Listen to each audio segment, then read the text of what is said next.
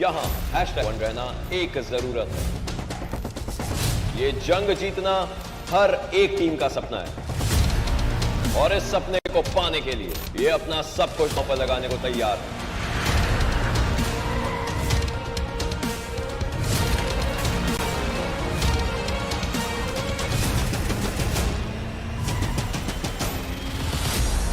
Pakistan is ready for the ultimate action. There we have it, ladies and gentlemen. Welcome back. You are watching the PUBG Mobile Pro League Pakistan 2022 Fall Split Grand Finals. Day number 1, of course. Yes. Joining along with me is going to be Blotter for this exciting week ahead. I mean, we're here finally after 3 weeks of gruesome league days, and we've got our top 16 teams. Of course, a few disappointments out there, of which we're going to talk about later. But starting things off, how are you, mate? Well, doing really well. Definitely looking forward to this entire 3-day affair right here in the Grand Finals fixes, because we started all of this journey 3 weeks ago with 20 teams, and now it's all boiled down to 16 teams, from which again the competition is going to be that much fierce because only 6 teams will move on towards the SA Championship. Yep. Only those top 6 teams, and of course this is the weekend where we have teams battling it out for that $100,000 prize pool, the majority of it, because of course, like in the league stages everybody got $2,500 for the participating amount, but this is where it all comes down to it. The moolah is on the line, the bragging rights to be the best team in the Pakistan region is on the line, and like Blotter explained, 6 teams, the 6 top teams from this region are going to be partaking in the PMPL as a championship in a few days, of course. I think around 12th of October. That's where we see all that action beginning. But we've got to talk about this. I mean, I did miss the last 2 days of that action, and of course, due to some personal reasons, which couldn't have been avoided, for which I'm apologizing to you viewers. But yes, I did hear some big things happened. Talking about big things, some big teams did really miss out on, but I'm pretty sure none of these teams, Lakshya, are going to be keeping anything aside to miss out on that $100,000 we're talking about. Absolutely, Fixes, because again we do know that this is the most aggressive bunch of the group when it comes down to the 20 teams that are going to be, of course, witnessed right here in the 16 teams that will be playing the Grand Finals. And again, you talk about the chaos that definitely ensued in those final days of course, week number 3. Well, yes, it was absolute mayhem. I mean, 1 point difference is how we had 3x Esports jump in on the 16th position, where Meteor Shot Sky with 356 points were not able to, of course, participate. But along with that, it was all boiled down to, of course, the point structure itself, where so many teams walked away with a lot of chicken dinners. Yes, I mean, even back-to-back chicken dinners we saw, but all of it was that much more to thank was the, of course, elimination point, where the teams, the players, they focused on getting those elimination points, and that is what gave them the lead that resulted in them being in the top 16. Oh yeah, and we've been talking about this, right? The point structure, which eventually, what I've been hearing, all that gossip and the rumors might, have a little bit of a change being made, maybe in the foreseeable future, or maybe not. But for now, this is what it is, right? The first position, in fact, the ones getting the chicken dinner gets 15, and so on, it reduces. But again, we've been talking about how things have panned out, right? It has been a tipsy-turvy ride for a few teams, and this is it. The squad rosters once again. Magnus Esports, I8, Regicide, Quantum Rage, our top 4 teams, like the way they've been playing. Literally, Regicide, they're kind of waking up from their slumber in the final week to dominate week number 3.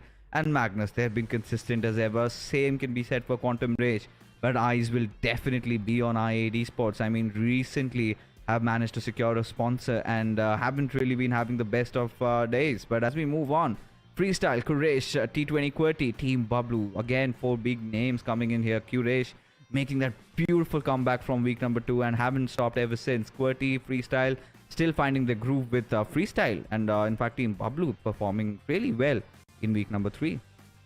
Absolutely, and again, when it comes down to the performance that was seen from Team BABLU, it almost felt like the previous BABLU is back because of the way they played the Miramar and the Erangel game, and also the Sanhok chicken dinner that they were able to get. But moving away from these top 8 teams, we move towards the side of Team TUF, Team Star, Team H2E, North Esports. Now, talking about Team TUF, they've had a tough journey, that's for sure, when it comes down to week 3. But overall, they had a perfect performance that, of course, can be seen from their side. There were definitely ups and downs, which I'm hoping to see would and should have been rectified right now in the grand finals. But talking about H2, talking about North Esports, the team's rotations are so spot on. Same is the case for Team Star as well. But moving away from that towards the side of the grounders, R3D Esports, 52 Esports, and the last but not the least, of course, is going to be 3x Esports. These in fact are the top 16 that are going to be participating in this 3-day affair every single day. It is going to be a painful thing to witness because, again, some teams are going to be creating the lead, but I really want to be able to see what we saw in week 3, where the competition was there, but the difference in terms of the points was not that much, and it was so very close. Oh yeah, and you just got there, right? I was just about to spill the beans, but yeah, of course. I mean, the viewers that have tuned in regularly do know that there were bonus points, of being awarded to all these teams. So let's take a quick look at that. Of course, Magnus Esports, nonetheless, the toppers over here with Quantum Rage. The consistency, like I've been saying, has been speaking volumes of how good they've been playing. R3D Esports started this entire league with a banger, but then we kind of watched them fizzle down slowly. And you can see they're at the 3rd spot. Still, not really too far away. But Magnus Esports, like we've said, they do have that 78 points of a buffer with them. And that is definitely going to help them, try and build up an early momentum for themselves. And even if they kind of mess a game or two, it's fine. It's still recoverable for them. But no more than that. Because if you take a look a little down the order, it's pretty much around those 50s areas. And any of which team can really manage to get a chicken dinner and close out the gap completely. Absolutely. And again, moving away from that towards the second page, where we do have the remaining 6 teams that we'll see in the grand finals. We have Team Star with, of course, 40 points to their name. Now, that is what Fixes did just mention as well. When it comes down to these teams, well, yes, there is a little bit of a slack pack that they are starting off with. At the same point in time, we've seen these teams like Team Star, North Esports. I was just talking about the rotations that they're able to make and are able to convert that into really good placement points, and as well as, of course, elimination points. That is something that I'm looking forward to seeing in this week itself, in this grand final itself, and that perhaps could actually be the game changer that we anticipate from the side of Team Star, North Esports, the Grounders, R3D. These are all the teams that are sitting, of course, on the latter half of the leaderboard, but nothing taken away from them because they are here. And that's what matters the most. And now it all boils down to what they are going to do with the position that they are in, and, of course, the grand finals matches that they have to play. Of course, I mean, that is going to be so very important for all these teams, right? Especially the ones who are in the bottom 8. They will have to do anything that it takes, just go beyond their limits, just surpass it, need to get those chicken dinners. And I must say the same has to be told for even Team I8 as well, because again, drawing comparisons, week 1 and week 3, it's a heaven and hell difference of how they've been playing, right? Just look at the damage being dealt, look at that aggression, look at those difference in eliminations, everything just turned into half. And, to make things even worse, look at the survival time block shot. That is where my major concern lies. I8 have rarely been making it to the final stages of the game. And this time, somehow, they've gotten a few days of rest. Enough, I think, to, kind of rejuvenate and make sure that they start off this grand finals with the way they're supposed to and deliver like the way they were meant to. Absolutely, I will definitely second that. In fact, somewhere in the back of my mind, I also want to keep this small little sliver of hope that it was all just a storyline creation from the side of I8, because final day, the way this team played, it was miraculous. It was, again, looking at a mirror glass, and the hourglass was just turning in reverse as they were bringing back the performance that they had showcased in the previous 2 weeks on final day of course, week 3 itself. So I really do have that small little sliver of hope that I8 are going to be starting to dominate. They are going to be bringing in that, again, prowess that we've seen from them in week 1 and week 2. And, of course, the ill-fated week 3 is something that I do not want to see from them. that, of course, only time will say and answer that. Because again, just a small little hint, if I can give to the viewers who were not able to chime in that final day.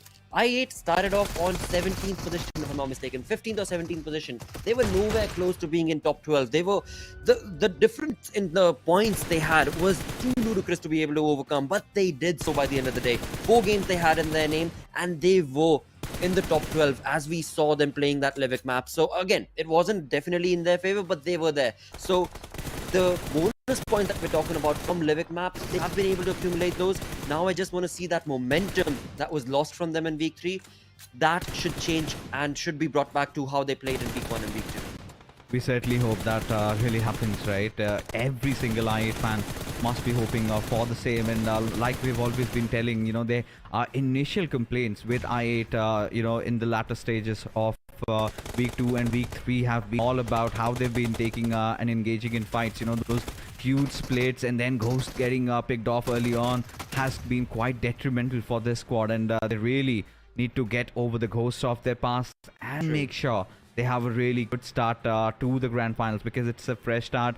Of course, teams do have a buffer, and in fact I8 also does, right? 66 points, it's just 12 points separating them and Magnus Esports. So if somehow they can make sure that they deal with Magnus right from the very start and will not have to worry about them and get the chicken dinner, you never know. I mean, things could be back to square one. I mean, this little rivalry, but Magnus, what a team has it been, Lakshay, yes. Especially, if you ask me who has been the most consistent team, has to be undoubtedly Magnus. Of course, week number 1, they were not that good, but they were still very good. But week number 2 and week number 3 is where we really saw them surpassing the competition. But Regicide, now this is one of those teams that has really, intrigued my interest, because now they were one of those teams that were kind of, in the bottom half of the table. And suddenly, in week number 3, they wake up from their slumber and start delivering. I think the major difference over here, Lakshay, is what we see in the survival time. Look at that.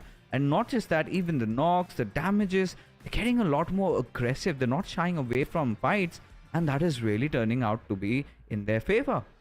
Absolutely. I mean, talk about week 3, it was definitely a limelight story for the side of Reside in terms of the way they were able to convert games for themselves. I mean, Erangel chicken dinners with 15 elimination points, Sanhok game going in their favor with 11 elimination points, Miramar game going in their favor with 12 plus elimination points. I mean, this team was all over the place, and that too perfectly synergizing themselves and bringing in those points. And that is what mattered the most. The synergistic play that was showcased from the side of Regicide, especially compared to how they played in week 1 and week 2, it was surreal to see that this is the same exact team. But again, being able to do that once or twice in a week is all right, but being able to do that every single day in week 3 is where Regicide stood out completely, where we can clearly see, I mean, taking down big dogs like, of course, BABLU themselves, and taking on those perfect chicken dinners back to back is not an easy feat that Regicide were able to get. So that means they were able to, by the time we reached week 3, they were able to understand the lobby, they were able to understand what the rotations are being made and how their opponent teams are playing, and that in turn resulted in their synergistic performance just definitely bringing in the numbers in their favor. But again, all of that was the past. It was definitely looking good on paper. Statistics for week 3 are going to be going in favor of Regicide because of course, them being on top of the leaderboard for week 3, as well as the gameplay that we can clearly see right here in the highlights. But all of that will be brought down to how are the grand finals going to be. Again, these teams have had a little bit of a break. Before, we were looking at continuous games being played every single day with only a 1-day gap within the week itself. Now they've had that little bit of a gap. So I'm sure all of these teams in the lobby have, of course, looked at each other's gameplay. They're going to be that much more prepared to take on their opponents. But let's see how this first day itself is going to be going for the grand finals for these teams. I'm really excited because, again, like you said, about Team Regicide, they are on a roll, right? They are on a hot form, and I really want to see how they deliver. Especially that first game is going to matter a lot for any of them. Yes. It could be anybody of them, right? You're talking about Miramar, because this time, surprisingly, we're not going to start off with a rank. So yeah, it's going to be Miramar where we kick things off, and it's going to be fun because anybody from these top 16 teams, they're going to be participating. And another thing that's quite different from the league stages, we don't have groups anymore. It's these top 16 teams, and they will have to battle it across these 3 days of action. 18 matches is what it is going to take to accumulate as many points as they want. there will be few teams that are aiming for that glory, right, to become the best team in Pakistan right now. And there will be few others, that want to be in that top 6. Of course, I mean, we will get to know that. I mean, we'll have a slight picture of that after maybe, let's say, day number 2. But regardless, it's all going to be, about a battle for the top, everybody just going after each other, no holds barred. And that is something that I'm absolutely going to love. But that being said, let's talk about the defending champions, 52 Esports. From being a team that was nowhere in contention of really qualifying, suddenly in week number 3 they wake up and they start kicking butts, and that's how good they've been. Lakshay, I think have to talk about them. Definitely. I mean, 52 Esports, one thing that me and Shadow were constantly looking at and noticing from the side of their playstyle was the fact that they were always able to make them, no matter where on the map they are, no matter where the zone is, this team of 52 Esports will find themselves in the center or a very good contention of the zone itself, and then hold it steady, hold it very close to the core, and be very, very vigilant about their surroundings, and then finally start popping off heads when it matters the most, when it matters, where the teams have now surrounded them all across the place. Till then, they're going to be very subtle, they're going to be very quiet, and that is that consistent play that we saw. Again, you just pointed it out right now, as I do have the points in front of me. I mean, you talk about week 1 and week 2 for the side of 52 Esports. Okay, 88 points, 79 points, decent performance. You compare that to 192 points in week 3 itself. Yeah, that's a clear indication that this team, again, in week 3, there were so many of these sort of teams that in week 1 and week 2 were doing so-so. But in week 3, they understood the lobby and were able to just mold themselves to play in that lobby, and how they played, it was so surreal to witness, like I said earlier. But again, moving away from that team towards the team comparison that we do have, of course, Quantum Rage against the players of Freestyle. Now, talking about Quantum Rage, we saw a little bit of a dip, actually. At least I noticed a little bit of a dip, even though they're sitting on the 3rd spot, of course, definitely.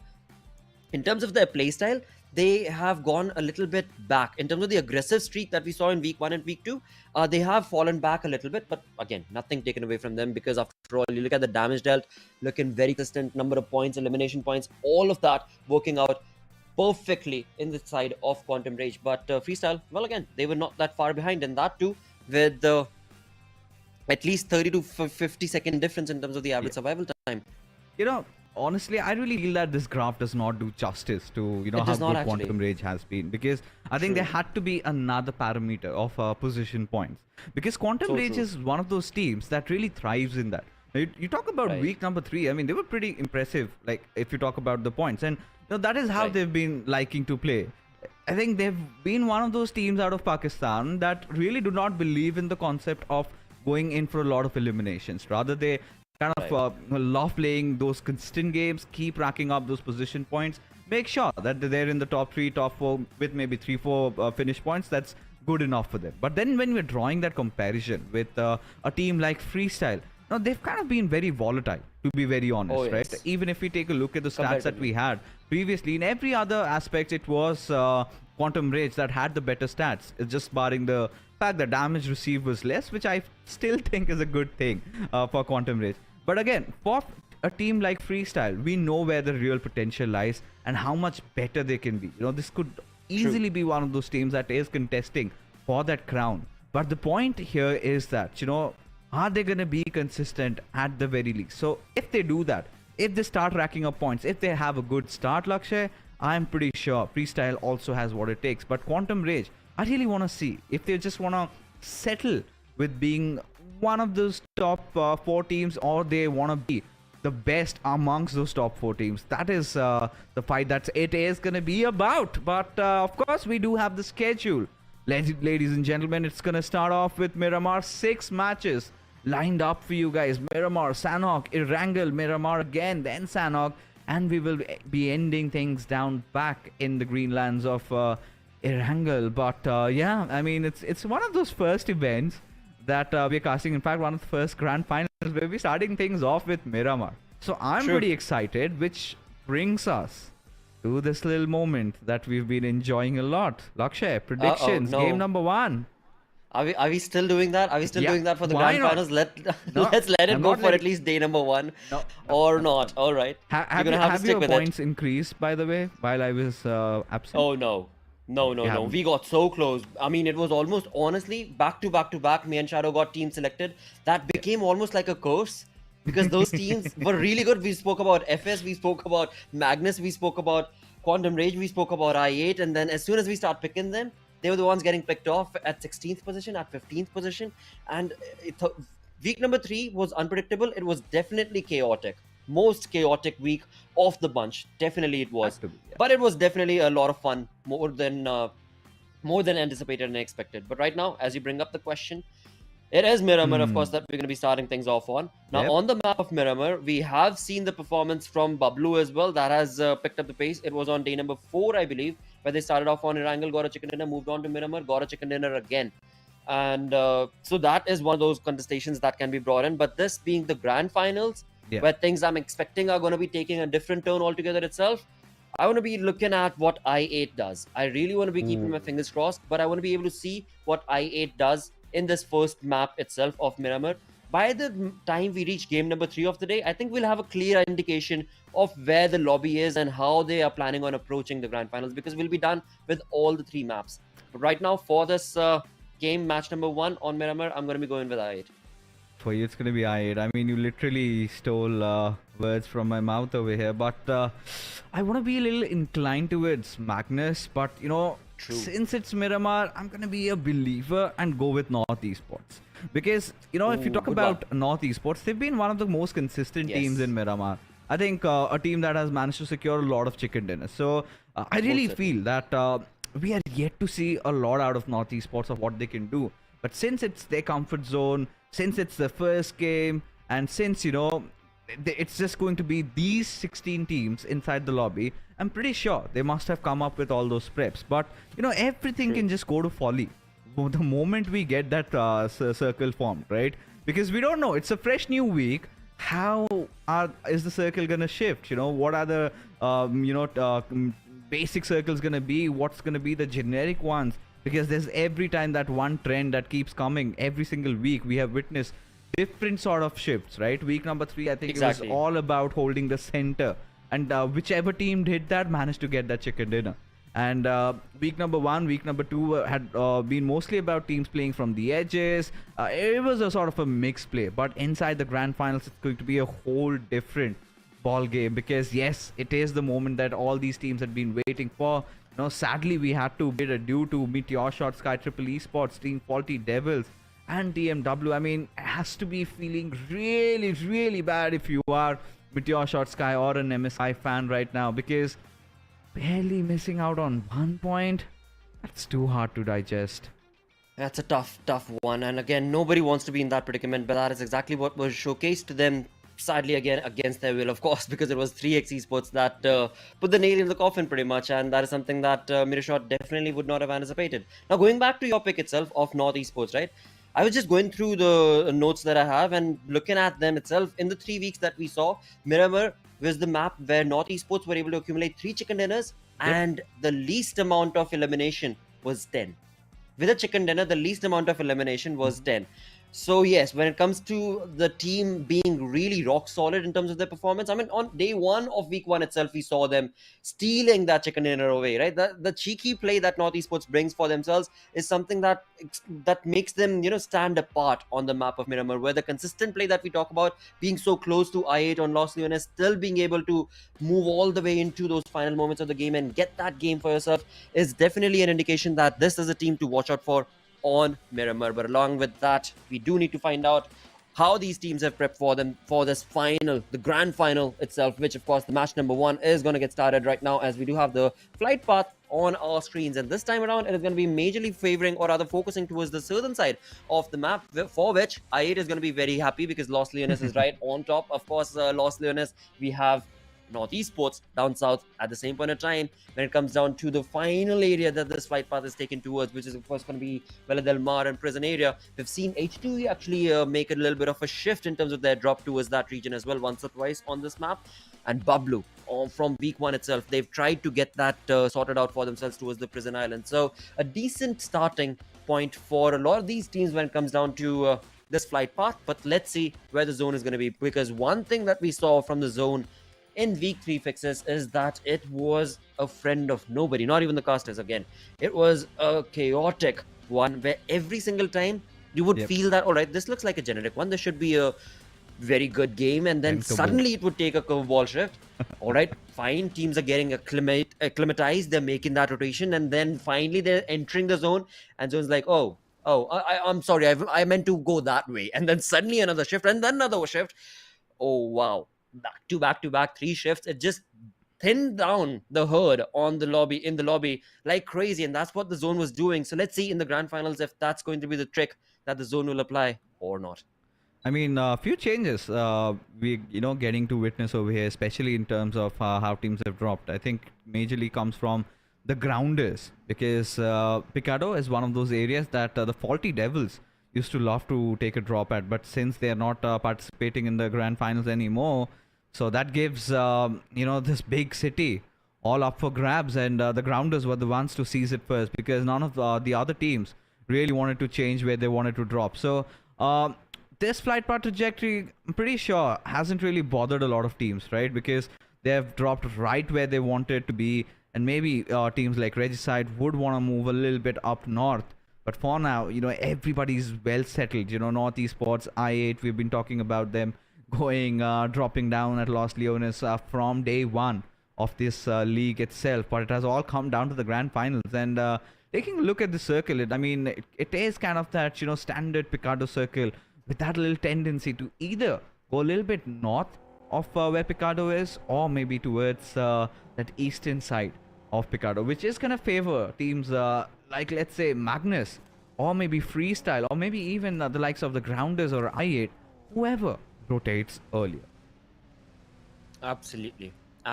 For now, as we talk about the rotations itself, that is what we're going to be looking at coming in from the side of T20 QWERTY, as they are getting themselves acclimatized in terms of the way they want to be able to approach this zone and this game altogether. And when it comes down to their position itself, they're looking very comfortable down south of Hacienda for now. In their close vicinity is going to be a 2-man split approach coming in from the side of 3X, which they have been doing pretty much from week 1 itself. I've questioned it in my cast, but overall, every single time I've noticed that 3X Esports, they are always able to make it work. The 2-man split that is shown, that is seen from 3X, has always favored them. And in fact, they get a lot of opportunities as well. Now in week 3, there were a few kerfuffles that they went through where the early 2-man split resulted in them being left with only a 2-man squad first 5 minutes of the game itself.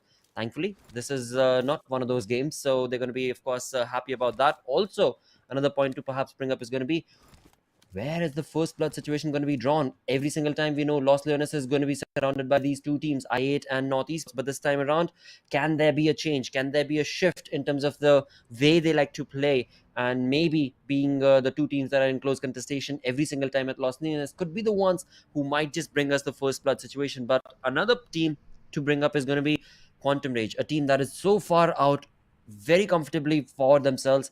Nothing that they need to worry about, of course, for now, because they're towards the northern side of the zone and they have no team around in the vicinity, as we can see them slowly but surely getting their loot sorted for themselves. Along with that, as we do have the map on our screens, we can see that one of their teammates, Quantum Rage's teammate, Sigma Male, has already pushed on towards pretty much the center of the zone, trying to push towards the center of the zone. And well, I'm sure he's going to be pretty stonked with the rotation that he's made, because there was no team that he could spot out. And that is the clear opening that Quantum Rage have when it comes down to the rotation that can be seen from their side.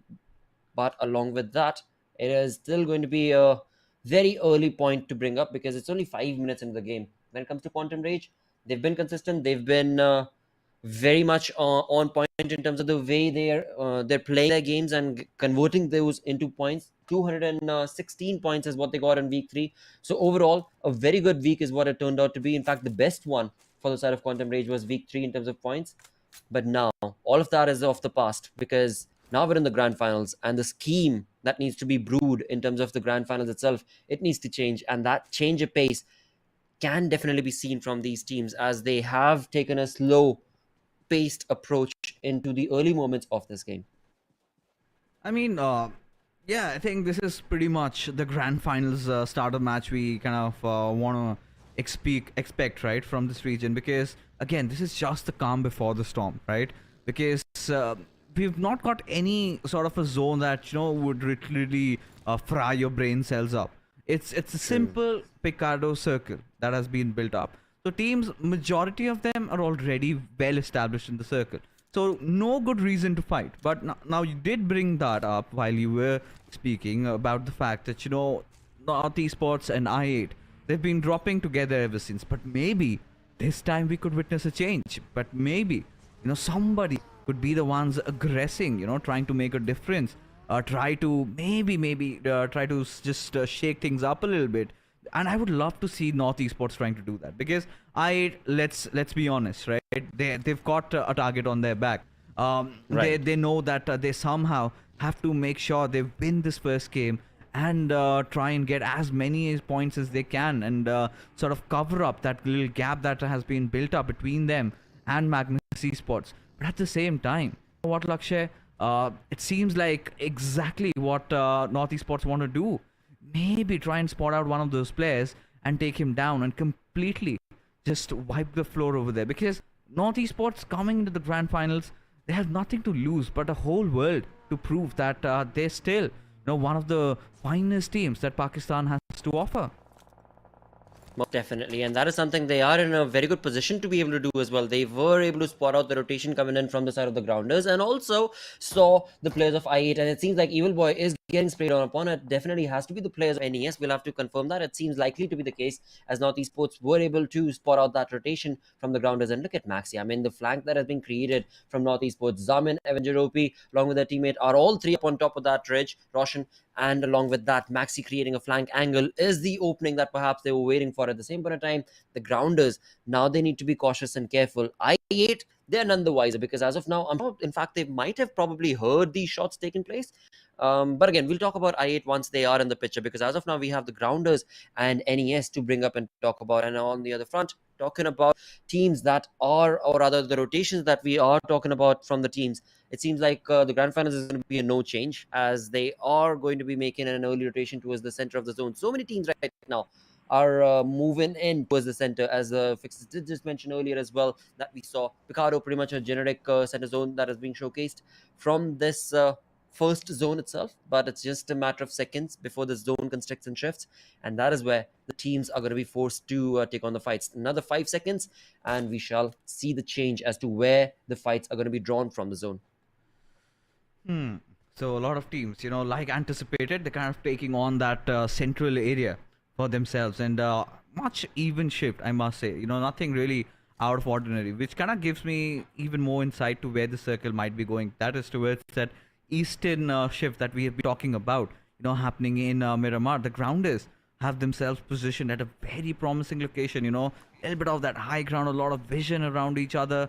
All they have to do right now over here is to defend the center with all their might, because a lot of teams would want to contest that.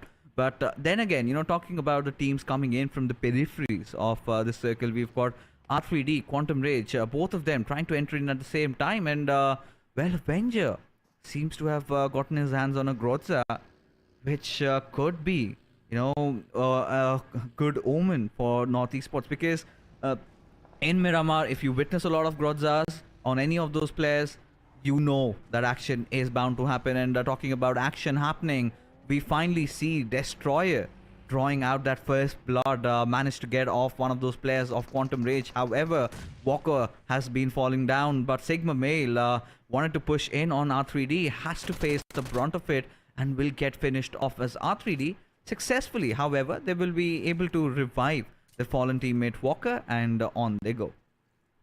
Absolutely, and talking about another fight that was taken in and brewing in based on the rotation itself is going to be the players of Team BABLU, who were able to spray down the players of 3X. And look at this. Now, 2-man down from the side of Quantum Rage. They are left with a 2-man army, Tantanat, and of course, along with Goku. And from far away distance, Goku does try and deliver some punches and blows. Well, again, sprays basically is what I mean metaphorically towards the players. But in the end, of course, it is the points that they're going to be lacking, as R3D have been able to get the 2 elimination points already confirmed for them. At the back seat, of course, now is going to be the players of Quantum Rage, as they are left with just a 2-man army. On the other front, as we were just talking, as I was just about to mention the players of BABLU itself, the knock was made, and it seems like 3X Esports' players are down. Again, we saw them earlier as well. We pointed it out as well that they had a two-man split. Now that two-man split has resulted in them taking a knock, but thankfully it seems like a confirmation, a confirmed point has not yet been given to the players of BABLU. On our screen, we can see that Quantum Rage's players have gotten another split taking place right here, as Goku will be getting his crosshairs set up if at all there is any push coming in from their opponents. And of course, his teammate also, Tanratan, is going to be creating another distant flank angle for themselves. A stalemate situation is perhaps that's going to be wise for the players of Quantum Rage, but we shall see if that'll be the case, if that is what they're going to stick to or not. We're only 12 minutes into the game. 2 elimination points have already been confirmed, and that were all both from one team. It's just getting more and more intense right now as things start closing in. And R3D, like we've been mentioning, right, have gotten that kind of a start. And this is where timing is of the absolute essence, something that Quantum Rage did not pay heed to and had to pay a hefty price. And then again, we haven't got a lot of time to talk about Quraysh Esports. This again is one of those teams that has been having their good days, and then there are those bad ones, right?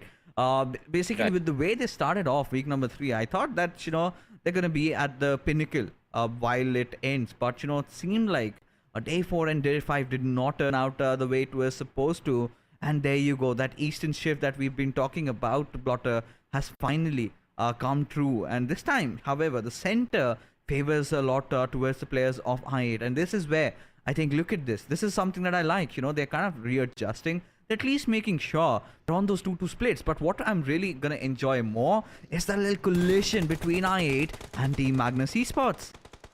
Well, exactly what we're, I think, brewing towards and working towards, because it seems like the rotation that is being made from the side of the players of Magnus, they are definitely in close contestation and compound of I8's players. Now, I8's players have a compound, which is going to be a very important thing, because Magnus being out of the open with only their vehicles to be able to give them that defending point is going to be a very critical position for them, that it seems like they're going to be falling back right now. It seems I8's players were a little too greedy, were a little too impatient, and a few shots were sprayed on, perhaps. Could be the reason why Magnus's players have not yet approached, because they were in the vehicles, they were getting so very close. But now on the map, I can see that Magnus's players are moving away from the compound that I8 is in. At the same point, a two-man split is what we're looking at from the players of I8. Now, it's working out for now, but we need to be careful and cautious as well. Should be the case. Should be the decision from I8, because 16 teams, all 16 teams are still remaining, 61 players in total. And as the zone starts constricting more and more, the two-man split that I8 have could either be advantageous, but if all 4 members of Magnus or any other team push on to this compound of I8, no matter how great a flank I8's players have been able to create with that two-man split, the numbers are not going to be favoring them, and they might crumble down based on the aggressive push that can be showcased from Magnus. But for now, that's not going to be the case, as we do have North Esports' player as well. I think I saw in the elimination feed that were bringing in those shots, were being shot upon, as well as we do have T20 QWERTY out in the open. This is not looking good for Khan, as his one is being hammered on upon, and right now, no matter where he goes, it's out in the open. Where exactly can he run? Yeah, that's the best decision that he's got right now. That's the decision that he's got to be able to lie down. And what a perfect spray coming in from the side of North Esports. And the elimination point that I was talking about, it is going to be in favor of North Esports, as North Esports' spray has been able to bring down R3G's rotation, and 1 defeat point has been converted. But now from the backlines for North Esports, another trouble that's going to be in the name of BABLU is going to be stepping up to this compound. And what a perfect nade that was from Maxi, as he will be able to get that nade to perfection to the head of Pika, as Pika does go down. Another perfect utility from Maxi could be the end of Pika, and the push that was being showcased from the side of BABLU out in the open. It seems like now they themselves could be very well sandwiched, because 3x is also going to be approaching from the backlines, and 5 seconds more, and the edge that BABLU had is going to be taken away from them. Yeah, but North Esports, they really need to decide. They've managed to get the revives on Zameen over here, but right now they are in a commanding position to take on this fight against Team BABLU, especially that high ground advantage really helping them out. But Pika, I'm pretty sure he's going to get that res back up if Maxi does not make any sort of intervention and has no clue as to where is he hiding. But trying to take a few shots at Zibian, Pan definitely responds back and ensures that Maxi does not overstep even a single bit. So BABLU finally managed to get that rest back up on Pika, but look at the vehicles that are already just on the verge of burning and blasting off. But North Esports, they want to be aggressive. They want to take the fight. They want to eliminate any sort of threat from their backlines before they head inside the circle. But in the next 10 seconds, they will have to make a decision, and Roshan is taking a hefty amount of damage over here. Has to retreat a little bit. North Esports, the call out from Zameen has already been given out, and I believe they intend to retreat, or maybe not, because this is the perfect time for Zibian to at least try and spray down on Maxi, but he is also not overextending. Avenger, however, being spotted out in the open. Zipian also as well. As there you go, Roshan breaks open, barely misses, and there you have it. Not really getting the knock, and the fight is still on way. Well, what a perfect, complete aggressive skill that was showcased from the side of North Esports' players. Of course, at the same point of time now, BABLU, they are at the back end of this fight. The flank has been created from the side of Maxi along with their teammate, of course, Avenger OP, but we'll have to see if North Esports can utilize and capitalize on that flank that they've moved on towards. At the same point of time for BABLU, one thing they need to worry about is the fourth zone, and now they need to be, of course, working towards getting into the zone itself, and that is where the third-party approach is going to be brought on against them, because all the other teams, they're already pincered down in their positions. It seems like Devyan, what a perfect rotation from his side as he gets so very close to Roshan, and that small little shack that Roshan had, he's going to have to give it away. So now North Esports, again, thanks of course, BABLU is going to be out in the open, but we'll have to see if at all they themselves are going to be sprayed upon from the third party or not, because the two-man spread from NES, it seems like For's favoring them, but they are not going to be taking any chances. They're going to be falling back from that fight. Of course, if they would have had the zone in their favor, they could have probably brought in those Molotovs, and of course nades and utilities could have resulted in points being accumulated for North Esports, but that's not the case. And talking about another team that does seem to be working towards those points, is going to be TUF going down. And all in all, it's going to be H2E just with that one perfect nade going to be eliminating the position and placement of TUF. Along with that, now the time has come for these teams to start bringing in those third parties, as Team Star are also trying to capitalize on the players, as from the backlines, as I was talking about, a Team BABLU are also getting hammered upon from 3x.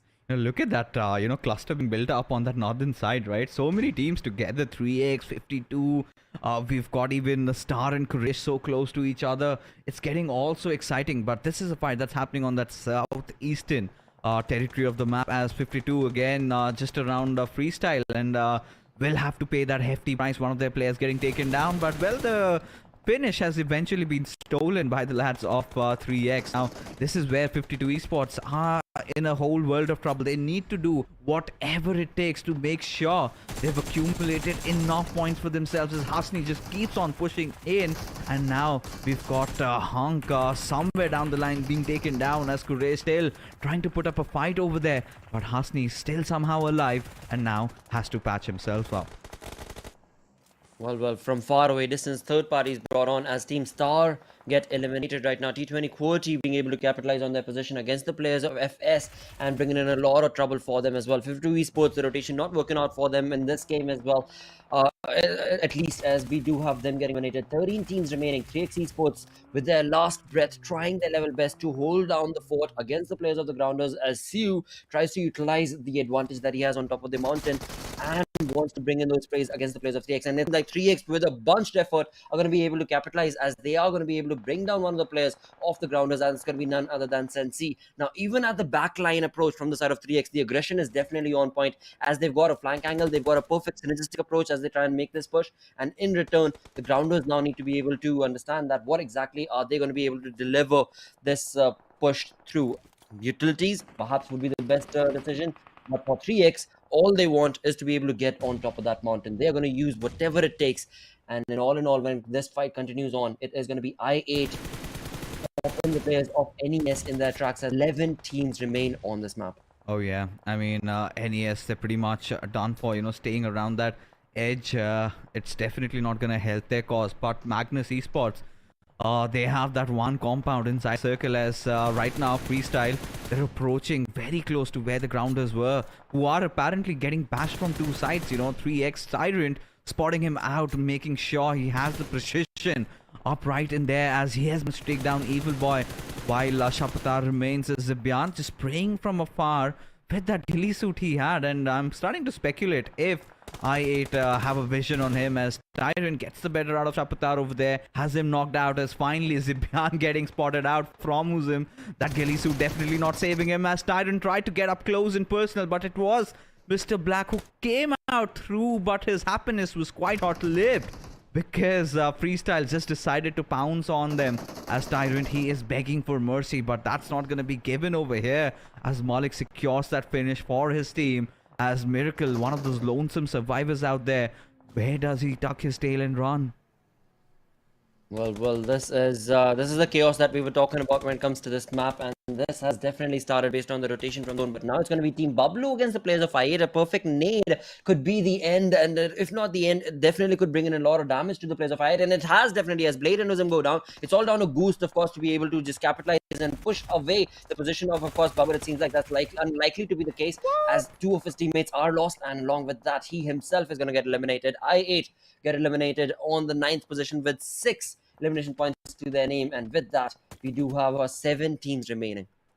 We certainly do have 7 teams remaining, and look at that, the circle shifting, and nobody's friend, not even a single soul inside that little zone, but everybody is gonna make a mad rush for it. But wow, Team BABLU, I do not know how they change the tides, but now in a whole world of trouble. But somehow Moom2 whips a couple of bullets, and Teen Wolves lives to fight another day as Malik getting a little greedy, but Pan makes sure that he goes punished for all that atrocity that he tried to commit over there.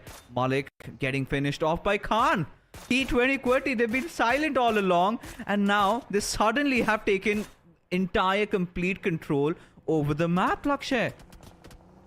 What a perfect drop shots were coming in from Khan, of course, from T20. But along with that, now we do have T20 QWERTY in a little bit of a trouble of their own, as one of their two of their teammates are down. Now it all boils down to them getting that revival, but it seems like that's not going to be an easy task, as Magnus is going to be finding a lot of shots on point and will be bringing down a lot of teams. 5 teams in total remain right now. Magnus with a very humble 3 elimination point record is what they've got, but now they need to make a move down. They need to make their presence felt. Now is the point that they need to start getting this game in their favor and in their hands, because if not, the case is going to go likely against them.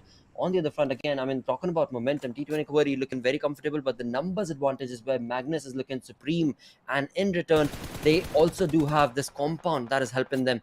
It is Finisher who is going to be in the center of the zone. Along with that, of course, as we do have, of course, Knight and Faster that we were looking at from the compound. They're going to have to leave the safety of that and get into the safety net or of the zone itself. But we'll have to see if their rotation will be stopped or not, because one name that comes to mind that can do so is going to be the players of T20 QWERTY. Goku from Quantum Rage is also still present. He's still slowly but surely getting closer and closer to the zone, as we can see him at the edge of the zone now. He does not have a lot of health. It seems like all he's left with is bandages and no first aid, so he's probably going to be looking at a stalemate situation in this fight. But definitely an X factor can be anticipated from Goku, because he has the mountain, the high position in his favor. It's gonna get so much more exciting from over here. Let's see what happens as Quantum Rage, despite that rough start, they've still made it to the top 5. This is typical Quantum Rage, right? But now we've got to see how far can they go, because Gravity has no intention of letting him pass, and there you go, marks the end. And now just final 3 remain, as Magnus very close to getting that chicken dinner. The biggest hurdle for them, however, will be in the form of T20 QWERTY. If they can manage to get that knock, yes they do. Faster gets that beautiful opening over there on Khan 420, and this is exactly what they wanted. But look at Team Wolf being sneaky as ever. Magnus have no idea of that, as Gravity has managed to stop them at their tracks, has managed to secure that 1 knock. But this is that perfect time for Team Wolf to step out from his cover, try to play spoil spot, maybe take 1 more player down of Team Magnus, because he's also got to get inside the zone, Lakshay. I really want to see what sort of movement he's going to make, because 420 boy, he might get that res back up. But Team Magnus, they're trying to close in. They're trying to enchain that gap, but they still have no clue about Teen Wolf, who's hiding all coiled up and ready to strike. Exactly. From BABLU Team Wolf, I mean, that dude can very well hamper the progress that Magnus is like now dreaming of as they try and push on against the players of T20 Quality. T20 Quality have been able to get enough time to be able to get that revival. But again, as we look at the health of Gravity, not looking too good. You look at the vest of 420 Boy, not looking too good. So in turn, it is all going to be boiled down to how exactly is Magnus planning on approaching this fight. On the other front, 14 Wolf from BABLU, he has all the perfect ingredients right now to be the spoil sport in this fight, and now it seems like it has all boiled down to a 1v1v1 between all of these three teams, where Knight, he still has no idea behind him. Of course, it is what a perfect spray. A sliver of an HP is what Knight was left with. Same was the case for BABLU from Teen Wolf as well, but Knight will be able to capitalize, and this in turn seems to have been the saving grace for the side of T20 Quarry's Gravity, as he's going to be cooking that Nate to perfection, and a small little damage could be enough for them to walk away with that chicken dinner from the first game, and that is exactly what T20 Quarry do. A perfect conversion and a perfect IQ play being showcased right there from the player of T20, but incredible game right there from BABLU as well as Magnus. Oh, MG is all I've got to say, because, you know, it was basically Team BABLU just handing out the chicken dinner to T20 QWERTY, and Gravity making sure he seizes on that opportunity, and this young lad has definitely, you know, made leaps and bounds in ensuring that T20 QWERTY walk off with a chicken dinner and has to be the MVP. Look at this. What a start has it been for QWERTY over here. 11 eliminations for these lads, and they've made it to that first spot in the overall rankings over here. 1746 points of damage. Not too shabby either from Team Magnus. They were just helpless, you might say. You know, that little duel that they lost. Again, Gravity making sure he managed to get that trade in such a crucial moment, but I really felt Team Wolf could have done better in taking down Knight. I mean, considering the fact that Knight had no clue, he just turns around and spins and fires down, and Teen Wolf was basically helpless, and it all had to do about, you know, the ADS movements that, you know, he was trying to make over there. Had his ADS on, while Knight did not bother. He just kept on strafing and firing bullets, and it connected and helped, well, T20 QWERTY towards the end, just to pounce in and grab and seize the opportunity and get that first juicy chicken dinner. That being said, ladies and gentlemen, of course, we're going to go on a short little break, because right back, we're going to come back with the post-game analysis.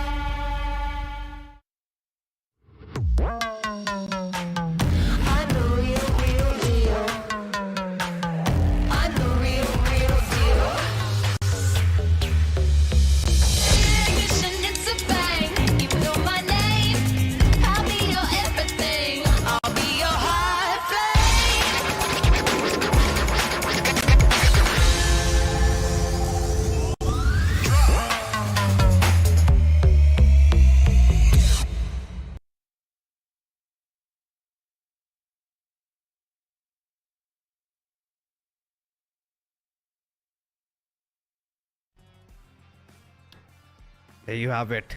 Oh God, Shadow. You're looking right now. I'm starting to feel scared. Now it's fine. now we're on the same level. Yeah. I thought, you know, a little bit of a bias was being made over there, getting her up, you know, podium or something. But regardless, Shadow, what an amazing game number one has it been. I mean, I enjoyed every bit of it, and well, the MVP, no doubt. Gravity, 5 eliminations, 836 points of damage. This lad, I'm telling you, he has become the next big thing of Pakistan. Well, certainly, Gravity, even in the previous league stage also, entire team of QWERTY, they were dependent on Gravity in some of the moments, and that lad particular guy, he clutched it out and he went all with all aggression, and this time in the finals also, he's coming with a very good start. But along with that, 3x Tyrant is also stepping up along with him, North Esports Russian with 2 elimination, but the damage that he was dishing out is pretty high, 734. On the other side, H2E, this time H2E is also making a very good start, at least in terms of the elimination points, because look at Tarzan, 3 elimination only to him. Yeah, just 3 eliminations. And H2E, I mean, they started off pretty well. The way they kind of went just bombarding squads after squads, and they were looking really good. North Esports, even for a moment, they were looking promising, but then again, staying around the edges of the zone did not really help them in their endeavors. But the circle shift completely and just going bonkers. Nobody in the vicinity, and suddenly T20 QWERTY, who were in hiding, decide to show up and showed up in such a way that they managed to get that chicken dinner even for themselves. The first position secured 26 points, but Magnus not too shabby either, 18 points. And BABLU again, considering the kind of a rough mid-game that they had, Teen Wolf surely made sure that he at least got those 10 position points, and now they're on the third position.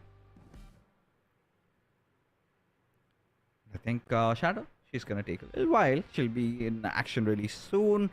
Again, apologies for the technical difficulties that we are having over here.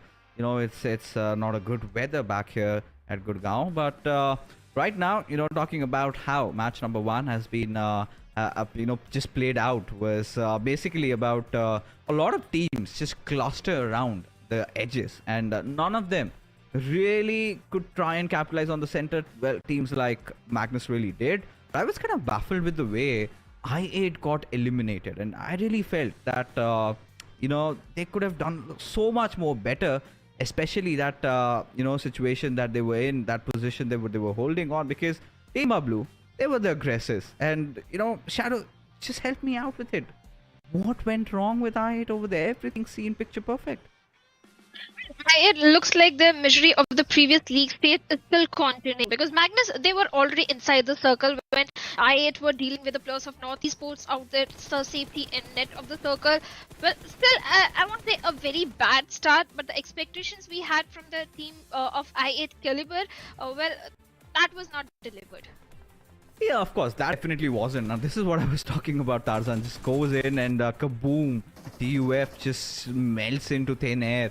But regardless, this is what I was talking about, right? Pan just lobbing a grenade, 2 players just instantly fall down. And, well, we've got a better picture right now. I think we just missed that grenade. Makes so much more sense. Again, Pan being the MVP of that fight, and I8 were ever so helpless. But again, Team QWERTY, they managed to secure that northern area all to themselves. And eventually all they had to do was push. And this is what I was talking about, right? Knight having that UMP and constantly just moving did not help a Teen Wolf with an AK on an ADS. So difficult to keep track of him, and as a result, he just survived with a sliver of HP, and that must have felt bad, I'm pretty sure. But it's all right. I mean, Teen Wolf just somehow managed to scrape his way through to that top 3, but it was a QWERTY game all along. North Esports, they had some good damages going on in their favor, but that was all they could do. And even for I8, a good start. I mean, in terms of finishes, they've done their job. But again, the position points is something that they really, really have to look out for. Well, certainly position points is something I8 need, but on the other side, Team BABLU also, they were dishing out a lot of damage, 1258 damage, but only 3 eliminations, only 3 points were converted into finish point, and same goes for the players of North Esports. That means they were picking so many fights. In fact, I can say the same thing for the grounders as well, because look at the difference between the 2 bars of the damage and the elimination. So these teams need to work on, I think, converting the knock into the finishes, because that is what that is going to give you a point. Yeah, I mean, well, to be honest, I do not have any, second thoughts about what you just said.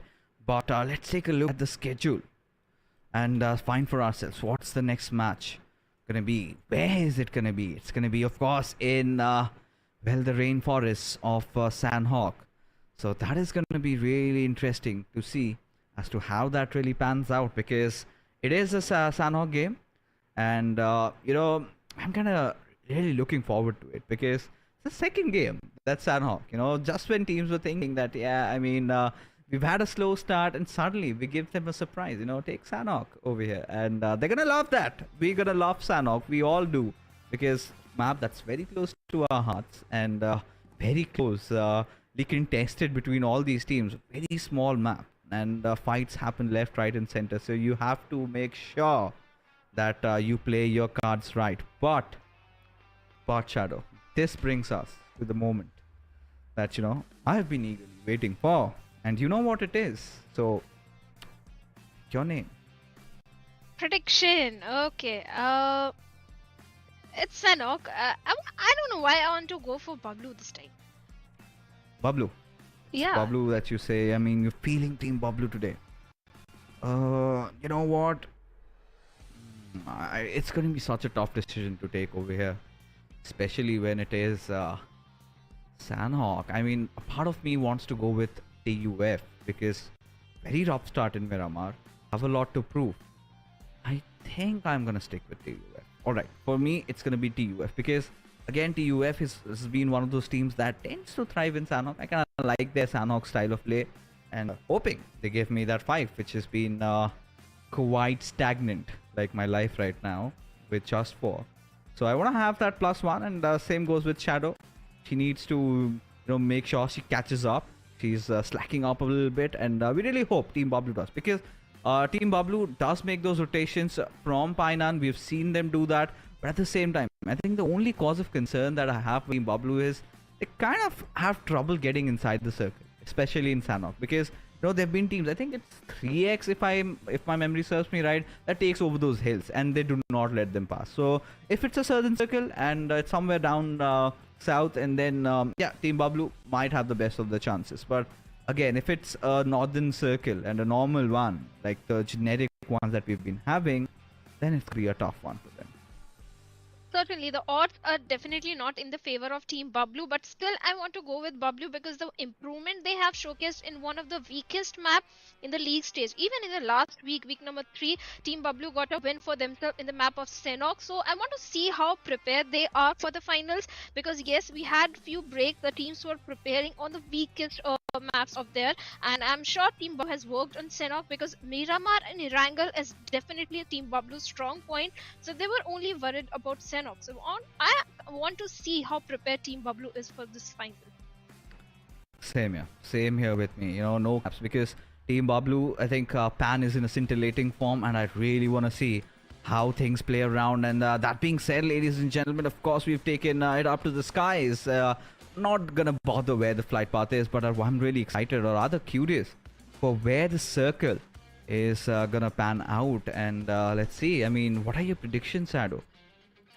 We have been witnessing too many Camp Alpha circles, but I want to see this time a circle towards the side of cave and dogs because if I remember correctly, we have seen very few circles going towards the side of cave or the dogs area. So that would be pretty interesting because we have got a little bit of the water, we have got a bridge also towards the side of Camp Charlie. That will make things very interesting, and rotations are also going to be bit difficult for the teams like Team Star, who are dropping somewhere towards the northern side. And looks like my wishes are not going to be granted because right now we have a concentric circle little towards the northern side where Team Quati are in the epicenter, right in the boot camp. But Grounders again going for the split drop towards the side of Camp Alpha. BABLU, this time they are sticking together. This could be a good game for Team BABLU because they already have the advantage of the very first circle. But looks like a fight is already erupting in Paris Resort and Magnus Esports. This time they have a guest in their own drop location, that is going to be 52 Esports. But talking about 52, the way this team performed, especially in the last week of the league stage, they showcased a very good improvement, and they showcased one of the very best rotations in every single game. So I think 52 Esports, they are taking things very seriously, going up against one of the strongest teams, because maybe if they win this fight, Team Magnus will have a very bad game, and Team 52 Esports, they have eliminated the threat on the top. That is going to give them a chance to boost their ranking in the overall stat. Maybe this could be the point of view of the IGL, but like I said, Team 52 Esports, talking about the firearm, yes, they have a good weaponry in their hands to go for a 4v4 fight against Team Magnus, but they are taking things pretty, I think, not too seriously. They are not too over aggressive. They are not overextending. They are being a little cautious. That is something impressive from their side because you can't take a head-on fight with the players of Team Magnus in their own hometown, in their own territory. Because Paradise Resort, they know every nook and corner of this particular city of Sanhok. And Mojo, with that UMP45, is already looking for flank angle, but he also needs to be a bit careful because on the mini map, I did see one other team lurking somewhere on the eastern side. And Sanhok is a small map. The minute you are going to get into a fight, there are teams who are going to hear those bullet sounds and possibility. There is a possibility of the third party. But right now, 52 Nojo with that 4x is trying to spot any player of Team Magnus. Still, there are the players of R3D and Team Star also are trying to come from the northern side. So 52, they need to be very careful because in this kind of a circle, maybe there is a possibility R3D will go for an early rotation towards the side of eastern area, I'm sorry, because the chances of the circle going towards the side of Camp Alpha are a little slim, to be very honest. The circle will go on the main island, but anything can happen. My zone predictions are never correct. But talking about Thor of TUF, he's in Camp Bravo, where his other teammates are somewhere in the close proximity of I-8. There is a chance of a fight erupting in that particular area as well. But even if I-8, they head little north side, which I think they're going to do so, they're going to spot Thor. And if that happens, Thor is up for a 1v4 fight. This is something he doesn't want. This is something he doesn't want, a 1v4 fight against R8. But 3x, even you and Blotter were also talking about the split that 3x has. This time also they are in a 2v2 split. So maybe they are already trying to go for the center position of the circle. That could be the case. But in the center, it's not just only 3x. We have Quoty also. We have other teams also who are trying to hold the center of the Sanhok from the very first game. That is very contradictory as compared to the map of Miramar, where we saw teams were trying to hold on to the very free. But in Sanhok, everyone is trying to move in the center.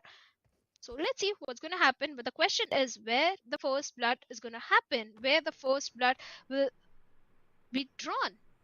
Maybe in Paradise Resort, or maybe towards the eastern side where I-8 is there, or maybe between TUF and 3x because they are also coming very close to each other. And the vehicle which 3x players are having, that vehicle is definitely going to alert the players of TUF, and they'll be prepared for this fight. They already will be looking to spot the players of 3x Esports, whereas on the other side, 3x Esports, well, they have no idea there is a team in the close proximity.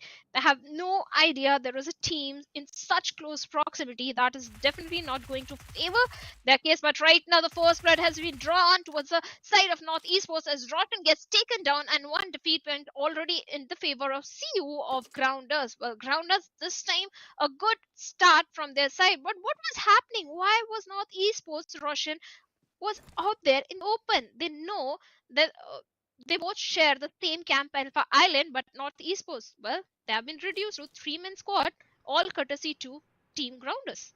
Oh, I gotta tell you, Shadow. I mean, the way things have started off, not the kind of a start that they would have wanted, but it's all right. They'll have to live with it. But regardless, I mean, we kind of like it. Just one player being taken down from over here, and I think they've paid that hefty price for that.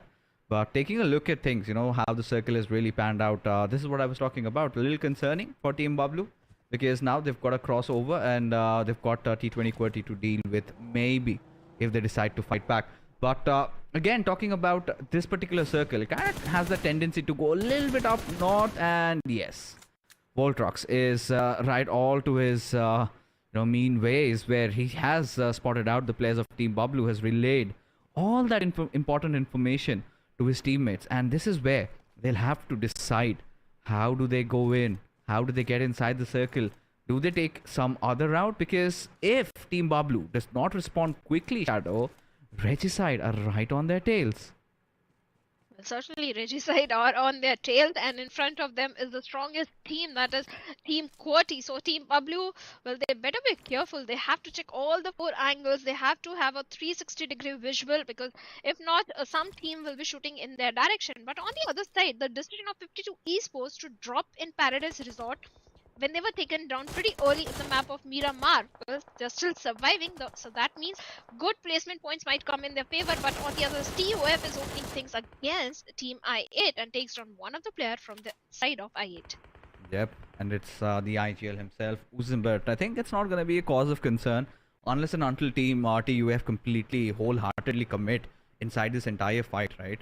Now, this is going to be a little concerning because now they kind of feel like they're getting shot from multiple directions. Even Ghost has taken some hefty amount of damage.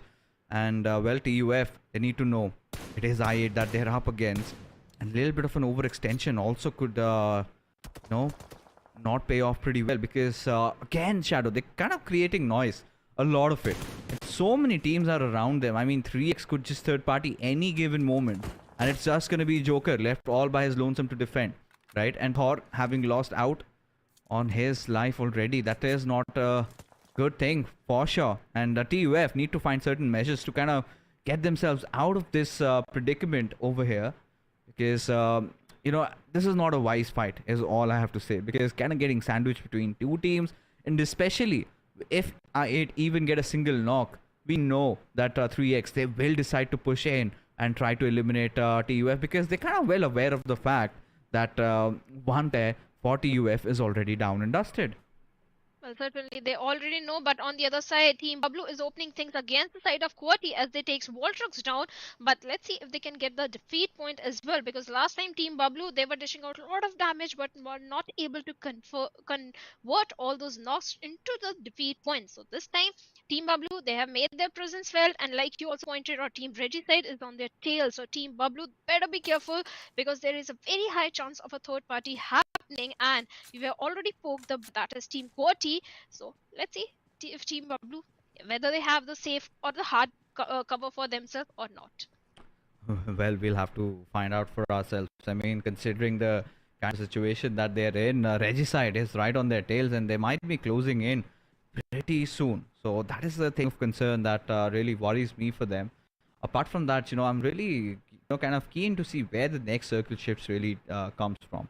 Does it take a more even centralish one, or does it go throw a curveball, go all the way west? Because ideally we've seen the circle going a little bit towards the northern side. I mean, Team Star has benefited majorly from these kind of circles. Team Magnus still in contention against 52, but not a lot of fights have happened, at least for now, as we've got a more vivid picture of what's really happening. I8 they've made sure they have kept their distance, and now this is a shift that we're talking about. Now 3x have got a really commanding position. They're around the center of the circle. They have the compound. All they've got to do is hold on to their dear life, and I can actually take over those western compounds that they have, right? If they take good control over it, I think they also can finish in a pretty good position. No, certainly. I8 are in a good spot for now, but in the boot camp, we have two teams. Team QWERTY and H2 is already closing in the distance, so that means a fight is going to happen, as one of the player of Team QWERTY was already in the close proximity, and looks like Team H2E, they have already eliminated him, but somewhere else, Team BABLU is also opening things against Regicide, and they've managed to take down two of the players, but Regicide is going to retaliate with a grenade as Ashad takes down Pika, and Ashad is also going to get a confirmation as well. Oh, he certainly will. And now look at Zibian just blowing himself up. This is not good news, as Baz will manage to take down one more player, but he gets traded off. But Team BABLU seem to have been eliminated. One small little mistake and they are undusted. And we were talking about this, Shadow. Regicide were on their tail right from minute one, and they should have realized. But look at that. Nojo, his position has been compromised. All Knight needs to do is maybe land that Molotov into perfection. Had he had a grenade, Nojo would have already been on his knees by now. But at this point, gotta see. Oh, Nav shows himself a lot. But Knight still being patient as ever, just relaying all those important informations towards his teammates. At 52 Esports, they sort of decide to retreat. They want to kind of escape from this situation and then get inside maybe a better place inside the circle, maybe some smaller compounds. But the route that they're choosing is going to be arduous, because you've got R3D and Team Star, and they are going to find themselves in a really terrible sandwich situations. Certainly, but 52 and Team Magnus, they are in a stalemate situation from the very start of the game, because they both dropped in the Paradise Resort, and Team 52 Esports, the way they are rotating, they are circling around Paradise Resort, they are trying to open things up, but still being a little cautious, they're not overextending, and same goes for the players of Team Magnus as well. So maybe stalemate situation can be broken by the players of Team Star, because they are coming from the northern side, and they can do a third party, because 52 they have no idea there is a team already on the verge of closing in the distance, especially Hung from the side of Star. So let's see what's going to happen. But till the next circle, I think these two teams are still going to hold on to the position without opening things against each other. Oh yeah, and that is going to be really interesting to see what happens. But picturesque view of that beautiful scooter out there. I completely detest it. Shadow does not. She loves it. For some reason, but Goku, look at him go. Gravity just being shredded with that DBS that he had, and now Voltrox, he wants redemption, but he's getting shot from elsewhere. But look at Team Star, they're getting shot from another direction. Now this is typical Sanhok Shadow, and we love every bit of it. Certainly, we love all those third parties and the fourth parties that Sanhok brings in and gives all the drama and the masala. But teams definitely don't love it. But thanks to Team Star's teammate who is going to salvage the fallen comrade, so that means Team Star, all the four players are still are again back in the game. But 52 Esports, they are prepared for this fight. And Team Star, they have no idea where exactly or how 52 esports are spread around, and the circle also goes little southern side. That means Star, 52, Magnus, they have to make quick rotations. Yeah, they certainly have to. And look at this circle. Now, this is what I was talking about, right? Taking a southern shift. And, well, this is going to massively favor teams like TUF. And this is the point where they would be missing their fourth player.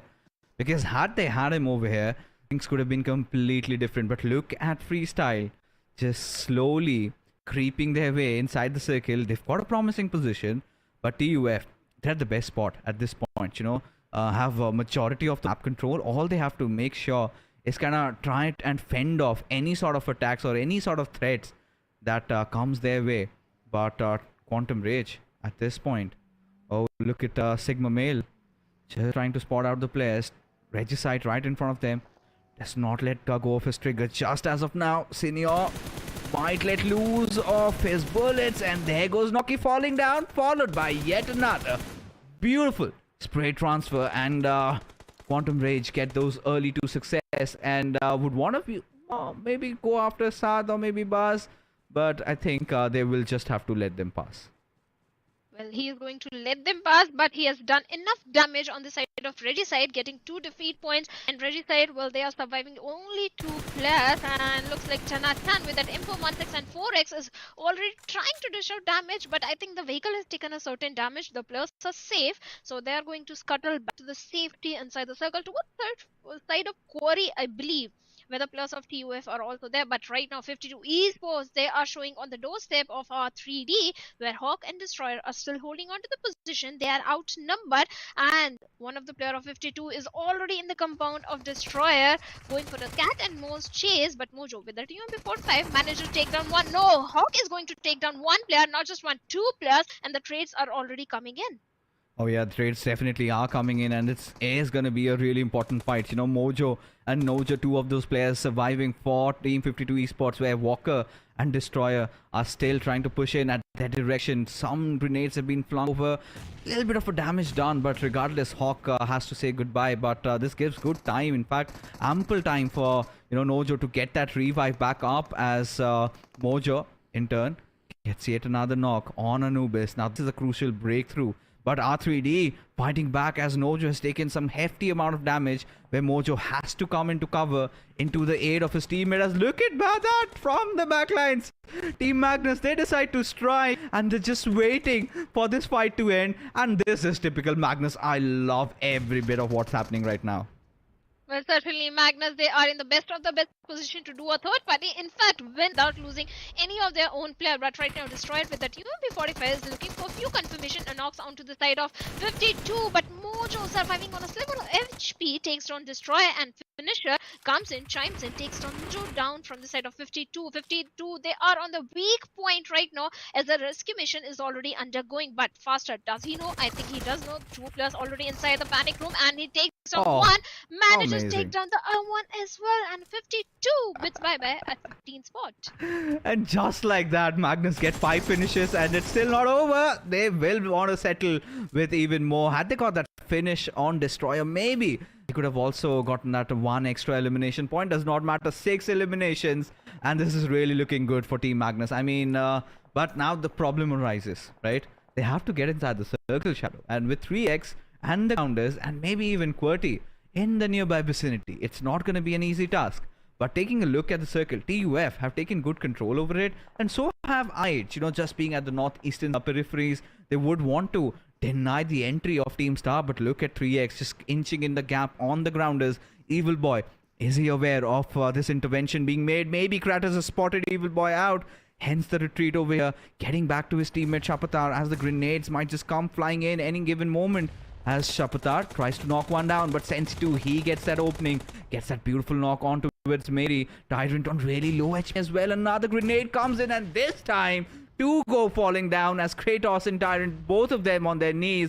And the grounders, they certainly know what they exactly have to do, but what they do not know is where is the final hiding. And that can be the ugly snake. That can be the killjoy for the grounders. So they better be careful. But even I don't spot him. However, he has been taken down, and that 3x Esports has been eliminated. But Grounders, a very good head start to the game. They got the first blood, they got the first defeat point for themselves, and now again defeat points on 3x Esports. Well, they are looking good in terms of the position as well, as they have the periphery of the northern circle. But on the other side, H2E has managed to take down money of Quraysh Esports down, who are still trying to move inside the circle from the same direction. That is going to be the best inside, and Red is going to get taken down in the retaliation fire. Oh, he certainly will get taken down, but look at H2E. Just from taking damage from the Blues, he's ensuring that at least he goes down with a few finishes to his name. Does not have a lot of first aids though, just 3 to be specific. And if he can get that finish on Zameen, if he can go get a little bit closer, then that could just do the job. But teams are finally resorting to that infamous healing battle that we know which happens in Sanhok, and this is what we were talking about, right? Team I trying to just delay or rather vent off or deal with the push of Team Star, have managed to secure that one knock, and they get a few more because Usama somehow has managed to get a trade on towards Koost. But I hope he is safe for now, as God Fury, he decides to get in a little bit closer. Blade completely unaware. He's shooting elsewhere, maybe at Usama, but can get taken down from God Fury if he is not careful. Too much out in the open, and Usama will punish him for that, as IQ, still having no idea, has to deal from multiple directions. What on earth is Uzum up to? Rather resorting to that revive. Team Star making a play right now which could really help them, as one more grenade, Goose might get taken down, and so will Uzum fall. And this is going to get so much more interesting, because now they've gotten enough time to at least get that res back up on their fallen comrade. But I8, finally a moment to recuperate, but this time they won't be spared, as Uzum gets his vengeance, as he spots down the players of Team Star, takes a leap of faith, takes that jump, but does not really come in handy. But Goose makes sure he cleans everything up, and I8 live to fight another day, but they have taken a loss of Blade. Certainly 3-man army, but still having the eastern side in their favor. But right now, Quraysh Esports are trying to open things against the side of Quantum Rage, as Haki is still bleeding on his knees. Let's see if anyone can come and salvage him out, as the grenades are also being flung. Which team is going to come on the top? Let's see, as Quantum Rage, they have a height advantage from the backlines. Team Grounder comes in, takes down one of the player of Quraysh Esports down, and even Money gets taken down. This is Team Grounders, Mr. Black doing all the damage, but Rafe is going to retaliate, as he's going to take down Siu and Mr. Black both down. Oh yeah, he certainly has, and now it's getting so much more exciting. Shadow, look at this. TUF very close. In fact, if they kind of just play their cards right, this chicken dinner could be theirs, or maybe freestyle, because they've been silent ever since. Quantum Rage trying to get into the zone, but looks to be a tough task, as the grounders also keep on falling down. Senior does have those 11 first aids to work around with, and I'm pretty sure he would want to aim at least for that top 5 or top 4, as Edgar just still denying the entry of the grounders, as one more remains, the final one. Evil Boy from the grounders, one more grenade still outside the blue. How many first aid does this lad have? That is the big question. Again, Saad is one of those players from TUF still inside the zone. But look at Evil Boy spotting out Saad before getting taken down. Could be a thorn, and this could be really devastating if Saad gets taken down. Well, certainly, Asad right now is also being the sheet anchor for his teammates, was still outside of the safety circle. So Asad's position is very crucial. He has to survive. He has to make sure his teammates move inside the safety net of the circle as well. But faster from the side of Magnus, he's not moving a muscle.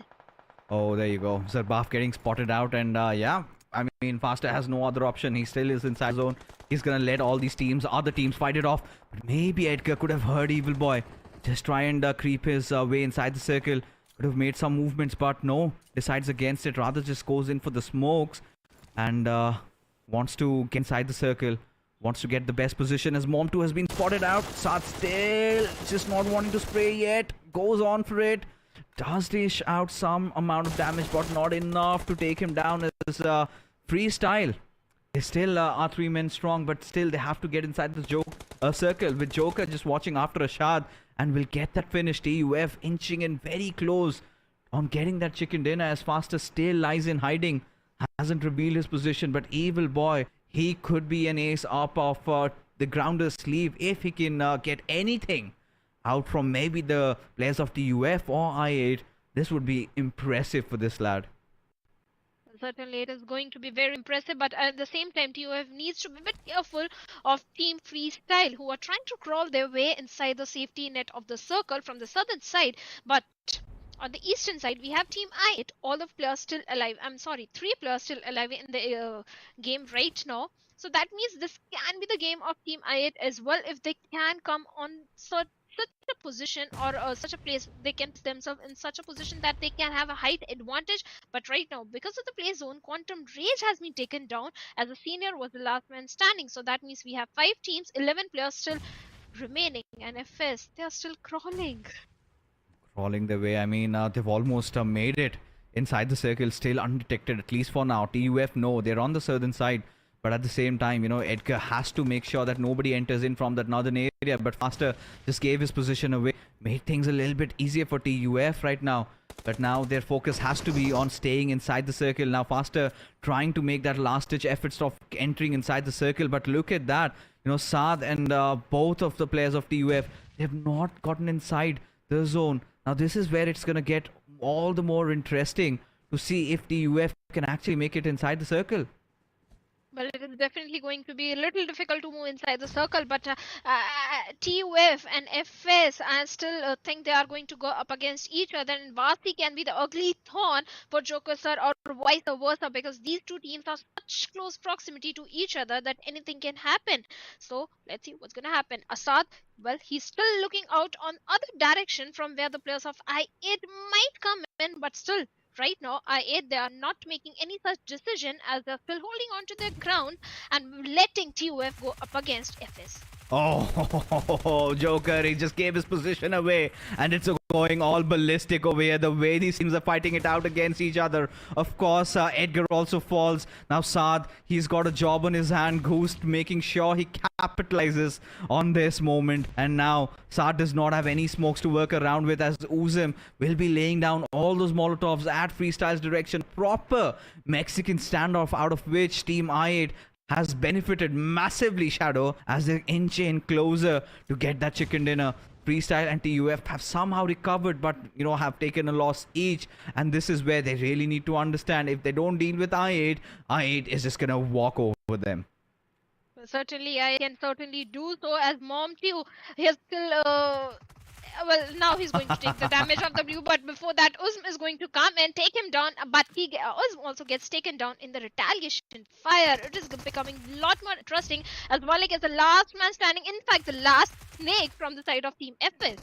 Oh yeah, he certainly is, and somehow Malik is making it impossible, but there you go.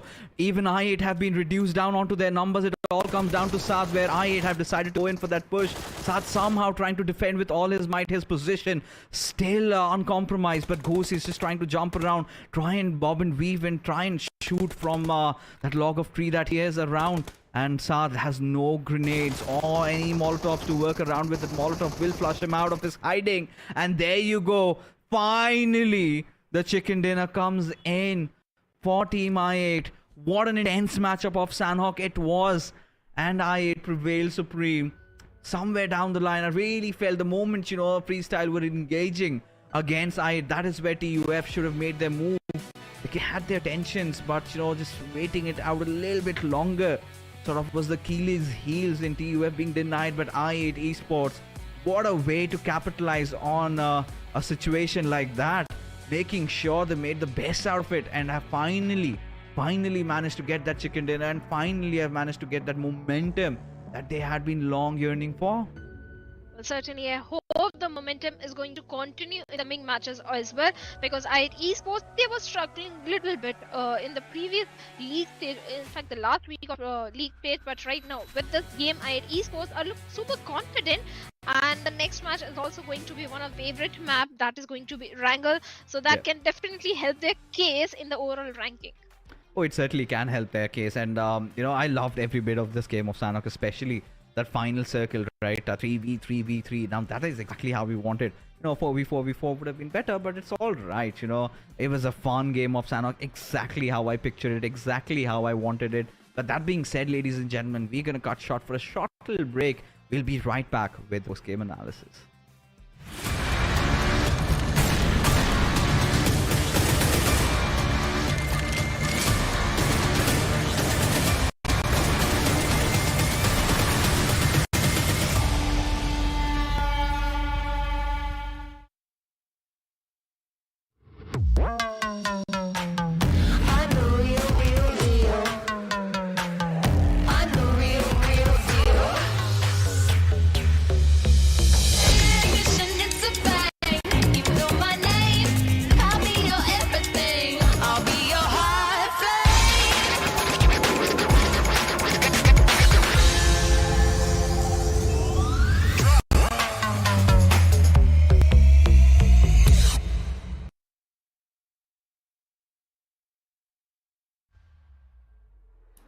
Hello and welcome to the Grand Finals right here of PMPL in the Pakistan region, where this is day number 1. We just got done with the second game of the day on the map of Sanhok, of course, and what a perfect game it was, definitely, for the 3 teams that everybody was rooting for to have a really good game. Well, they were all there. Again, BABLU should have been there at the same point, but Shadow, what are your perspectives about what happened in this Sanhok? Well, it was all chaotic. It was typical Pakistani style. The teams were not going slow paced as compared to Miramar, because in Miramar the teams were being a little cautious. But in the Sanhok one, other than 52 and Magnus, none of this team were being cautious or avoiding fights or anything, because they were all going fight. There were so many third parties. Typical Sanhok. I loved. Absolutely. That is what we need to be able to see right here in the Grand Finals, at least on day number 1, right? Give us that masala from these teams, and that is what they delivered on the map that everybody anticipates. Sanhok to be unpredictable, to be the one crazy enough, and that's what the teams were up for. With that, the MVP going to be going in favor of Uzum, where I8 got the chicken dinner, and Uzum, along with, of course, 5 elimination points, an incredible conversion right there from him. Of course, along with that, his teammates definitely supported, but 907 damage, so a lot that he took on himself, and definitely worked out with that chicken dinner.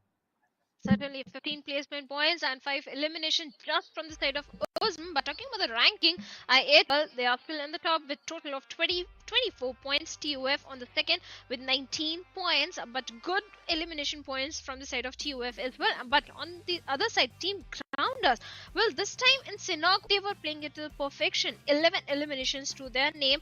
Although they were taken out pretty early, but in the ranking, they are still on the 3rd spot. Absolutely, and that is definitely going to be helping out their progress in terms of the points that they want to be able to accumulate. Of course, right here we are starting off with the bonus points already added on and attached to the teams themselves, and that in turn is going to be providing a little bit of safety net for a few teams. But when it comes to the Grounders, the amount of bonus points that they were able to accumulate, well, it wasn't that much. Of course, they need to be able to do more, and that is what they're slowly but surely working towards. But along with that, when it comes to this entire day itself, it is a chaotic one. We're only reaching the halfway period for day right now, because after all, this is going to be now match number 3's introduction. But before we talk about the match introduction itself, it is time to have a look at the recap of what actually went down in this map of Sanhok with the Oppo F21 Pro moments, where we will see, as Shadow did mention, a chaotic mess is what it was, and that is what we expect from the map as well, because the Sanhok map, it is one of the smallest ones. It is in fact the smallest one, which is a fact in the loop itself, in the pool itself, and so it becomes very, very important for teams to be able to participate in the third parties. And right off the bat, we were definitely looking at that. Certainly, Quantum Rage also in fact started things on a very good note, with Goku taking down 2 of the players of Reggie's side from the moving vehicle. In fact, this particular fight. Magnus, the way they approached this one, 52 and R3D, they were going up against each other, and Magnus were placed so perfectly to do a third party, and they were rewarded by 5 or maybe 6 defeat points. Absolutely, and along with that, as we move towards the moment of the game that brought us to the end, we did have, of course, H2E try and capitalize. I8, they had a really, really good game, of course. They were put to a little bit of a halt right there from the side of Team Star. Again, that was from the Blues itself that Star were wanting to dominate, as I8 finally eventually were able to bring them down. With 9 teams remaining, we do, of course, see TUF, FS, they got lock horns against each other, and this is where the chaos between them allowed the players of I8 to just completely push on against both of them, and of course confirm that chicken dinner for themselves. An incredible conversion for the side of this team, but look at that, the grounders, I mean 1623 damage, a lot more than what I8 provided in this game. But of course, when it comes to the grounders, sadly they were eliminated a little too early. They were eliminated early, but also comes down to the rotation, because all they had to do was make a huge rotation from the side of Camp Alpha Island. But despite that, a very good performance from the side of Team Grounders over there. But on the other side, Quantum Rage also, they were dishing out a lot of damage. Good True. elimination points also in their favor. But Team BABLU, 52 Esports, R3D 3X, well, even this time, Gravity also not having a very good performance. Gravity, Team Quirty, they were in the boot camp. They could have been the game, but they were a little scattered. One of the players was taken down by H2E, then remaining players were also taken down pretty early in the game. This was something we didn't anticipate or expect from the side of Team Quirty. Well, moving on to the overall ranking itself. Now, keep in mind, viewers, of course, this is added on along with the points that these teams accumulated in the bonus map of Livik. And combining all of those efforts together, we do have Magnus Esports leading the charge with 112 points. When they started off, Magnus Esports was sitting at 78 points in total in terms of the bonus point ranking. Moving away from them, I8 Esports with this perfect game going in their favor with a chicken dinner of 9 eliminations. They jump up 2 positions to find themselves at the second with 97 points. And again, this is just the start to the climb that I8 hopefully is anticipating for themselves for day number 1. Moving away from there, as we move down south, on the 6th position, we do have Team TUF. 4 position jump is what this team saw right here, where they started off with them sitting on the 9th position with 49 bonus points. Now they have accumulated, rectified the mistakes, and slowly are on the climb. Well, they are climbing. They are climbing in a good way. Total jump of 4 points in the overall ranking. So TUF, they are certainly looking good. But look at the point difference as well between Freestyle and TUF. The margin is a little high, and definitely way much higher in the terms of Magnus and TUF. But talking about the teams that are not performing this time, on the bottom, we have 52 Esports, R3D Esports, 3X Esports, North Esports. Well, North Esports and Team Star, they have taken a downfall of 1 single point. On the other side, Grounders, they have taken a jump of 2 points, sitting on the 11th right now with 55 points. Absolutely, because again, when the day started, they were sitting on 35 points, the Grounders, and now they've been able to accumulate, well, 55 points. That we can clearly see the 2 games that they have played have definitely favored them and worked in their favor. But we'll have to see again how many more points, how much more of a lead can these teams create, especially the ones sitting on the latter half of this leaderboard on our screens right now, because we want them to be able to climb up. We want them to be able to move all the way into the top 8, top 10. But it is not going to be an easy ride for them, that's for sure. But of course, along with that, we're just done with 2 games of the day. Moving on ahead with the show, let's move on and have a look at the schedule, where match number 3 is going to be showcased, and match 3 for now is going to be played on the map of Erangel. So a very comfortable map, an OG map coming in for these teams right now. So expectations, Shadow, expectations. What are your expectations from these 6 teams on Erangel?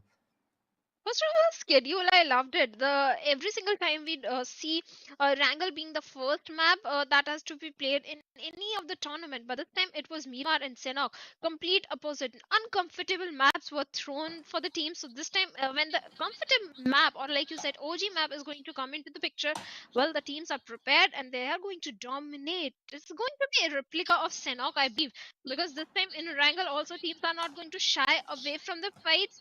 They're going to take head-on fights. So I want to see any of the drop location clash, like in Sanhok. We saw 52 going against Magnus and Paradise. So let's see if that is going to happen again in an angle. Well, we know that it is going to be a very chaotic one, but one thing that I8 are going to be happy about is that, well, happy or not, because it hasn't really mattered much to them, but is the map of Erangel, and I'm talking about the military base. We know that I8 was sharing that with the players of Mirashot, but now when it comes down to the grand finals itself, it's a different scenario for them. So we'll have to see as to the opening that's been created on the map, and of course the military base itself, which other team will be interested in that, which team will want to push ahead the envelope and try and get that military base in their favor, will try and go up against the players of I8, is another question that I do have in my mind. Another thing is, let's find out on this Erangel how comfortable, or not comfortable, that's not the word, that's not the correct word, what sort of a momentum are these teams going to be pushing on along with. And talking about the momentum itself, let's bring up the predictions, because that is what is up next right now. Shadow, what team are you going to be predicting for this upcoming game and the chicken dinner on Erangel? I wanted to pick I8 for Erangel, but they have already got a win. Maybe Right. make it 2 now. I8. All right. All right, I8 going to be your pick, your selection coming in for the upcoming game. And on my side, I am a little in between either Quantum Rage or Magnus Esports. Now, Magnus Esports have had a good start to the day on the map of Miramar. They came in second with 6 elimination points. Quantum Rage are looking, well, ups and downs, and is what we've seen from their side. Yes, Naya is definitely theirs. But can they make that rotation happen? You know what? I'm still going to hold on to that thought. I'm going to go with Magnus for now. But I'll keep a very keen eye to what Quantum Rage does in this game. And then perhaps the next Erangel comes in, we'll have a better understanding of what to anticipate. So for this one, I'm going to be choosing Magnus, and hope that they walk away with that chicken dinner. It is going to be a very tough climb for these teams, because earlier during the play days, what we were looking at is 20 teams divided in individual groups. So whenever we would jump away from one game to the next, one group would be able to sit back and relax. Now, 6 games every single day, 3-day affair. They have to be continuously on top of it. The only thing that they get is right now in this pre-game show that they've got, which is maximum of 5 to 8 minutes, right? So it also boils down to, Shadow, the amount of mental attitude that the players have when they start the day, and if it boils up, if actually starts affecting their game or not. So that's another thing to actually bring up. But right now we're reaching pretty much the halfway marker of the day with match number 3. So yeah, enough that we've spoken about. Now the next question is going to be the zone itself, Shadow. Now the zone has been a very chaotic one in week number 3, but this time around in the grand finals, we are looking at a very comfortable zone selection. I mean, shifts. It is crazy, but not that crazy that we saw in week 3. So what are your expectations for the zone this time? Well, I want I8 to win, so I want a southern circle. So definitely I want a military-based circle, but I also want to know what's going to happen if a circle tends to go towards the southern side, because in the last day, FS tried to chase the players of I8 Right. for all the good reasons also. So I want to see if that is going to happen again this time. FS or some other team will try and take a head-on fight against I8. That would be really good. Exactly, like I pointed out earlier as well, because now the opening is there on the military base.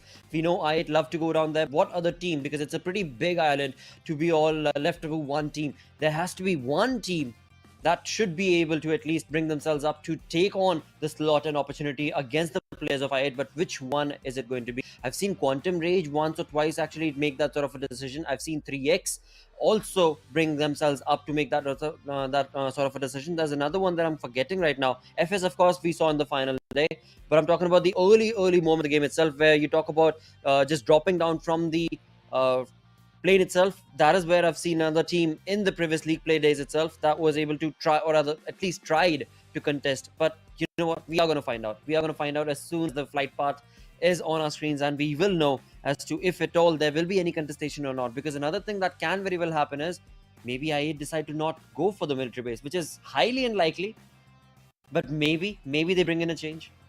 Do you think? Well, I want to see that from the side of I8. True, Whenever right? any the team that likes dropping in towards that isolated island of military base, I want to see a dynamic drop. But most of the teams in most of the regions we have seen, whatever team it is that likes to drop towards the side of military, they have a fixed drop location.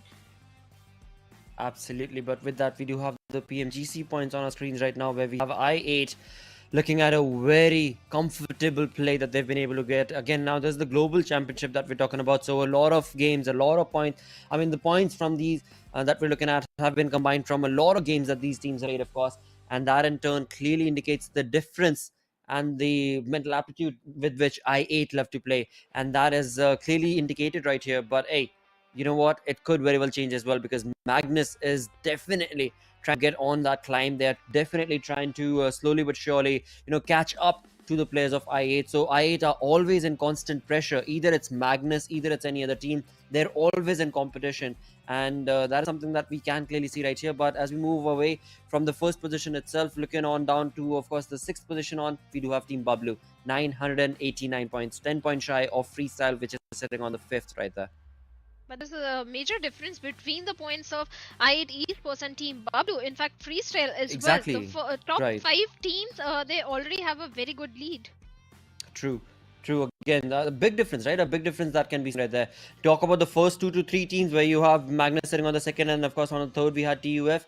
They are slowly but surely trying to compete with each other. They're definitely testing the waters against each other, and that is where we do see them bring in the best every single game, because they've got that pressure that is knacking at their heads and their necks again and again every single game.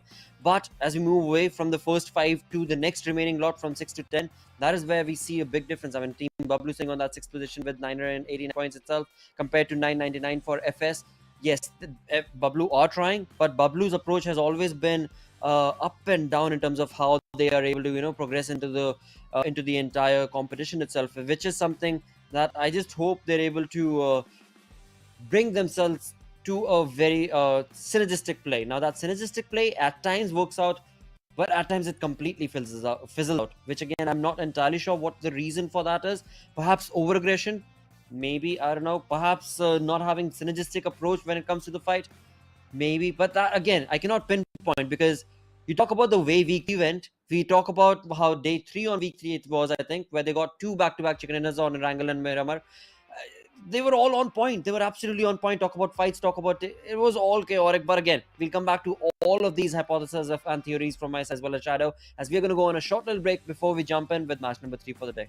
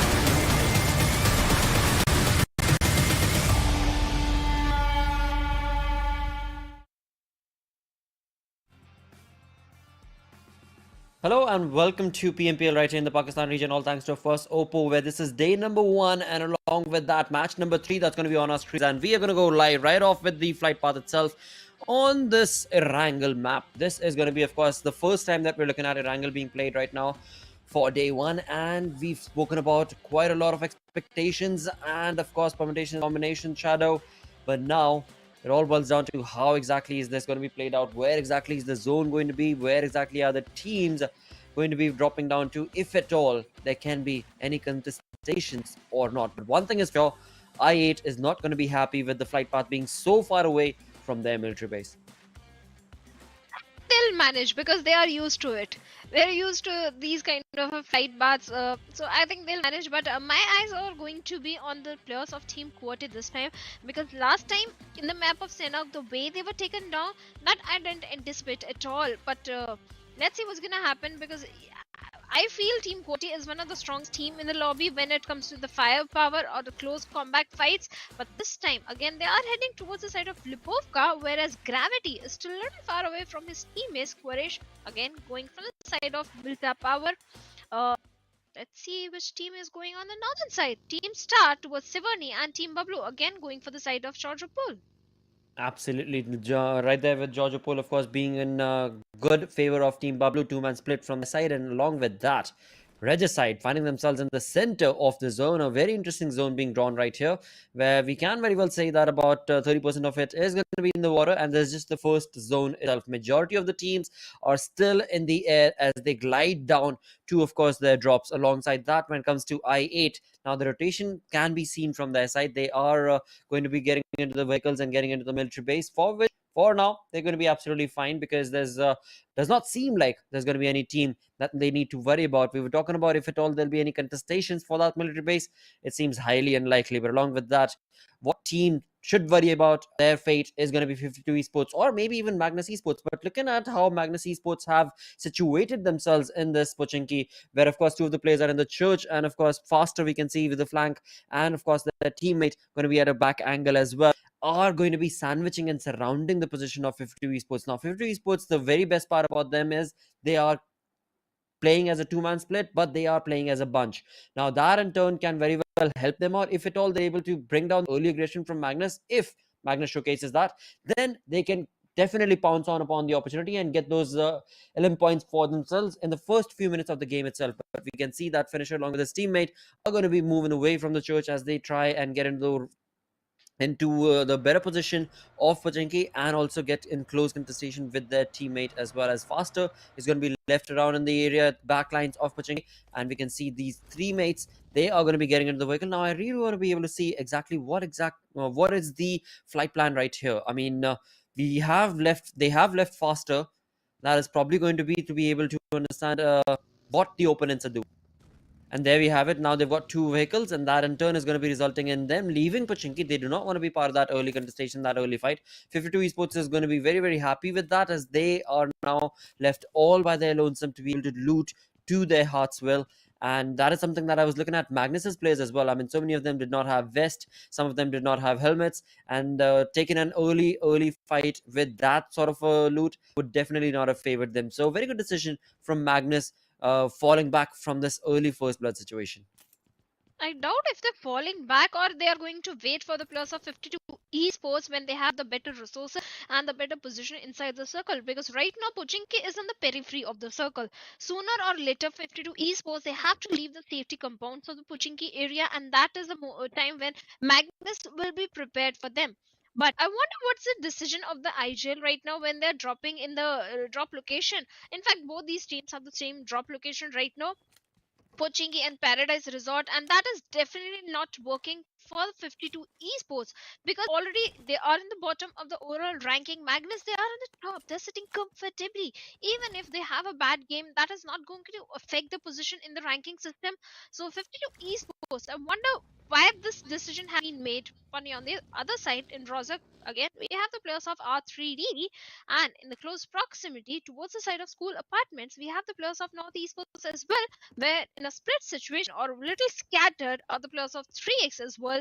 Few players in the ruins area, one of the player in the close proximity on North Esports. So that means a third party or a collision might happen when the circle is going to take an eastern shift. In that case, if that happens, like you also pointed out, Quantum Bridge, they are in a good position. They are already holding on to the Yasna area that has been their home ground from the very start of this tournament, and team Quati as well. Because look at the position, they are in the Lupoka, few plus towards the side of Mansion as well. So that means in this kind of a circle, in these kind of circles, team Quati, well, they can have a very good outing. They definitely can, and they ought to be able to, because again, everything is working in their favor. Everything is provided towards them as far as the zone is concerned, as far as the position of their team is concerned. And the best part, that they have not a lot of teams to worry about, at least of now. Of course, in another few minutes time, we are going to be looking at a lot of teams that are going to be making the rotation towards the zone itself.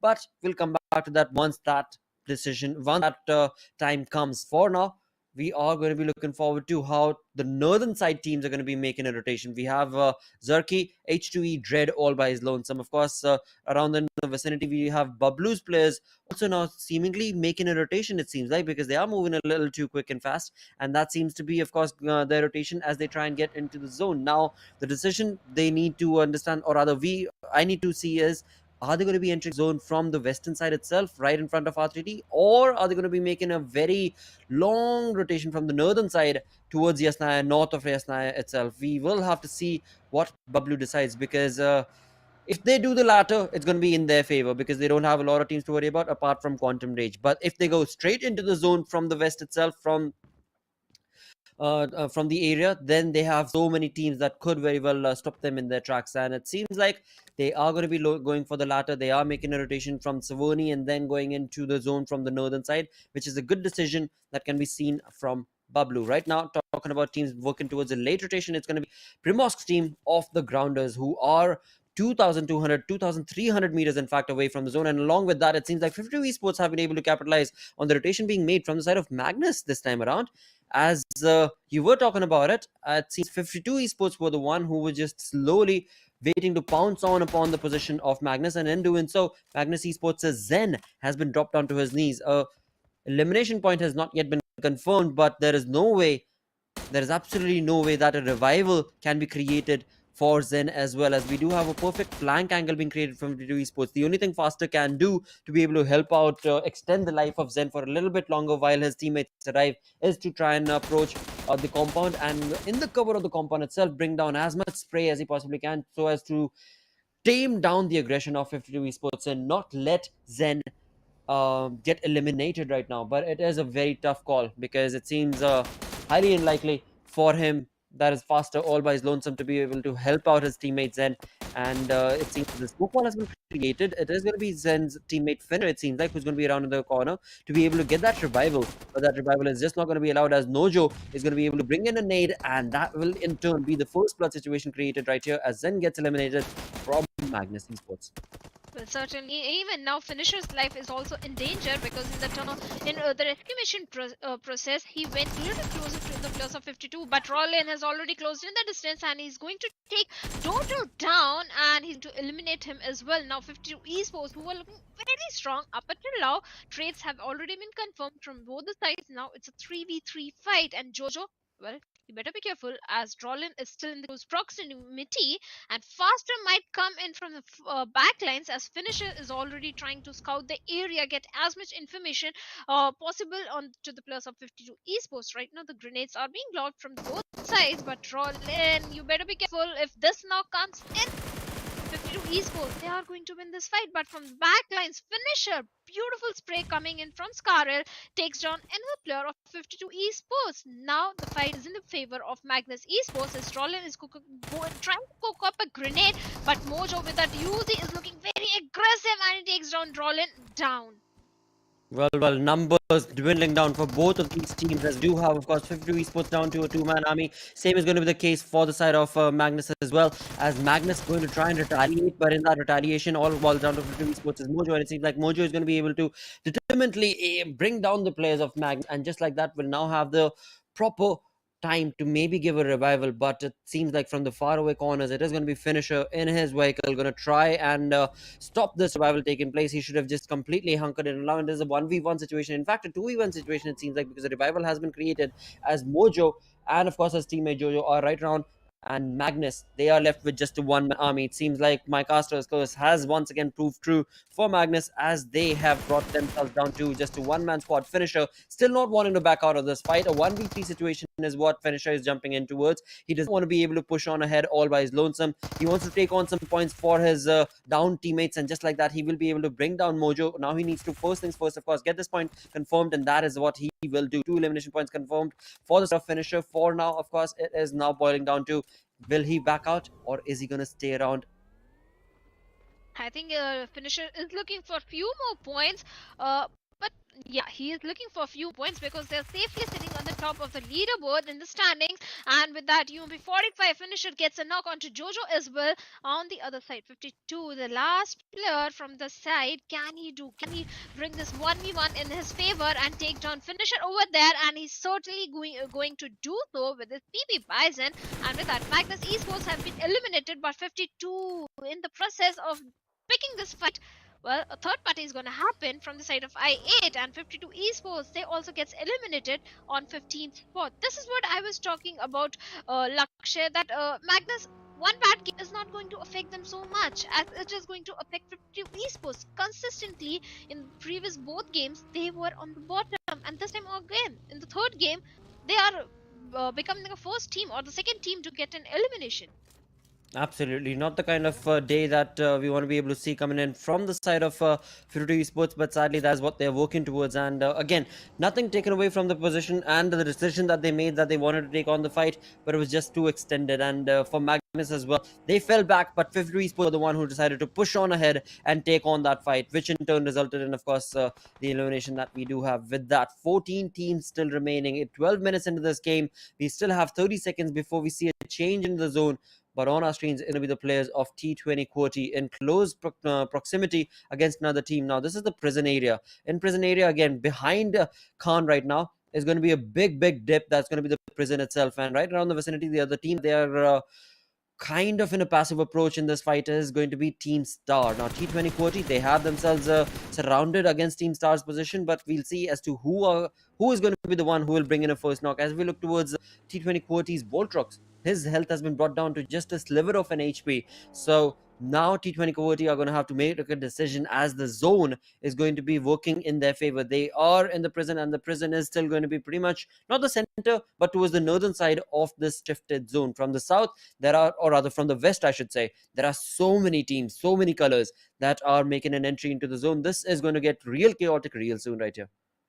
Certainly, it is going to get chaotic. These teams are going to cross each other's path. And I8 Esports Meteor Shot Sky was not in the picture. Had they gone for the no Rupna Bridge area, maybe a rotation would have been a bit easier than this one. But right now, Team Grounders, one of the players, CO, is still bleeding out, and looks like there is no chance of a revival, or I think there is, and you is going to be back on his feet way too sooner, because 3x, they are in some distance to Team Grounders, and they are not definitely going to leave the safety compound, because Team Grounders, they have to move into the circle, and 3x, they are prepared. From the southern side, it is Team I8 from the side of Milta who are trying to move inside the circle, and it looks like Tyrant is also in a close proximity. Even in the entire squad, 3x Esports, I8 is walking in their direction.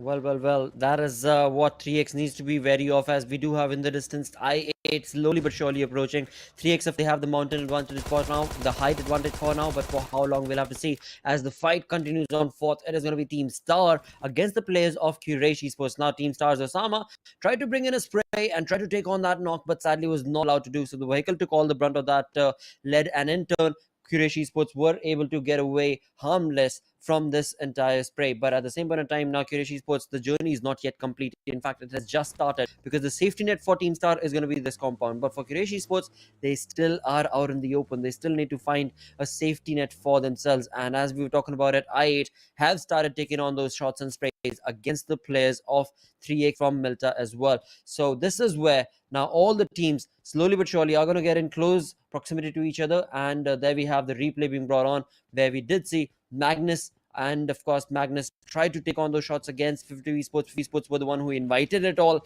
which in turn resulted in well, them walking away with decent elimination points. But of course the Lord had created so much noise right there, which in turn resulted in, of course, both of these teams, Magnus as well as 50 Esports, getting eliminated. Well, certainly, but Magnus, they're still sitting comfortably on the top position. But right now, Team Star, they in fact have a very good position in this particular circle, because they have a little bit of the terrain to work around with. These ridges are going to provide them the cover required in these kind of the open circles. So in fact, Team Star is also looking quite comfortable. But yes, they have to pick few fights and they have to come in the top. But right now, the two teams who are in the close proximity is going to be Team FS and Team North Esports, somewhere towards the side of Shelter, if I'm not wrong. But FS Malik is already closing the distance towards the side of North Esports, and Avenger OP is looking for a grenade connection towards the side of Malik. But can he lob the perfect projectile? And he has managed to dish out a lot of damage on the side of Malik. But Malik, he's still on a very low HP. The barrage of grenades is coming from the side of North Esports. Indeed, what an incredible turn of event it has turned out to be, where, of course, the height advantage is where we do see the players, and FS, but he was so close to that nade. Well, he's going to be able to get away. The health was so low as well, but seems like FS is going to be able to revive or survive for just a little bit longer. On the other front, North Esports, they are trying to hunker down the position of FS. They are not going to allow the rotation from FS to be able to get into the zone, as we do see Avenger OP in the backlines slowly but surely creating a flank angle from Zameen. We already do have a flank angle being created. Now all that noise, that was commotion that was being made, has already been heard from Zarbaf, as we do clearly see him making a decision as well, because the Blues have now caught up to the players of FS. Now the sooner they get away from this area, the better off their chances are going to be able to survive for a little bit longer. On the other front, in the kill feed, we can see Quraysh Esports seems to have absolutely hunkered down the rotation coming in from the side of I8, as one by one, a lot of players of I8 were damaged in terms of the rotation that they were making, and Quraysh Esports are the ones who have been able to eliminate the players of I8 on the 14th position with only 2 eliminations. Well, Team I8, my pick again goes. Every time I pick any team, well, I won't say I jinx, but right now North Esports, they are picking fight with the players of Team BABLU, who have a little bit of the height advantage as well. This is not a position where North Esports want to poke the bears, but not just one team. They are already shooting in the direction of Team Cooling, as well as Grounders are also picking fight towards the side of R3D, and Mr. Black is the one who is taking a hefty damage from the side of R3D. Well, so many fights are erupting on the western front, where all the teams, other teams, TUF, Team Quantum Rage, are sitting comfortably on the northern side.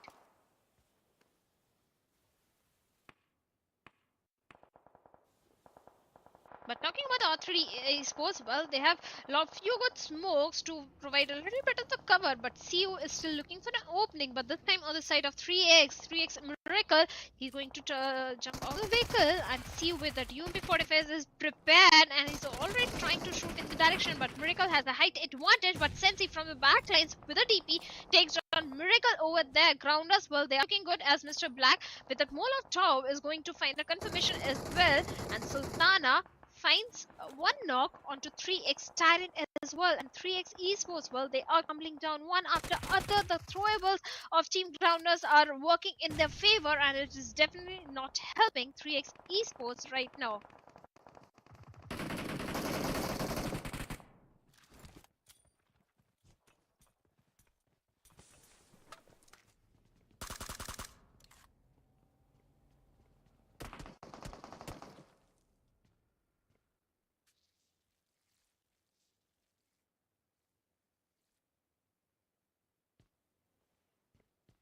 Absolutely, Shadow. And with that, of course, the zone also making a curveball shift once again. Not going to be allowing the proper opportunity for the side of these teams to be able to, get themselves hunker down into the position that we thought they would.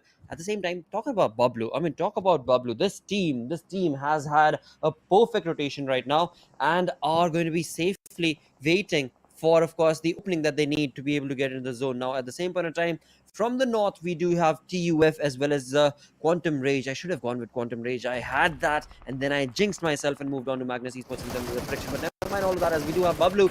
Definitely, the small little slow pace that they had has been able to pounce upon to the players of North Esports, making that rotation. And on the other front, on our screens, we do have, of course, FS also taking on the shots against the players of the Grounders.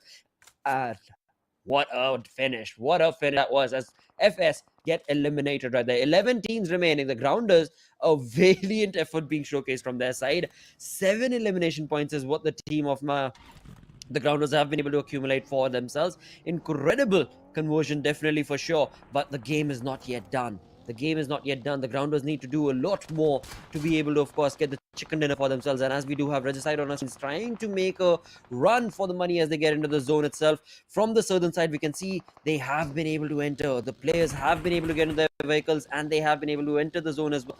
From between all the commotion, this team has been able to make it, but we'll have to see for how long are they going to be able to sustain and retain their position, because right now on our screens, we do have the Grounders getting closer and closer to the compound of R3D, and R3D Walker trying his level best to be able to bring in a damage, but it's going to be none other than Evil Boy with a UMP spray taking down the players of R3D, and one by one it seems like the entire shack that was in control of R3D is going to be stolen by the players of the Grounders, and numbers going up and up that we can clearly see in terms of elimination for the Grounders. 10 eliminations converted. Of course, they've lost Sensi, that was lost earlier, and now Evil Boy with this, of course, open push has also been dropped down. A knock is what has been taken to Evil Boy, but the Grounders can definitely revive him. 10 teams remaining, 31 players in total, and the Grounders are the one who are reigning supreme with the elimination numbers working in their favor.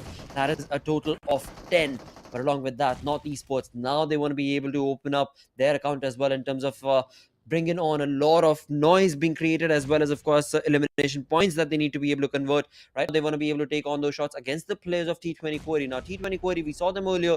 They were very much in synergistic approach. They were very calculated in terms of the fights that they were taking and how they were participating in those fights, which in turn this time around seems to be working in their favor, as they have able to hunker down the position of North Esports, and the flank angle that was being created, or rather being tried to create from the side of North Esports, Zaman has been stopped in his track, and that in turn has left North Esports with just one man army that's going to be Avenger. But for how long? Because he's been caught up to the Blues, and just like that, a perfect spray brought on from Gravity is going to be the result, where North Esports do get eliminated on the 10th spot. The Grounders is what we fall back upon, where Evil Boy was seen to have fallen down. Now they've lost him, as Hugh and Mr. Black are the only two players who are surviving, and of course are trying to push on with the nade that we saw brought on from the side of Mr. Black. They are now trying to hunker down on the position of Quraysh Esports as well with the nade. There is going to be Hasni going down, and that spray is going to be the one that will result in OG Manny also going down. So now it is going to be the players of the Grounders getting eliminated because of the third party approach from far away distance. The Grounders, they had a perfect game in this entire spray, but with the zone making another curveball shift in another few seconds. For now, Quantum Rage are the ones who are looking very much in control. H2E from the eastern flanks are also very much in contestation for this game, but we'll have to see what Quantum Rage is going to be able to do against this push being made from the side of T20 Quarry, because T20 Quarry, they need to get into the zone. To the top right hand side, we can see that they are on the blue, and of course along with that, Quraysh Esports are going to be bringing down the numbers of BABLU. As well as they bring down the numbers, BABLU themselves retaliate. Of course, BABLU has lost on one of their players that we saw right now on our screens. Alongside that, BABLU will also be able to quick fire and bring down the numbers for their opponents. Now, a 3 elimination point is what Team BABLU is sitting at, with 2 players surviving, and they still need to get into the zone. A very, very difficult position that Team BABLU find themselves in, but from far away distance, they're going to try and bring in as much damage as they possibly can, because one by one, the shots being taken from BABLU's speaker is going to be able to destroy the position and the advantage that T20 Quarty were looking at in just a few minutes earlier. With along that, now, it seems like the opening could very well be real for the side of BABLU, as Quraysh Esports get eliminated. A few minutes ago, we saw Quraysh were the ones who were bringing in a lot of damage to the players of BABLU.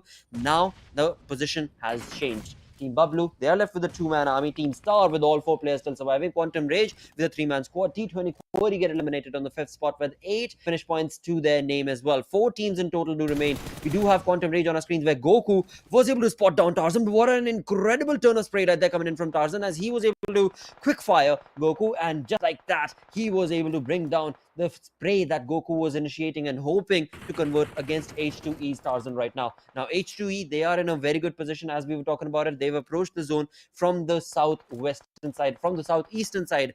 And with that, in front of them is going to be Quantum Rage. Right next to them is going to be Team Star. Now, talking about Team Star, they've got the numbers approach for themselves. They've got a 4-man army working in their favor. They've got a lot of smoke wall that's going to be helping them out as well. Along with all of that, Sultana in that watchtower is the pick position that he can find himself for himself. But now, they need to be careful. Because yes, the smoke has been deployed. They've got the cover of the vehicles, and through the smoke, of course, it's going to be very difficult for their opponents to be able to spot them out. But they are being surrounded from one side. It is going to be Quantum Rage, and of course alongside that we do have Team BABLU as well. Seems like Quantum Rage actually are going to be approaching the position of Team BABLU, and Team BABLU left with just a 2-man army. If they're not careful, if they're not wary, their numbers very well dwindle down. That in turn could very well result in the fact that BABLU could get eliminated. We'll have to see, because we still are left with the 4 teams, 12 players in total. Team H2E slowly but surely going to try and make an entry into the zone. Alongside that, when it comes to the zone itself, the zone has made a curveball shift. Team H2E, Assad, a perfect approach from his side, and a perfect bring down of their opponent is exactly what he's going to be able to do, as Team Star's 4 numbers are dwindling as well. A perfect knock right there will result in Team Star going down, but Quantum Rage from far away distance, Senior is going to be able to damage Assad. H2E's Assad, he was in a very good contestation. He was looking very confident. He had the perfect angle to be able to scout out and spot down the players of Team Star, but in retaliation, Quantum Rage have now pushed on again, and that in turn has resulted in Team Star getting that revival. Now Team Star are the ones who are looking very comfortable, because this fight that's broken down between these 2 teams has given them the advantage that they needed. And look at that, one by one, numbers dwindle down. They bring down the players of BABLU. Now they push on against the position of course, H2E. H2E left just a 1-man army, and it's all thanks to Quantum Rage. Quantum Rage resulted in retaliating against the position of Team H2E, which in turn allowed Team Star to recuperate, to be able to understand where their opponents were, get that revival working. And all in all, now there's no way this game can be stolen away from the players of Team Star. But we'll still have to see if that'll be the case or not, because right now, 1 player of BABLU still remains, 1 player of H2E still remains. Along with that, of course, Quantum Rage right in front of us. We can see 3 of them through the smokes, trying to scout out as much of information as they can. They need to flank out. But again, they're surrounded, because from one side, it's going to be BABLU Speaker with a UMP in his hand. And just another 8 seconds in the zone. The Blues is going to be catching up once again, because the zone is going to be constricting. Well, the circle is going to constrict, and the 7th circle is already there, as Team BABLU Pika is still in the blue. And look at He's right in front of him, and is he going to pull the trigger? But before he do so, Tanatan is going to spot him and will put an end to Team BABLU on the 4th spot. Now 3 teams, 8 players still remaining, with the numbers in the favor of Team Star, as H2E also gets eliminated. But Team Star this time 11 defeat points already in their favor. The numbers are in their favor. The position is in their favor, as Team Quantum Rage, they have a little bit of the slope to work around with, as Tanatan is still crawling his way, as he's trying to close in the distance towards the side of Sultana, and Goku is distracting the players of Team Star with those throwables. That is definitely working. Senior is going to find a knock onto Sultana and will get a defeat point as well. So the numbers are coming down. A beautiful grenade comes in from the side of Goku, takes Osama down. Now Team Quantum Rage, they're looking for this win. Can they convert it? As the smokes are already there, as Tanatan and Senior won't be able to spot down God Fury over there. But looks like God Fury, well, he has an idea where Goku could be.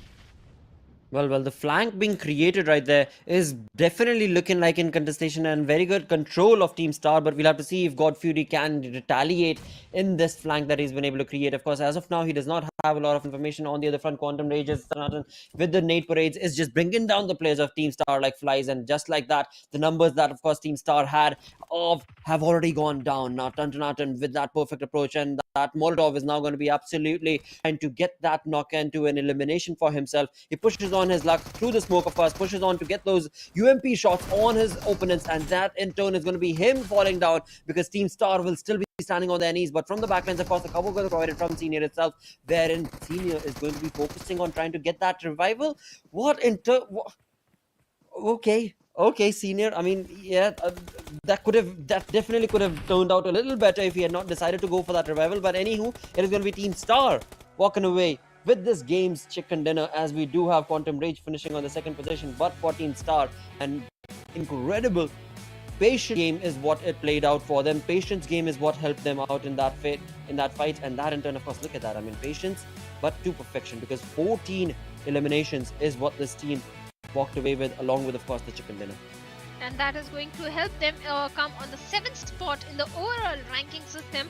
So Team Star, they are looking very good and comfortable when it comes to the position in the overall ranking. But the way they took their rotation from the northern side, from the journey towards the eastern side, and they were in the good spot. They were in the best position. True. But Quantum Rage, for a few seconds or a few minutes, it looked like the things are working in their favor, that the game is going to go in their favor. But for Team Star, they managed to turn things around and they got the win for themselves. Absolutely, and along with that, of course, it could have gone either ways. I mean, if Tuntanatan had not over-aggressed right there, if Senior had decided to make that spray, or rather not get that revival, but work on that spray and then get those the opponents eliminated, it definitely could have been a different result. But anywho, that's exactly what it turned out to be right here for match number 3, as we still have 3 more games remaining. But along with that, a lot more to talk about as to what happened on the Erangel map. But before we can do so, it is time for us to go on that short break. Stick around, we'll be right back.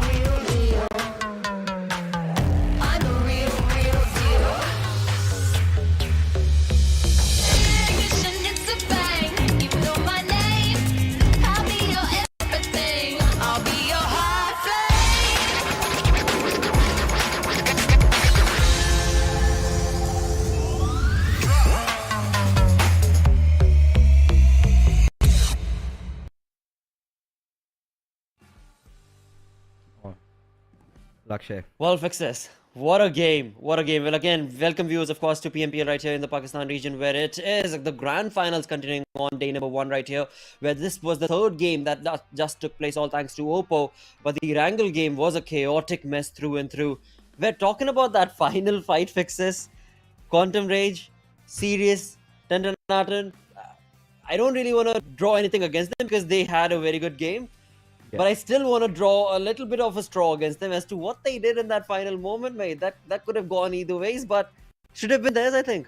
Yeah, it should have been there. But, again, Team Star, they were kind of looking very stable right from the very start, especially with such a circle that had been formed. And we had seen those moments of, sparks basically coming out of Star, where they were not really shying away from taking fights. And that eventually did come into fruition, getting a chicken dinner in this game. And God Fury has to be the one who's been, leading the mantle for his team.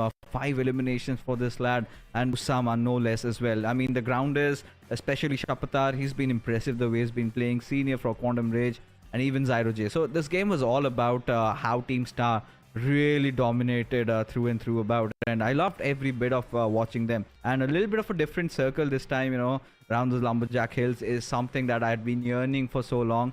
Finally, my wishes were granted. I really thought maybe it could have been T20 QWERTY's game, but that was clearly not the case. Still, did manage to get that 3rd rank for themselves, at least with those 8 eliminations. It had to be their zone. But Team Star rotating from the northern side, getting that chicken dinner, impressive. Absolutely impressive. It definitely was an interesting valiant effort being showcased right there. But alongside that, as we move ahead with the games itself, the ranking clearly indicating the grounders. The grounders were grounded in this game, but they were flying in terms of the eliminations that they had accumulated. I mean, 10 eliminations compared to H2E sitting right there on the 6th position with 10 placement points, but only 1 elimination. That clearly indicates and showcases to the viewers that, either you work towards the elimination or you work towards the placement points. Either or, it needs to be both together. That's the only way you're going to be able to get as many points as you can. But yeah, a perfect game right there, I can say, at least as far as the aggression was concerned, for the Grounders from this. But along with that, there were a few, in fact, many of the teams that sadly were not able to get the game for themselves. Talk about Magnus, talk about I8, TUF, the teams that were reigning in supreme in terms of the way that they are playing, faltering down a little on this Erangel game, sadly. As far as, of course, FS is concerned, R3D 3X, it was just an unlucky play for them.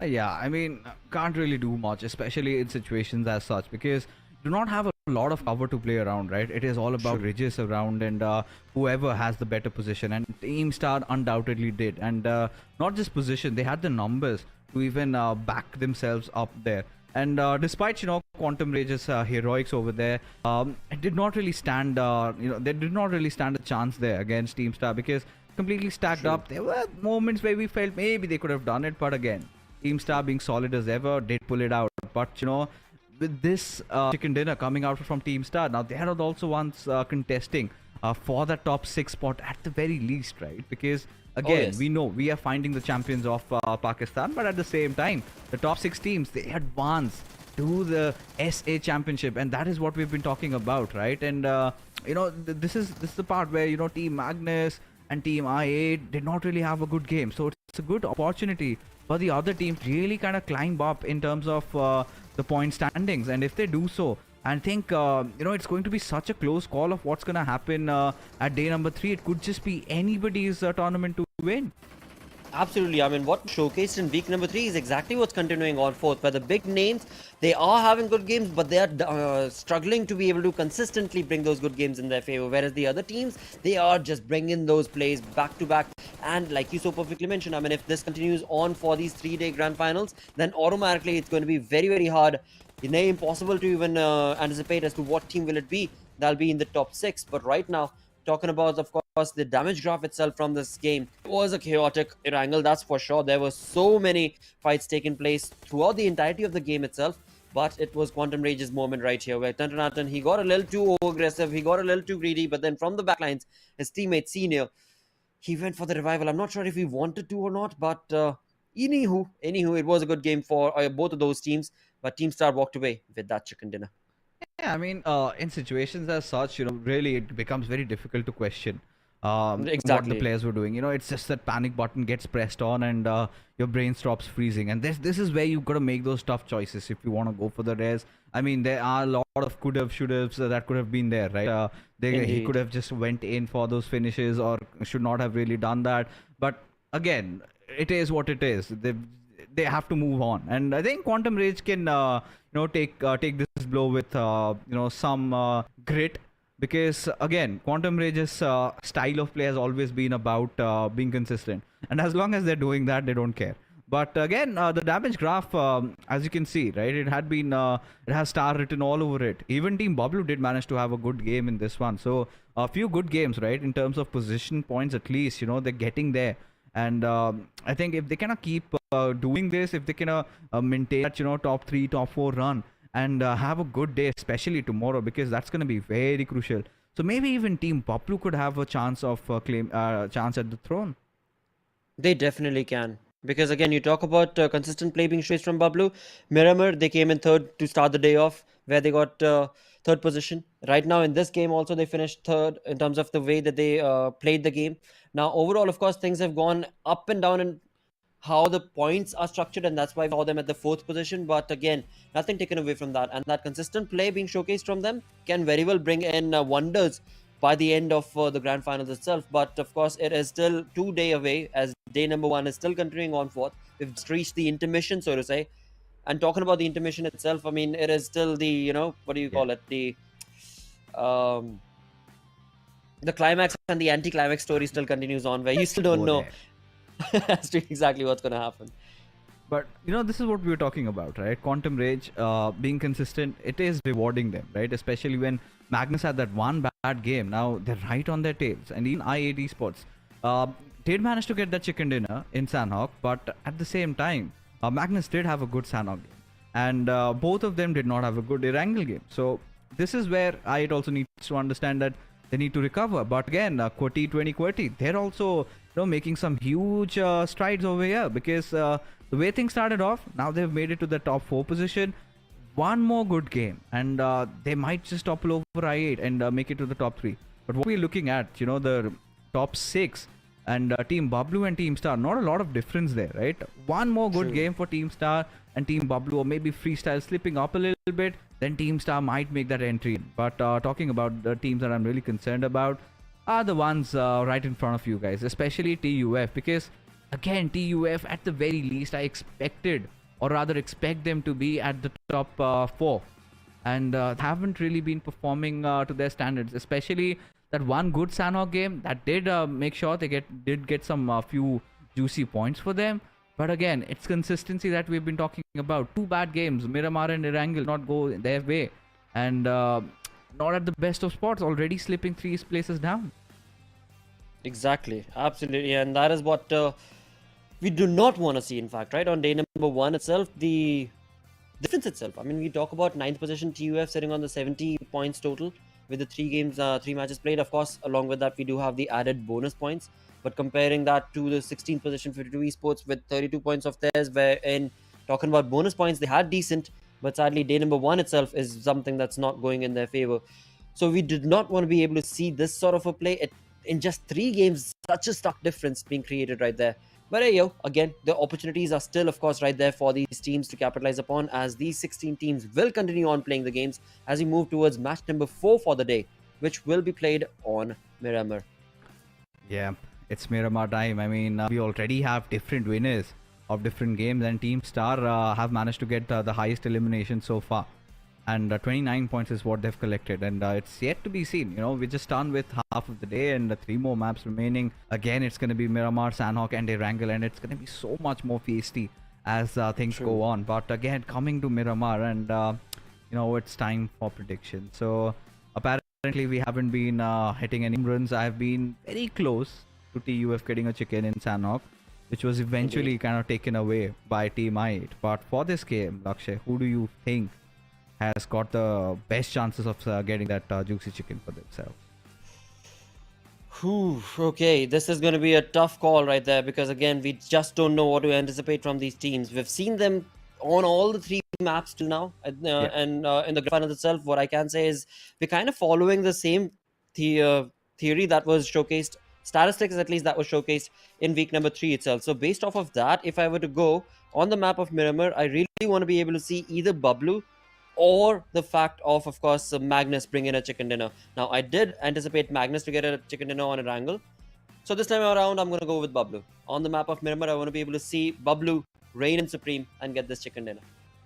Well, now, interesting choice, because like you've been saying, right, BABLU have been getting very close. Even in the last Miramar game, they had their struggles early on, but somehow Teen Wolf managed to make it to the top 3. Eventually, they get taken down by the players of Magnus. Indeed. And then QWERTY just coming in, and the Gravity getting that final finish. So it was an interesting affair there, no wonder. But this is where I'm getting really confused right now. I mean, I did want to go for QWERTY, but I think I'd go with I8 on this one. I mean, if you're going for Magnus, I think it's quite fair for me to go with I8. And let's see if we can hit that 5. Any one of us can hit that 5. Or maybe, we should also include Shadow sometimes, in all the games, just give your prediction. Right. If, one of it, rings correct. That would at least help her to catch up with us. And even ask if, the games we're not doing. And if we might have our predictions right, there's no harm. True. There's nothing to win Absolutely. or lose. It's just about the bragging rights, who got the most predictions correct. Indeed, and that is something that I've actually thought about as well. At least for the Grand Final, we can definitely do that, right? Yep. Because we keep on shifting from one game to the next, but we know exactly what the teams are playing, what map they're playing on. So we can definitely bring in and be like, all right, next game, I'm not going to be there, but this is the team that I want to be able to walk away with the chicken dinner. Even though I'm not casting, even though I'm going to be there for the analysis. So perhaps, maybe, right? I mean, but yeah, we'll talk about that to the director. Perhaps tomorrow on, we could do that based on what he says. But definitely, this is going to be a very important right here for these teams, as this is going to be the second Miramar. Now, the first one, we saw a little bit of a contestation taking place between how the flight path was and how the teams actually rotated based on where the zone was. But this time around, now they know, if at all there were any any curveballs that could have been thrown in the lobby against them. They already know, and they know what team they should be worried about.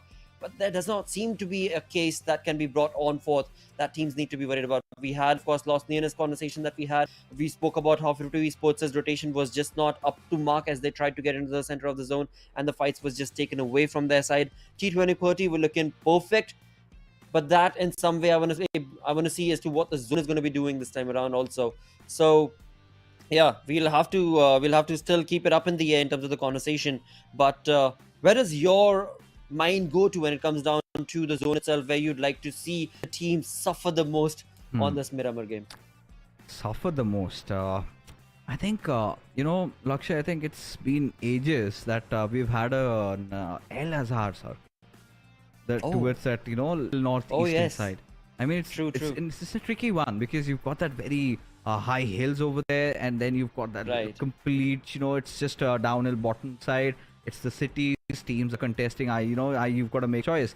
Either you go for the city or else you take over the hills. And then that curveball hitting, I think I would love to see that little El Azhar circle. But, the circle the gods of PUBG Mobile haven't really been quite merciful on us. And I really hope they are, because, I think Lumberjack circle was a change of taste. The previous one we had. But the ones we had prior were kind of some circles where you could say we had been anticipating this. Nothing really out of ordinary, especially just barring those last moment shifts. Like, nobody was inside the circle, basically. That made things a lot more, grounded, because everybody had to get inside the circle. So it was kind of a consistent one. But right now, that being said, ladies and gentlemen, we're going to be pushing for a short little break. We'll be right back. Don't go anywhere.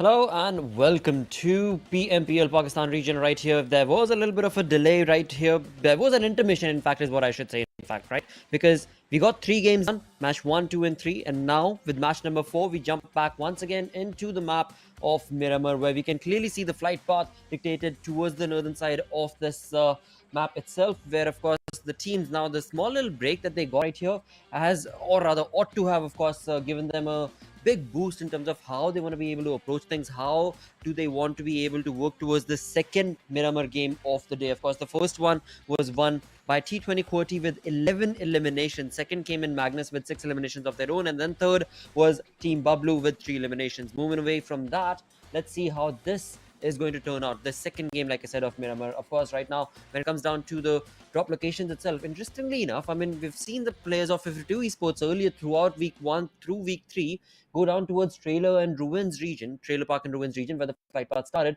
But this time around, they've changed that. They've changed the drop themselves.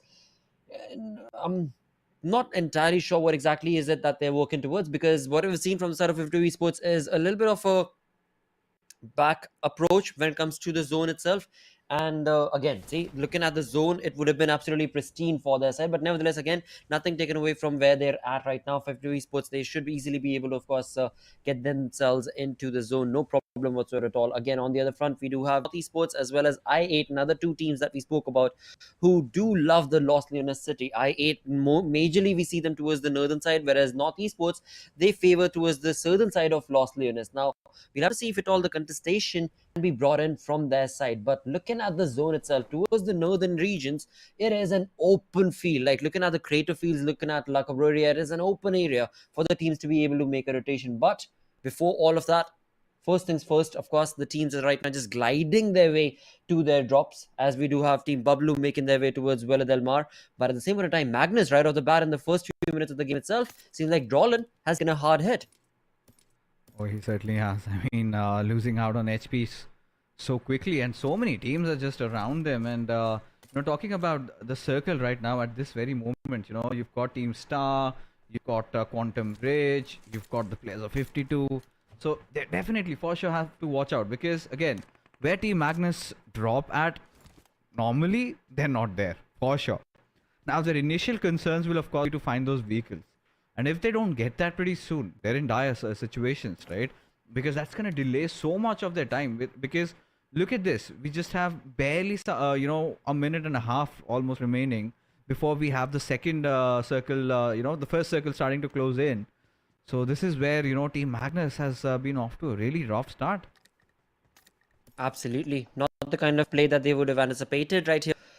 But that's what has been drawn to them. Again, nothing taken away from Drolan and his teammates of Magnus, because after all, this is the start of the game. And of course, right now, they are going to be hopefully getting towards a decent loot. And once they do have that, then the rotation is what they should be focusing on. And that's exactly what we do see the players of Magnus doing now. Zen, he is very close in proximity against the players of Quantum Rage, where Sigma Male, again, these are just 2 players very close to each other's proximity. I'm not entirely sure if Magnus's Zen has given away any auditory cues for Sigma Male to be able to know that Magnus Esports' Zen is there, because he does not, Sigma Male does not seem to be on the hunt for Zen.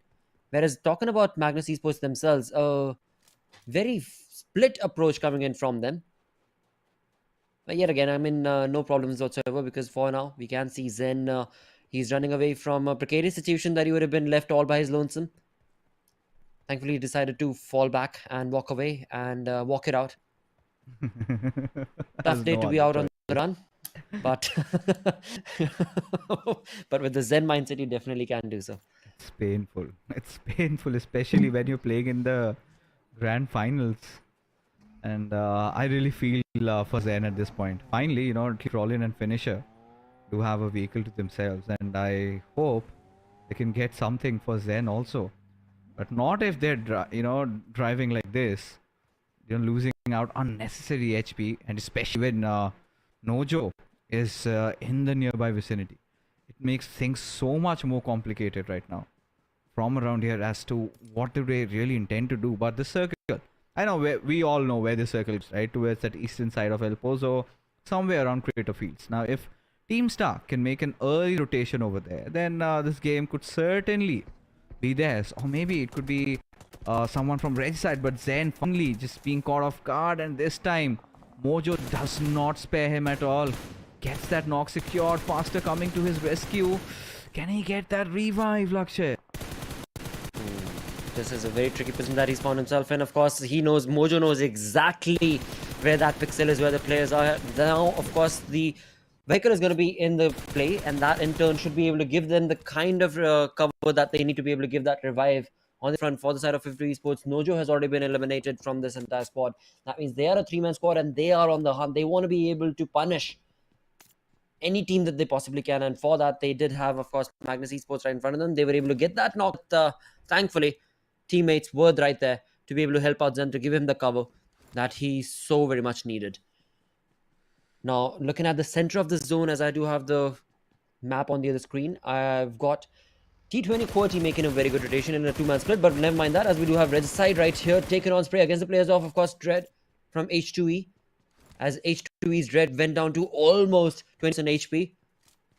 Now it all boils down to, of course, Abbas from Regicide as to what exactly is he going to be able to do to be able to confirm that knock, elimination point for himself, as H2E's JD has already been brought down. Seems like Johnny Sins is having a tough day as well on Miramar, so a very difficult Miramar after the intermission for these teams, as in the first few minutes of the game itself, we've seen so many teams being caught out in the open and being sprayed upon. For now though, for Regicide, they have not been able to get the elimination point converted. They know where Dread is.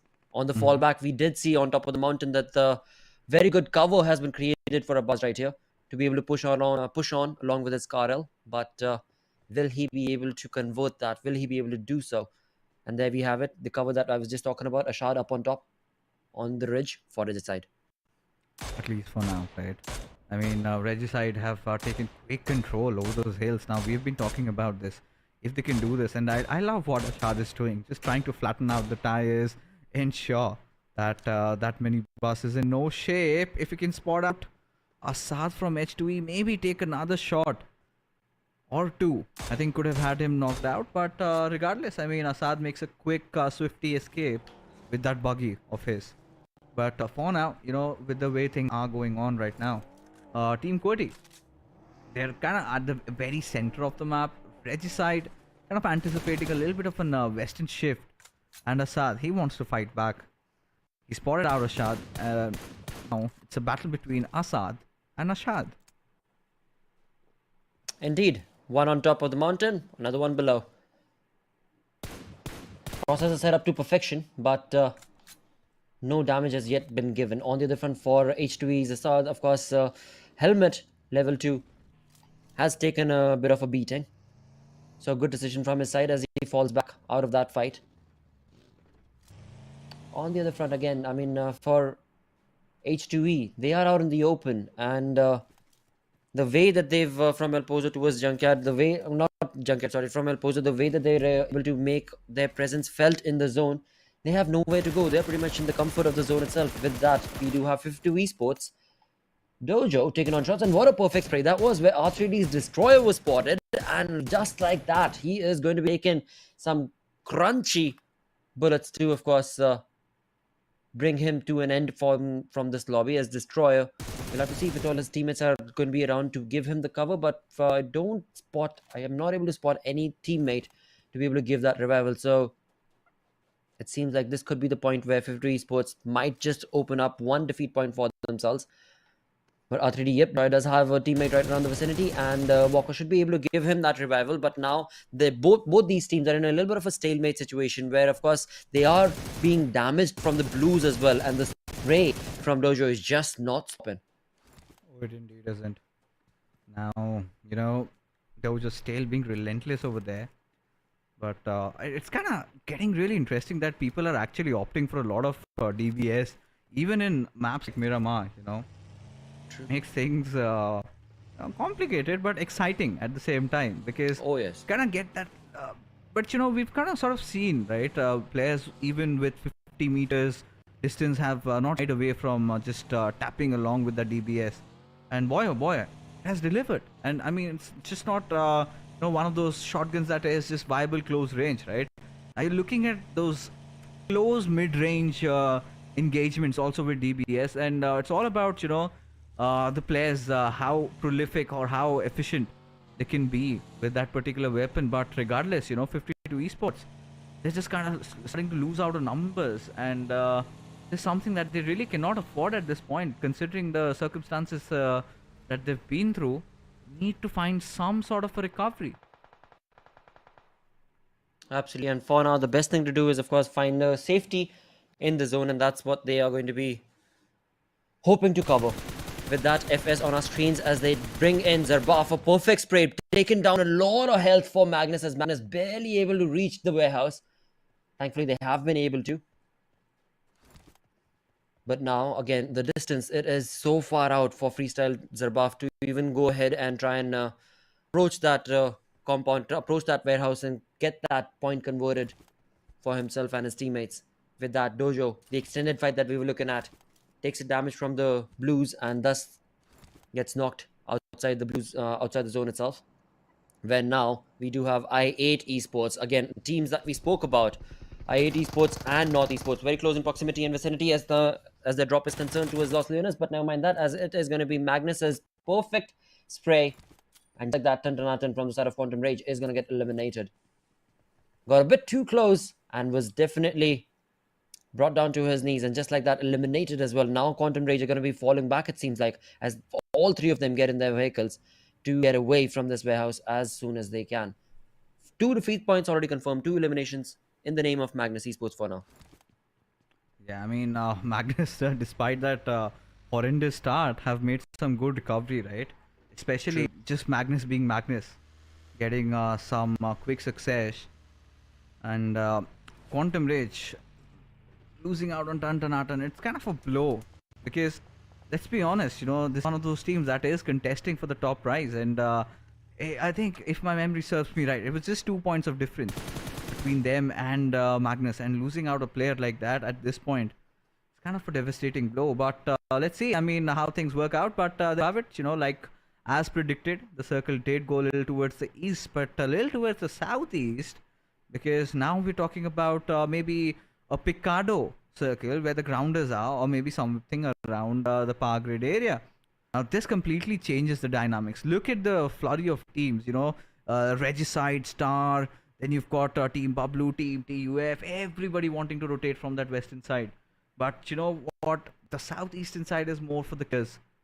And if these teams realize that, it would be better, because from the western side, it is going to be a slaughterhouse. It definitely is. And from the backlines, we see BABLU making that late rotation to make an entry into the zone from the west itself, as you mentioned, which is definitely going to turn into a bloodbath if they're not careful. On the other side on our screens, we do have 3x Esports making their presence towards the power grid region itself, where again they do have the team around the vicinity to be careful of, and that's going to be H2E. Now H2E is a 3-man team against a 4-man squad of 3x, and it seems like a stalemate situation is what H2E wants to be a part of, where of course they know that the numbers are not going to be favoring them. So all they want to do is just be able to get a small little corner of this power grid warehouse and just call it their own. Do not want to be troubling their tenants around the lobby, around the compound. That's going to be 3x Esports for now. But again, in the minimap, we can see that there's another team that's going to be out there. Of course, on our screens, we do have H2E's Dread taking on shots against Team Star, which is a little far off. And the other team that I was talking about is going to be R3G. So 3 teams around in close proximity to warehouse of the power grid region. Oh, Thor just trying his level best, try to get those shots connected, but all he can do merely is try and dish out some damage. Has to be calculative with the number of bullets he has. But Mary spotting out Tarzan's head, and I'm pretty sure Tarzan would be baffled for a moment. Where did that come from? So Exactly. finding the little, just threading the needle over there, little bit of an opening, and make sure that connected. And had that been a knock, that would have been absolutely devastating. But regardless, he's never gonna get on top of that again, at least in this match, the very least. But let's see, TUF, what are they up to, the players at this very moment? Saad is just prone in just on the peripheries of the map. And board may be spot out. The players of Team BABLU, there you go, just spraying down. Hail Mary of bullets, not really connecting, but BABLU seem to be, having their attentions diverted elsewhere. They did manage to find a knock on the players of North Esports.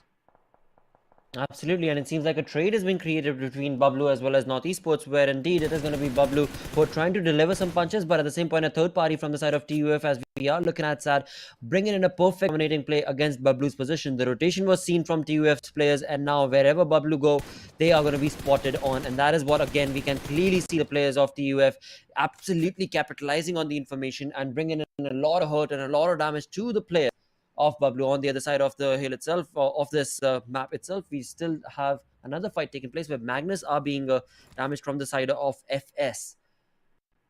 A tough game for Magnus as well.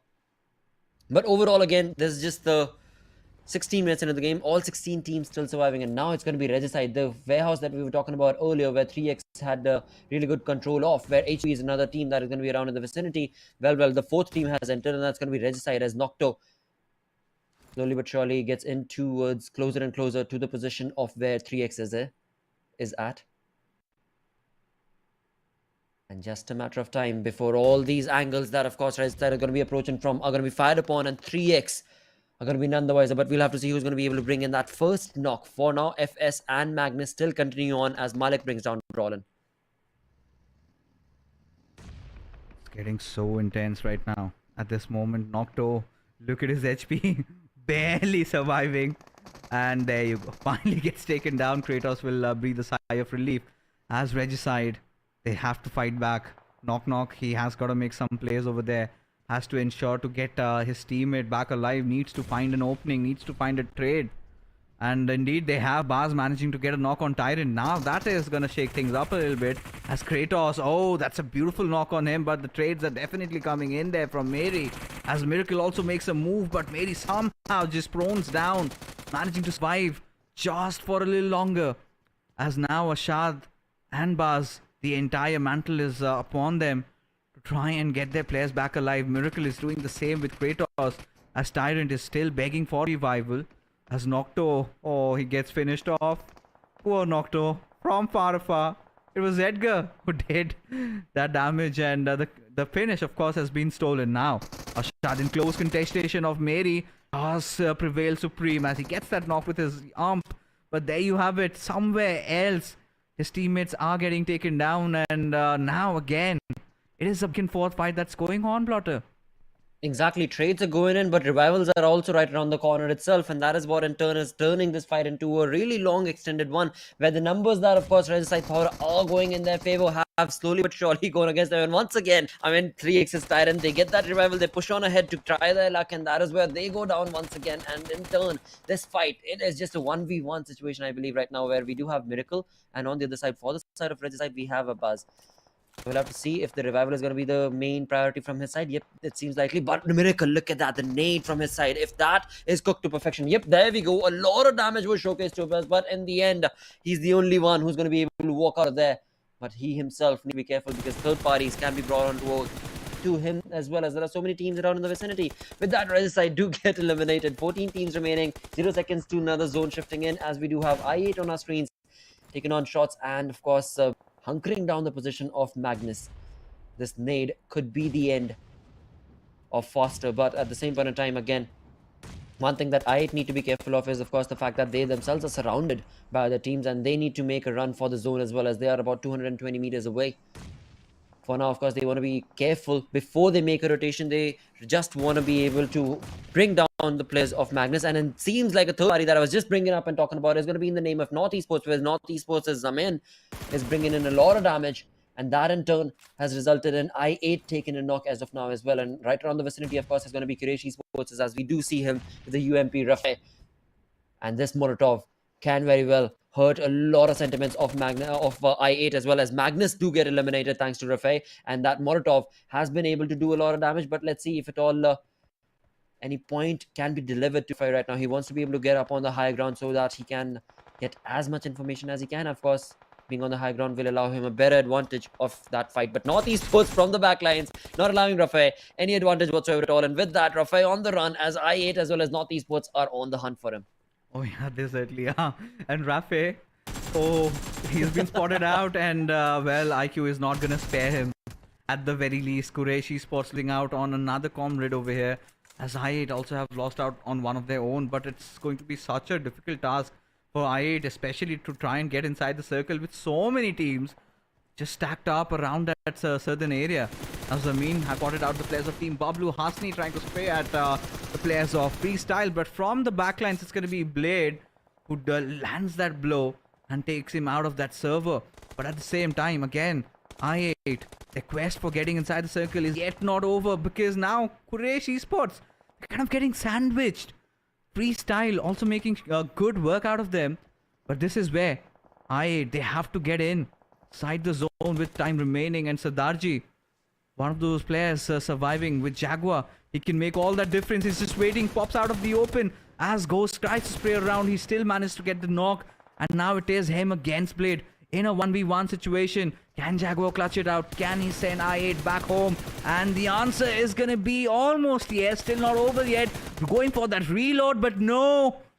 Blade somehow manages to come out through, but has no time, as he's got to make a run for it. As Sardarji pushing at his direction gets finished off by the players of Freestyle, and Blade, he walks away with murder.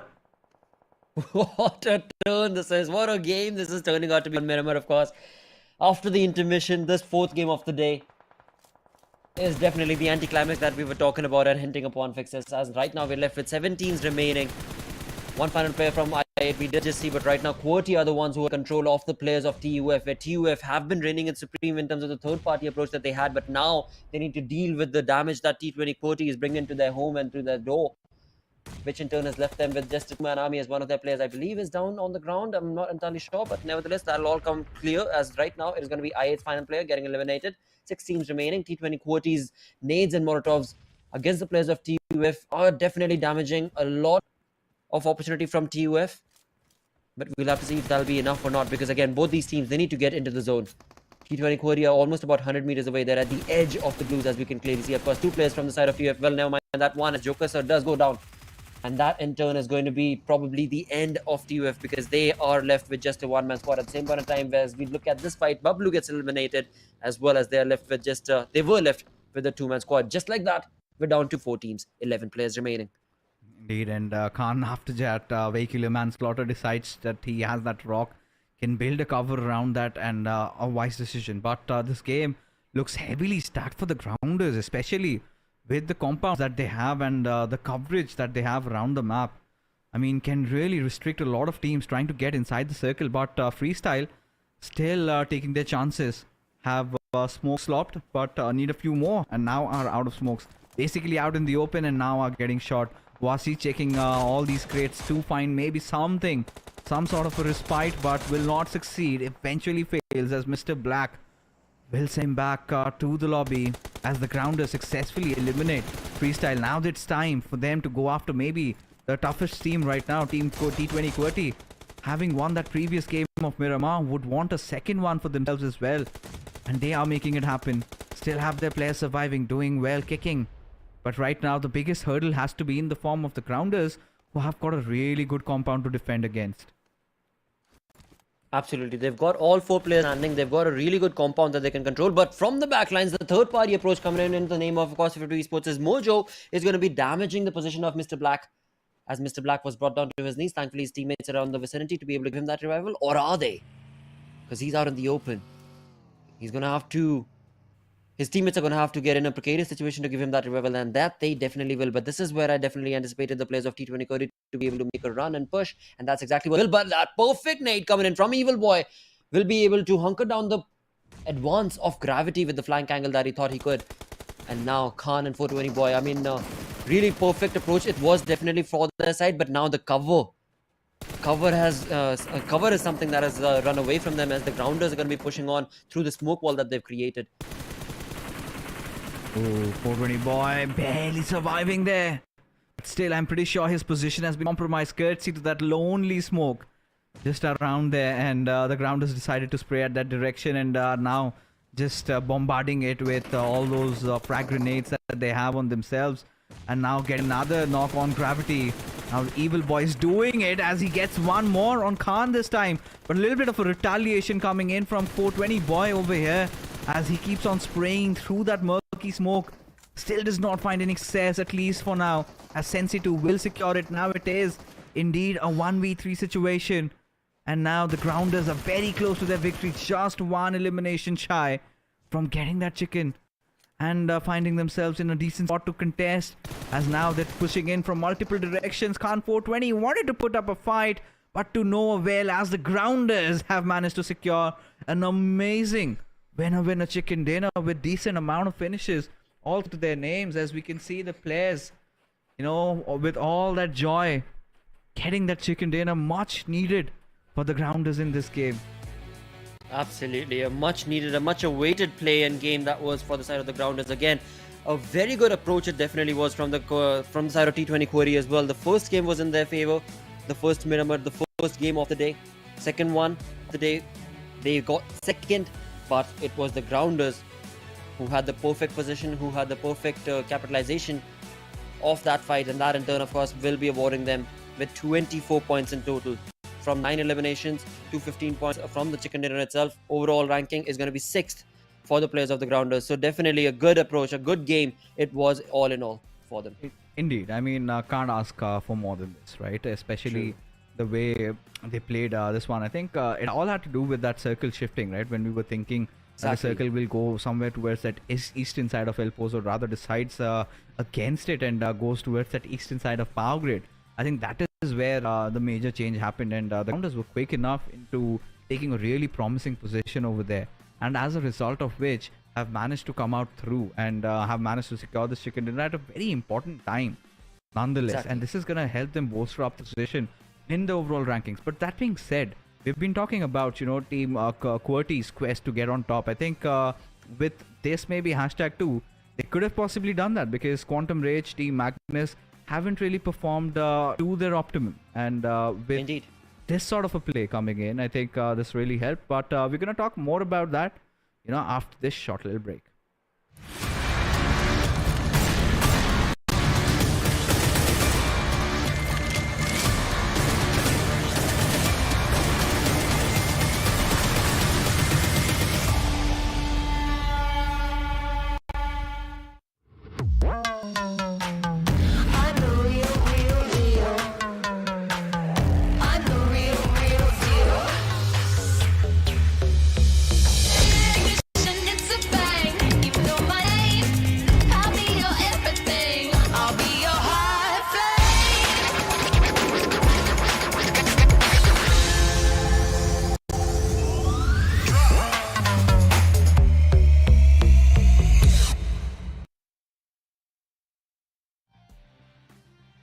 Alright, finally, you know, Shadow's favorite team managing to get the chicken dinner, and Shadow was unable to make a prediction in previous game, and we did have a request to the production which was just denied. But we're gonna go up with what really happened. Shadow, it was an amazing game of Miramar. The grounders did manage to secure the chicken dinner, but it was Khan 420 Boy coming out with being the MVP, 813 points of damage. I think this lad was impressive. Well, he was certainly impressive, because the damage he was dishing out, despite that 3 elimination, yes, his teammates were getting fewer more eliminations, but Gravity also from the side of QWERTY pulled up a valiant effort in the end. But along with 420 Boy, we have to talk about Evil Boy also from the side of Team Grounder, because this time he has got 5 elimination, and Team BABLU Zubian as well. Oh yeah, I mean the way these lads have been playing it around. Evil Boy, Zibian, Joker and Khan, I think all these lads deserve some applause, especially with how T20 QWERTY approached. A little bit lucky with how the circle really shifted, made it a lot more easier.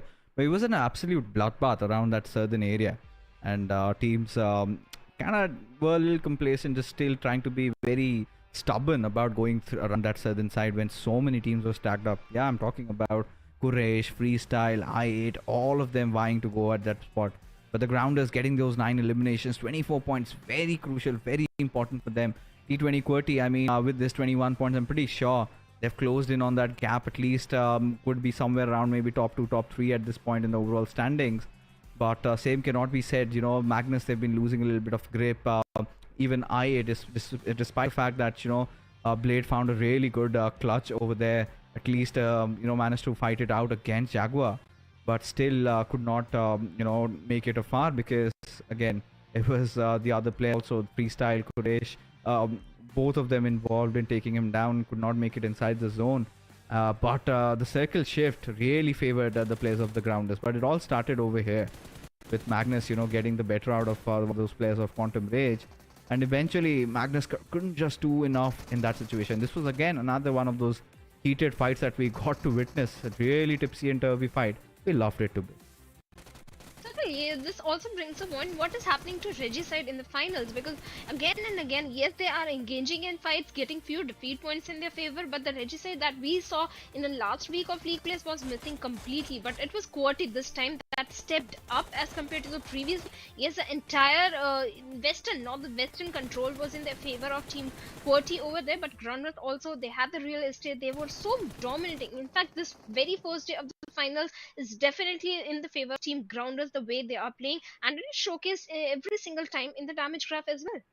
Oh yeah, I think the Grounders, when it matters, if they are performing, then that's all we need from their side, don't we? Because this is exactly what we would expect from a team of such caliber. The Grounders always were one of the oldest squads in this region. The league stages did not go the way they anticipated, but eventually, they came out through, right? And this is something really good that we need to appreciate, at least for them. But again, moving forward, considering how situations are, so now I really want to take a look at the overall rankings, because this is going to talk about a lot of things. TUF, despite just getting shelled out by the players of T20 Qwerty, still did manage to get 7 finishes, and it was much needed, especially the way they've been struggling in the bottom half of the table, right? And that is where things could have been much better, but it's all right. That's all I can say at this point.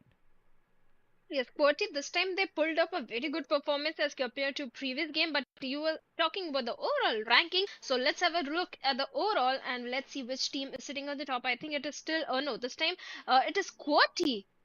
Big jump, 3-point jump they have taken up, and they are sitting on the top. All right. I mean, this is something that we were actually anticipating, and it has eventually come out true, right? T20 Qwerty getting those 118 points, really helping them out, and Magnus Esports with 116 to their name. Now this is where they really need to wake up. Qwerty are making it happen. We've been talking about them. One of the best, finest teams from Pakistan did go through a roster change, and it's all making sense right now. 2 successful Miramar games, and they've been looking really solid at this point. And if they can hold on to playing like this, you never know, they could emerge out as the champions. But again, as we take a look at things bottom down the table, it isn't looking really sunny for Regicide, like you said, and even for the likes of H2E and 52 Esports, especially with the sort of a momentum they had from week number 3 entering into the Grand Finals. Well, for 52, they were focusing more on the placement points in the very last week. So the entire, this time the drops have changed, certain rotations have been changed. So maybe that's why 52 are struggling, or maybe they are trying to contest the drop locations with the players of Team Magnus. That is certainly not working in their favor. But yes, Regicide, I still want to see a good game coming from their side.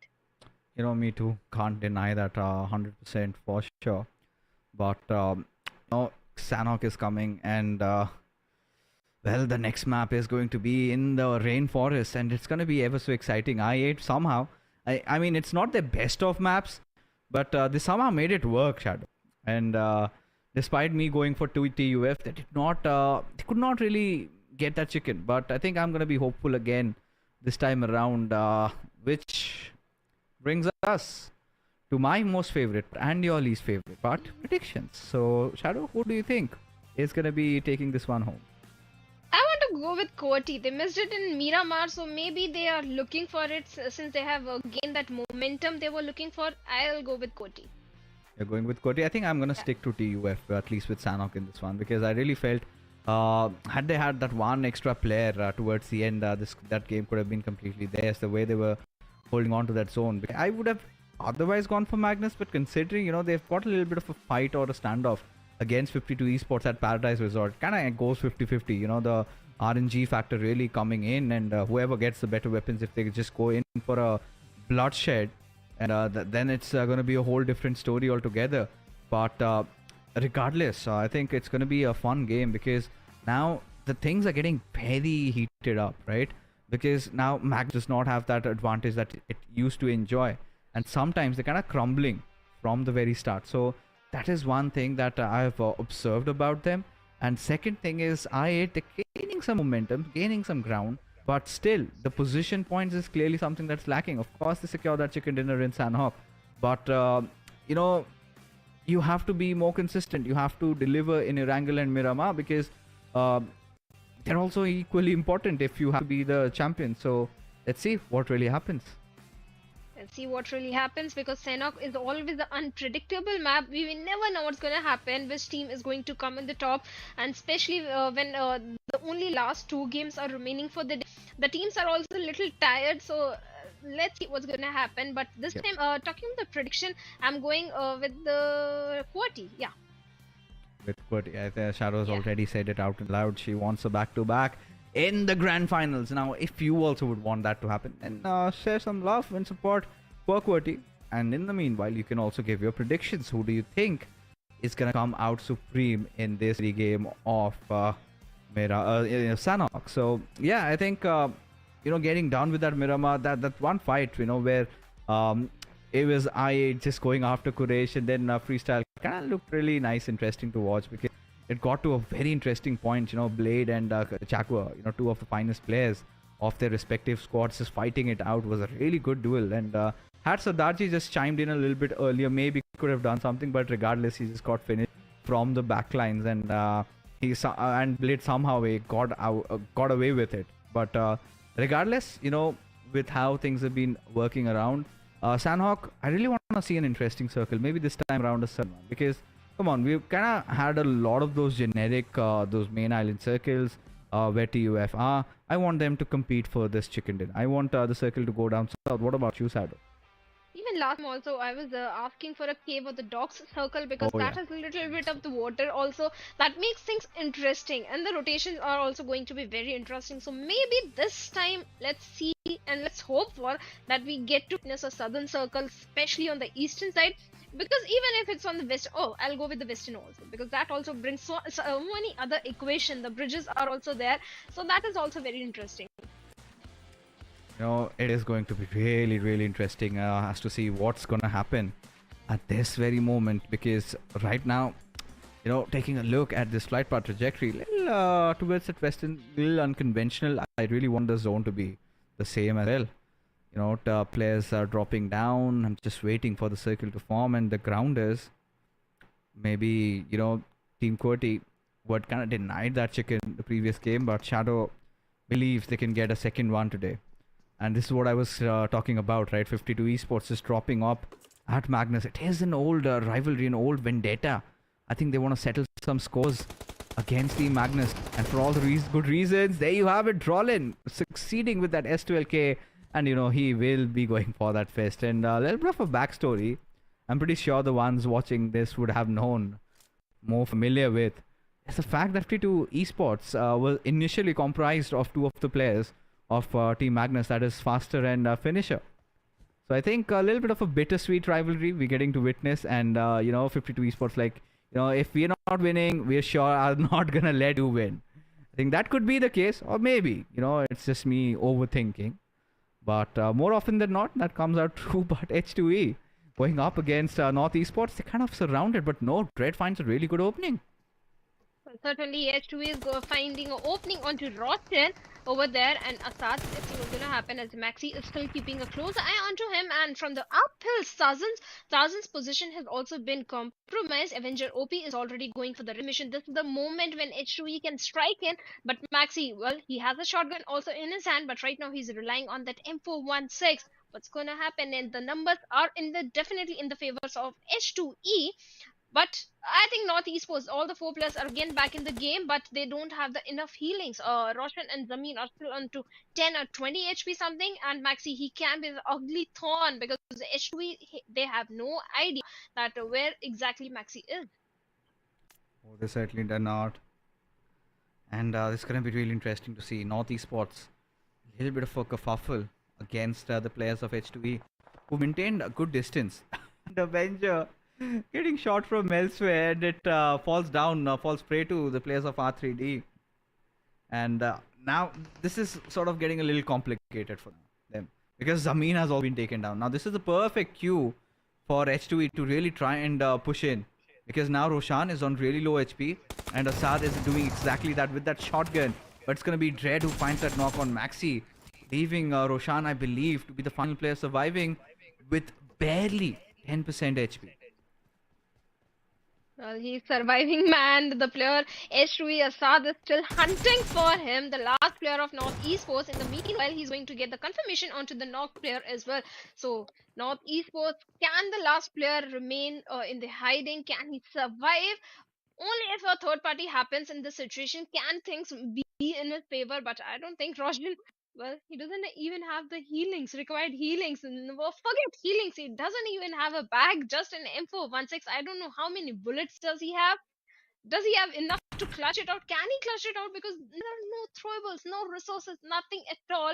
All he can do is just hope for the best and not move a muscle. Any sound cue is enough to make his presence felt to the players of other team, R3D.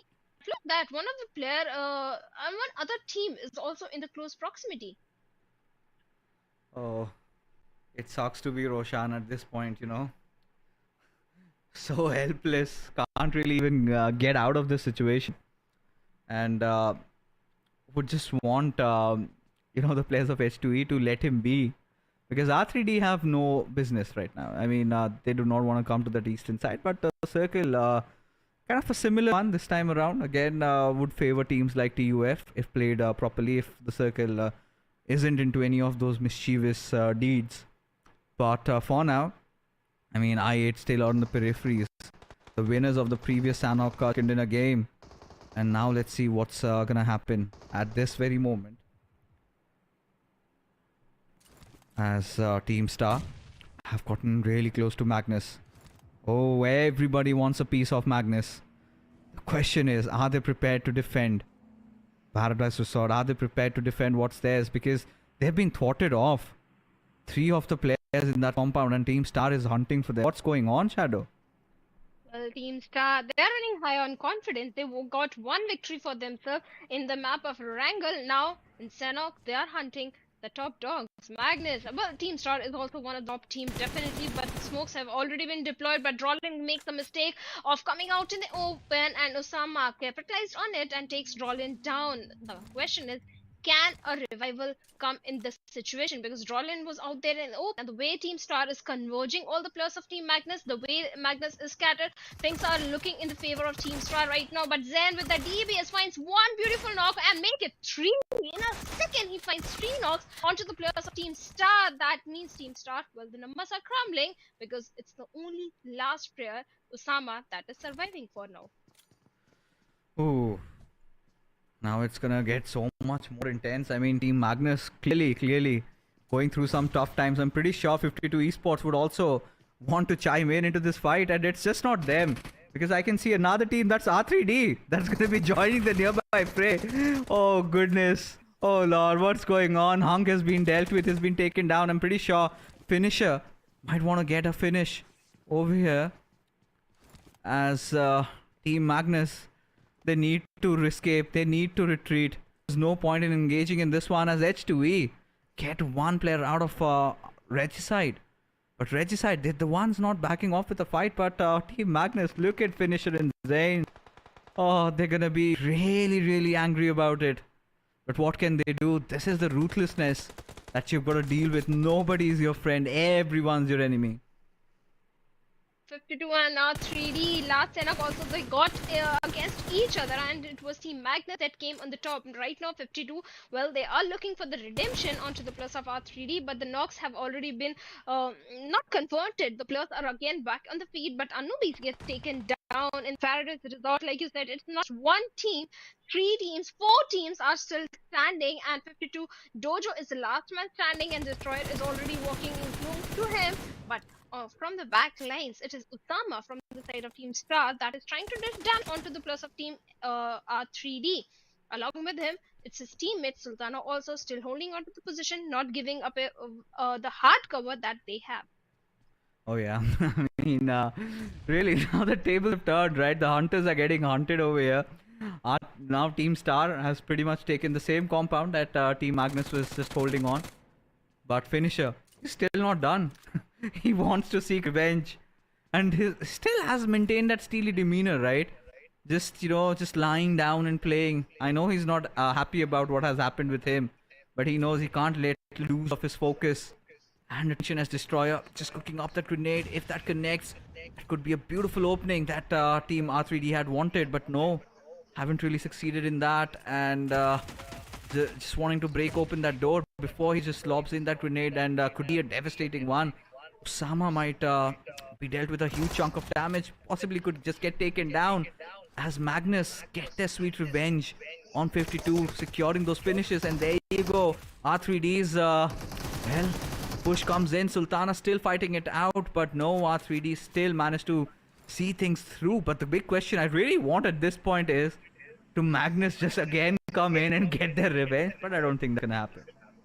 Well, it can happen. The way Zen is playing right now with the DBS, the way he managed to take down 3 plus of Team Star, well, Team Magnus, anything can happen because they are running high on confidence. Even I can't say Team Star, they have the numbers advantage right now, but yes, R3D, they have the numbers advantage. 5 defeat points, they eliminated Team Star just now, and now they are looking for Magnus over there. They are looking for the sweet revenge or the redemption in the map of Sanhok, and this time they want to eliminate Magnus. And I think Walker is trying to spot Zen over there. Can he spot him? That is also a good decision from the side of R3D, not to overextend the fight, not to overcome in this particular one. But what is talking about them? Well, they are still around the boot camp area. Oh, they certainly are. And at this point, it's so decisive to say what's going to happen at this very moment, because it's going to be really tricky as to how they would want to approach this very situation, as TUF still getting the mercy of the circle yet again. This time, thankfully, they have 4 of their players and really good control over the territory. Now, Team BABLU has made some quick rotation this time. Do not want to get in the crossfires of Kurti at the very least. But 3x is right beside them, and we've got the players of Quraysh right behind them. This is where it gets really interesting to see. But again, a lot of room created for I8, to be honest, right? On the eastern side of the map, nobody really there to bother them, as the grounders make some movement up from the northern side. As Roshan finally getting his loot done at Hatin. I think maybe the best idea for him at this point, Shadow, would be to collect as many meds and try and go for that healing battle. If he can get maybe like 4-5 extra position points, then I think North Esports could have gone more than what they bargained for. I think that is what he's looking for. He's looking for those first aid and the resources right now. But talking about the freestyle, well, they are somewhere on the southern eastern side, and Zarbaf is being the little cheeky one, getting the information onto the players of Quantum Rage, who are unaware of the position of Zarbaf, but somewhere else in the boot camp, R3D and Team Quati are going up against each other, and Quati has managed to get 1 defeat point, leaving R3D as a 2-man army. Can they defeat the plus of Team Quati? Because I can see from the backlines, H2E is also making the rotation, trying to enter into the boot camp area. But right now, Quantum Raid, Senior, and Tanatan are still holding on to the perfect angles of the position as they're waiting for the plus of Team FS to come a little closer. But looks like FS, they are in no mood to do so. They are not leaving their hard compounds or leaving their positions for now. They are not going to come out in the open. That's a smart move. But northern side, it was a northwestern side. We have the players of Team 3x, little spread out, in a very good position to stop the players of FS, even Quantum Rage, who will try to make the rotation from the southern side. But like you also pointed out, the team on the eastern side, that is I8, well, they have the complete control. Last time things didn't go too good for the players of I8, but yes, it was a map of comeback. I8 started gaining their momentum in the map of Sanhok itself by getting that big win. Can they repeat it this time again? That's $100,000 question, Shadow. Like quite literally.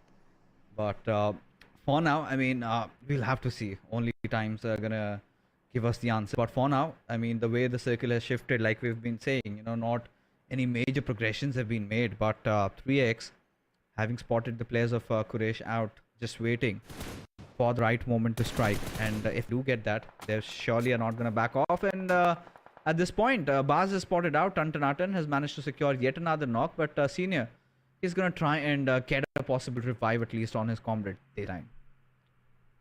Certainly, he will be looking for the revival as the smokes have already been deployed. But look at Baz, he's keeping a hard scope or hard ADS onto the fallen teammate Tanatan, so that means revival is not going to be so easy. But Male, he's going to find a beautiful knock onto Wasi, who was out there in the open. So that means Quantum Rage, they are picking up fight on the multiple fronts. Can they come on the top? Looks like they are going to lose Tanatan in the process as Senior little late, a little few seconds late. If he had reached his teammate a second later, maybe revival would have come in. But right now, Quantum Rage as a three-man army and Regicide right in their doorstep. Right on their doorstep. Now this is gonna make things a whole lot more interesting. How is Goku gonna defend for himself as the push is on, as Ashad gets taken down by Sarbaf. Beautiful knock coming back as Goku yet still somehow trying to fight it out. Oh, could have managed to get that knock possibly. Would still try his level best though. Has some help from Cena coming in, but Goku gets replied back with a grenade coming in from Regicide, Baz's side as Ashad. He's gotten that revive, but Goku still wants to be persisting. Wants to go with that push as knock almost got knocked out over there. That's the third circle. Still somehow Regicide are alive as the other players of Quantum Rage are also chiming in inside this fight, and this is the moment where Regicide are cornered. But look at Senior. He's made some really nice play over here. Or our Regicide or Quantum Rage, they're just backing off, Shadow. They're just choosing the highway, just avoiding the fight and focusing more on positions. The blue is also closing in, or maybe they want more real estate because all they had was a little hard to their advantage, and single grade would have been very devastating for the side of Quantum Rage because they were picking fight not just with Regicide, it was with Freestyle, and now they have let Freestyle and Regicide lock horns with each other, and they're going to make a safe escape from the situation. A very smart move from their side, I'll say, but now they're trying to move inside the circle, and Magnus is waiting for them, looks like. Magnus certainly is now. I mean, but Magnus did not have the same kind of numbers that they would have otherwise hoped for. Of course, would have expected, better or rather more players with them. At this moment, Miracle is at a position getting taken down by Wasi as Freestyle is just fighting it out from the edges. Again, from that southeastern side, just around Quarry. It's kind of a deja vu circle, right? And this time, the only, saving grace that TUF still have the majority of that circle as Tyrant comes and tries to help his teammate. Has taken quite some bashing, though. I think he's made it safe and sound. He's safe for now, but how he's going to escape from that situation, well, only time will tell, as Jaguar is going to open things against H2E in a third party situation and takes one of the players down. Can he get the confirmation, because Team Quote is also in the close proximity, and Gravity is the one that is going to capitalize on the defeat point, and Tarzan, well, he's being one with the nature, still hiding behind that rock, having a hard cover, and QWERTY, well, they have no idea where exactly Tarzan is. The only thing that can happen in this situation is a third party that is definitely happening, and Jaguar, well, he eliminates the last player of Team H2E, and with that gets 1 defeat points and also the sweet revenge of the defeat that was taken from his hands. Oh yeah, and at this point, well, let's see what is gonna happen. Quraysh Esports, quite an interesting name. Starting to wonder who that could be. Looks like maybe Sardarji or Money, for sure. But regardless, finisher getting the better out of Mr. Black, and I don't know, Shadow, how do Team Magnus do that? I have no clue. They still are a two-man squad and still have so much of fight left in them. Zen and finisher making sure, at least, even if they go down with enough finish points to their name. But look at TUF again, having the better of the circle. They just, all they need to do is reunite at this point. But even I have a really sound chance of finishing a chicken dinner in this one. Well, certainly. But well, they have to pick fight with the team that will be coming from the northern side. TUF, well, they have the majority of the compounds under their control, so the chances of TUF are definitely high in this situation. But Jaguar, look at him, he's crawling his way towards the side of Pika. Well, Jaguar, he has his teammate also to provide the cover fire required, but Quraysh Esports, they have no idea where Pika is hiding. Oh god, oh god, this could be horrendous for Quraysh. Certainly clueless, just fist their way up, making sure they don't want to give away any noise. Pika, in the meanwhile, he's just waiting for that right opportunistic moment as his teammates have opened things up. Teen Wolf getting back to his teammates. Of course, Team BABLU, they would want to get inside the circle, and having spotted the players of Quraysh out, he's just yet to open fire. Pika waiting for that right moment, letting everyone pass, relaying all that information, and maybe take down that last player who's chopping his ways around. But no, Stale decides to go against it. Stale hasn't fired a single bullet. He's not going to fire any bullet. He's not going to give away his position because this is Sanhok. Any minute a team might be rotating from the close proximity and a third party might happen, and that is where Team BABLU, well, they are being really cautious right now, but the team that is not being cautious is R3D Walker. He's trying to get one defeat with a grenade, but he's going to miss out. But Uzm is going to find a knock onto CU of Team Grounders, and Sensi also gets taken down by Reggie Sai, so that means Grounders, they are in a trouble situation. In fact, a lot of trouble because they are picking fight at two ends, or two teams are looking in their direction. That is not a good thing. But 3x Miracle, well, he finds a knock onto Sigma Male, and Uzm is going to end things as he's going to eliminate Team Grounders on 13th spot. Oh, he certainly will. And look at Zen finally being brought down, and the Grounders also, their run sort of ending. But now T20 QWERTY, they also have to get inside zone, Shadow. Now this is going to be an interesting one. How do they do that? They've got to make their choices, they've got to make their calls, because at this very moment anything could possibly happen.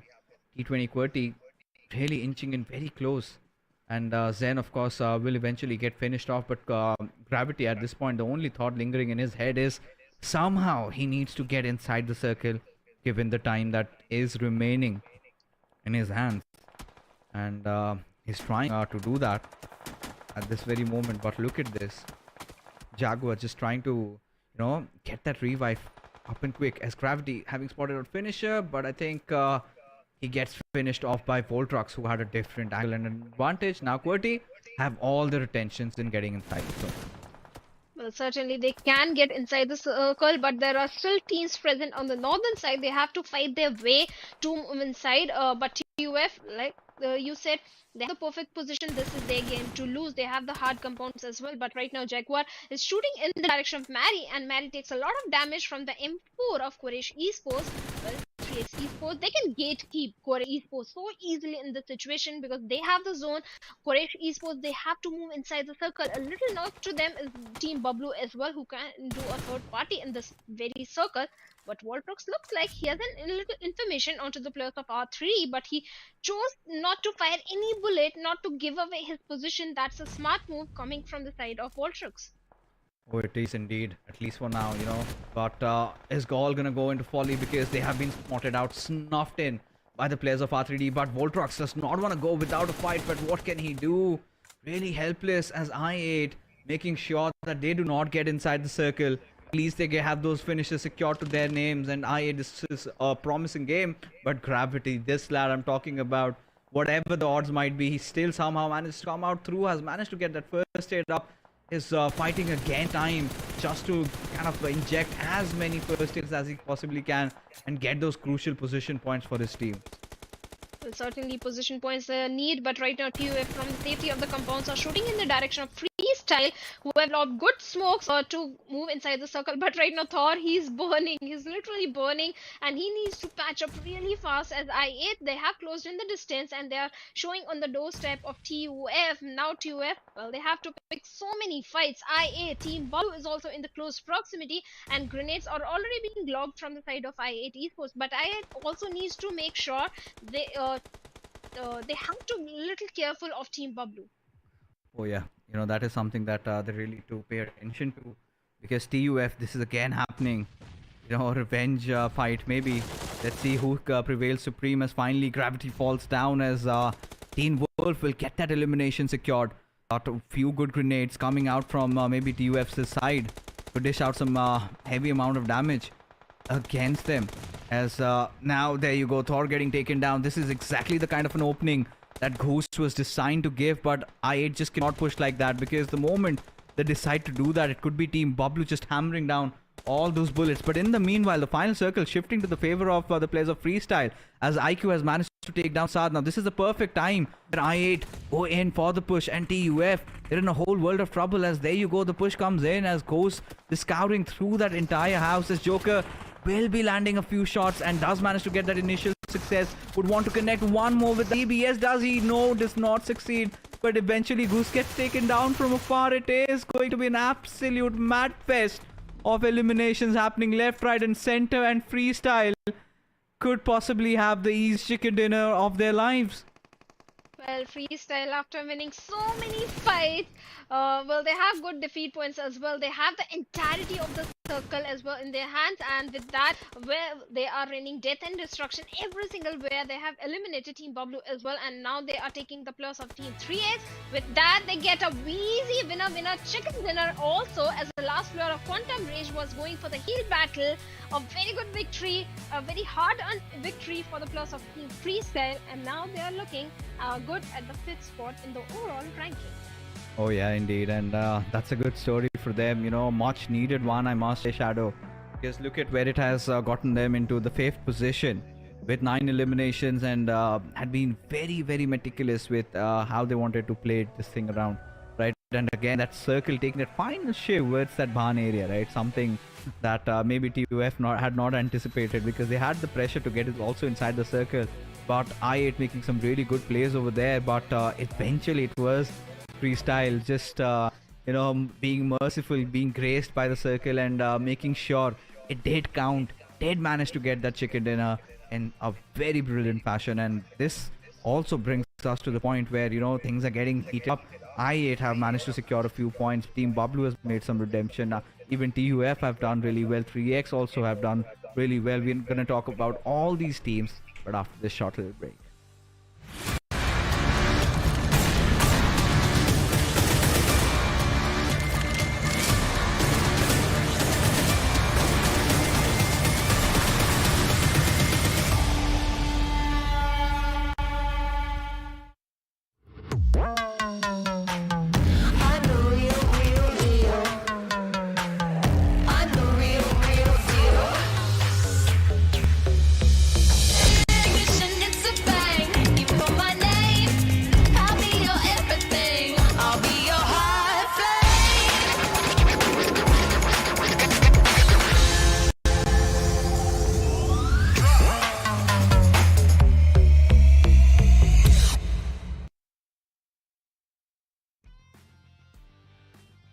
Hello and welcome to PMPL right here in the Pakistan region, where of course this is day number 1 of the Grand Finals itself, wherein yes, one final game remains. But again, Shadow, this Sanhok game, this was definitely a blessing in disguise for FS. But again, they fought for it. They got 9 elimination points out of that. But it was definitely a very good game. But after all, again, it was a chaotic one is also what I'll say. Because there were so many opportunities that other teams had and were just kind of given away. What do you think? Certainly, so many fights were happening, third parties were happening, a team is getting a victory in a particular fight with the single man surviving, but the victory was short-lived because it was FS taking the final player down and eliminating that entire team, the last player. And That was something interesting to witness, but definitely not interesting for the teams that were getting an True. elimination. But still, uh, very interesting game, typical Sanhok. Absolutely. With that, talking about the MVP, we do have Magnus's player right here, Zen, with 4 eliminations. And again, I mean, 3 of those was the DBS plays. That was miraculous to see Oh. back to back to back.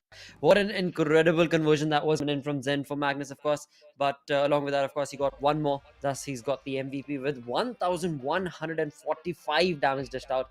Yeah, that's a lot more than 4 eliminations, that's for sure. Well, certainly the DBS gameplays that were coming from the side of Zen. In just a matter of seconds, he took down 3 plus of Team Star. Along with him, I think it was Joker Sir also that tried to do some good gameplays with DBS but failed to do so. But along with Zen, it is Gravity also from the side of QWERTY having 4 elims, and from the side of FS, it is Mom2 and Wasi who showcased very good gameplay. And how can we forget Voltrox also from the side of QWERTY with 3 elimination.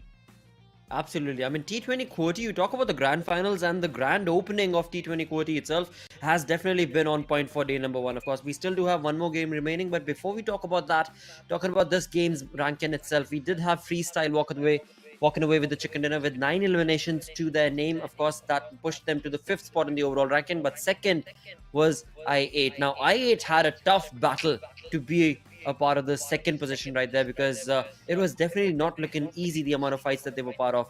But overall, again, only 4 eliminations was what they were able to walk out with. But good placement points for Team I8. The way they were picking fight, lobbing few grenades in the direction of Team Gravity over the Team QWERTY over there. Even in fact, Quantum Rage also not too many elimination, but good placement points. When the last player was going for the heal battle, also 12 placement points. That means Quantum Rage they spot, because in the overall ranking they are still in the top 5. All they have to do is maintain the consistency, get an average of 7, 8, or 10 points in their favor, and they are good to go. Absolutely, definitely. That is so very true. And again, when it comes down to day number 1, as we mentioned, there is still one more game remaining. But before we jump into that, as so perfectly mentioned by Shadow, there are all the chances that that final game of Erangel could go either way. But right now, we do have the Oppo F21 Pro moments on our screens where things started off very early actually in this game. We're only at 3-minute marker where we're already looking at so many players going down. And this was the moment when Zen with the DBS, he rained havoc onto the plus of Team Star. Team Star, I think they became a little overconfident in this situation. They were like, it's only one player, but they didn't realize that last player or the second last player, well, he has a DBS in his hands, and DBS is very deadly in close range. But other teams also, this way, Quraysh Esports, the way they were trying to take down the plus of H2E and they eliminated entirety, that was also very impressive. Absolutely, and then slowly and steadily as we move towards the edge, towards the end of the game itself, this is where the zone came in, and the zone helped out massively towards the change that it brought on towards one. But right now, this is where, of course, Joker Sir, the one that you were talking about from DBS, from TUF, as he tried his level best to get on those shots, but eventually was eliminated. Alongside that, in the end, it was, of course, Freestyle walking away with a perfect game for themselves. And the only team that came close to the amount of damage that Freestyle did was right there, of course, Magnus, with 6 eliminations of their own, 1470 damage compared to the 9 eliminations of Freestyle with 1567 damage. So a big difference right there. I mean, Magnus finished quite a bit for earlier compared to how Freestyle finished, of course, with the chicken dinner. But the amount of damage that was dished out from Magnus, the amount of fights that they were part of, definitely can really be seen right here from the damage graph. Well, certainly, Magnus, they were dishing out damage, and yes, they were also able to get those knocks confirmed into the defeat points, because they have 6 defeat points, and FS also 9 defeat points in their favor. So, at least in the terms of elimination, both teams are looking good, and FS, well, they are looking good in the terms of placement points as well. So, overall, a good gameplay coming from a majority of the teams right now. Absolutely. Moving on to the overall ranking after 5 games that are still played, that have been played on day number 1 of the grand finals, we have T20 QWERTY leading the charge with 3-point difference between them and Quantum Rage on the first. After that, of course, is going to be Quantum Rage with 3-point difference, of course, 123 points, sitting on the second position, followed by Magnus Esports with again same 123 points, and then comes in I8 at the 4th spot. Yet again, it is a very close contestation when it comes down to the first page itself, because the point difference isn't that much, and one good game we can clearly expect a big change to be showcased right here on page 1 itself. Certainly, page number one, not too many changes or things are looking good for all these teams. Yes, Team BABLU and Quantum Rage, they have taken a jump of 1 point. Still, they are in the top 8 spot where they want to be. But talking about page two, well, 3x Esports, they have taken a jump of 2 points. Now they are on the 13th spot with 50 points, but still, there is a huge difference in the terms of the total points between spot 9 and spot 13.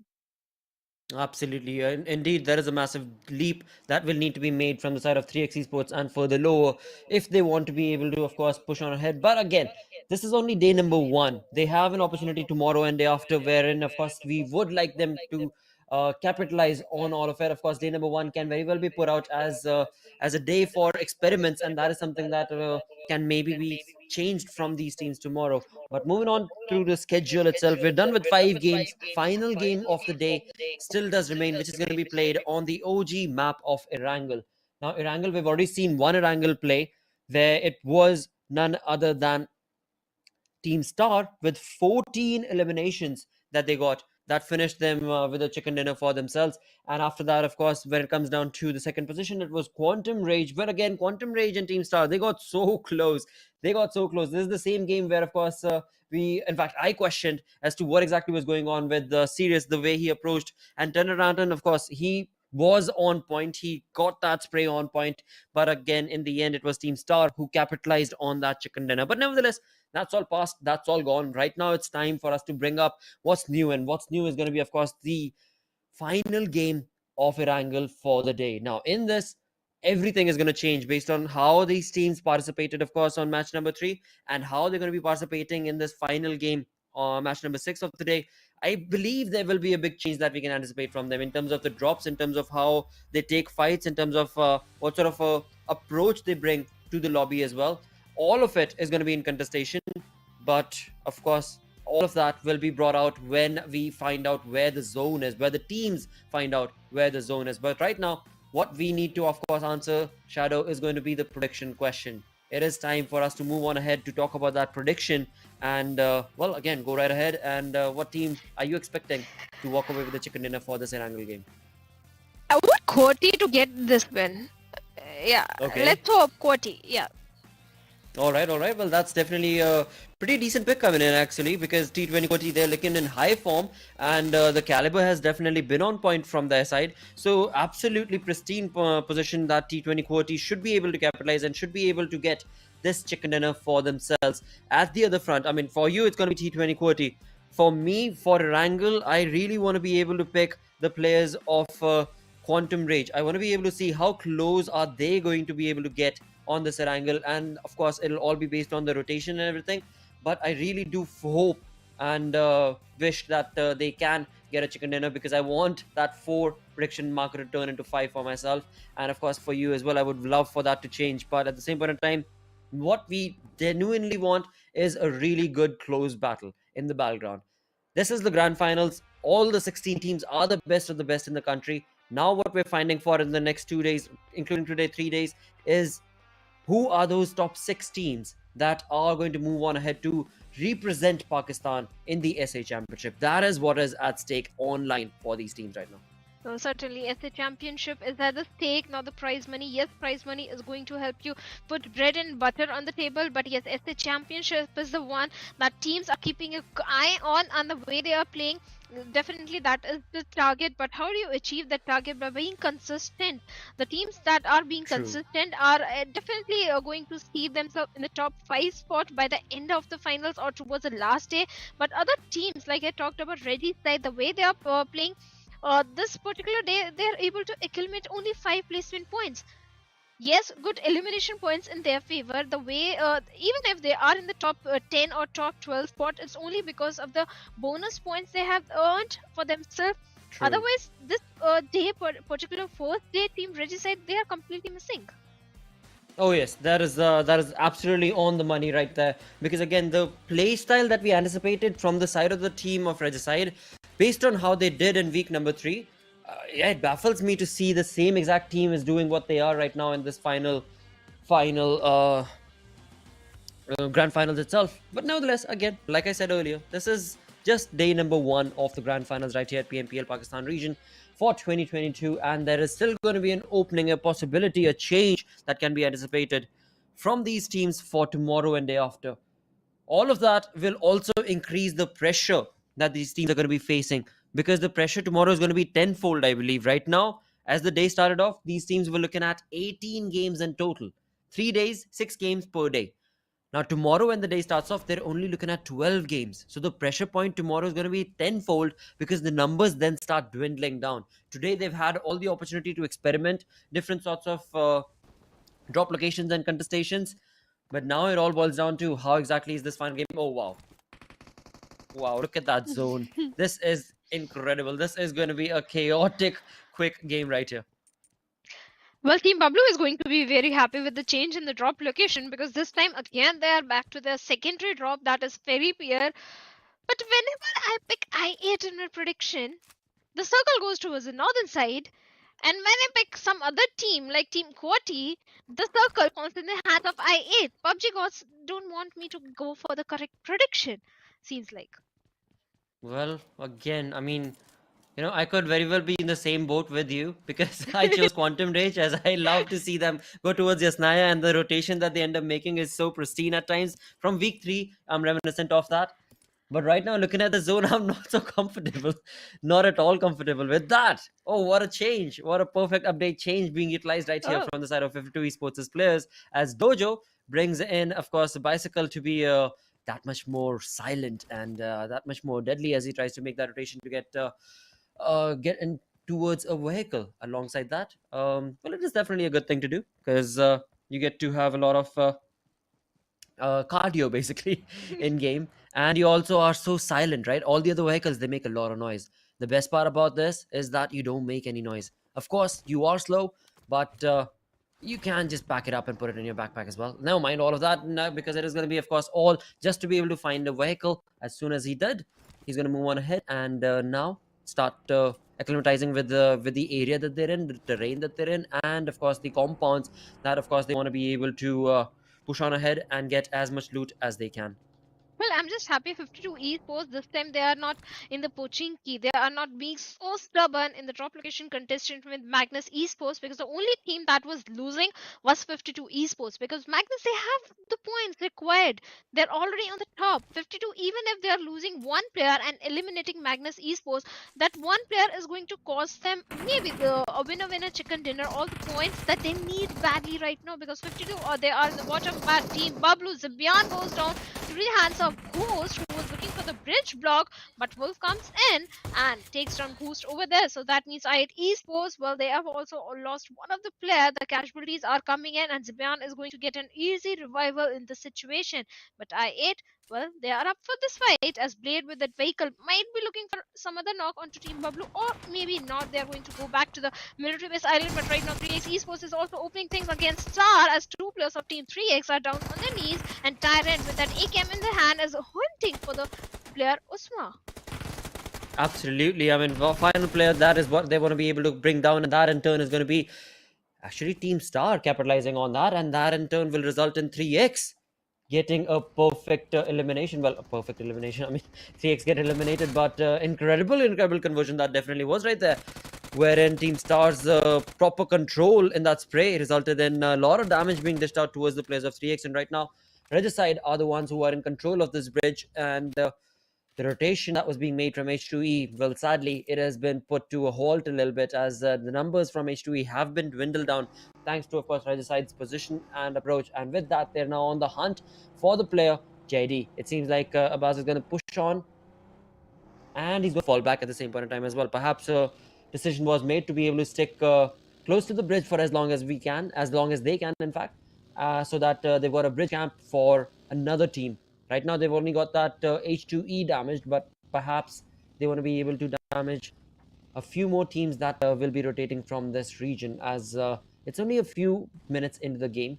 But already in the first 5 to 6 minutes itself, we're looking at only 57 players alive compared to 64.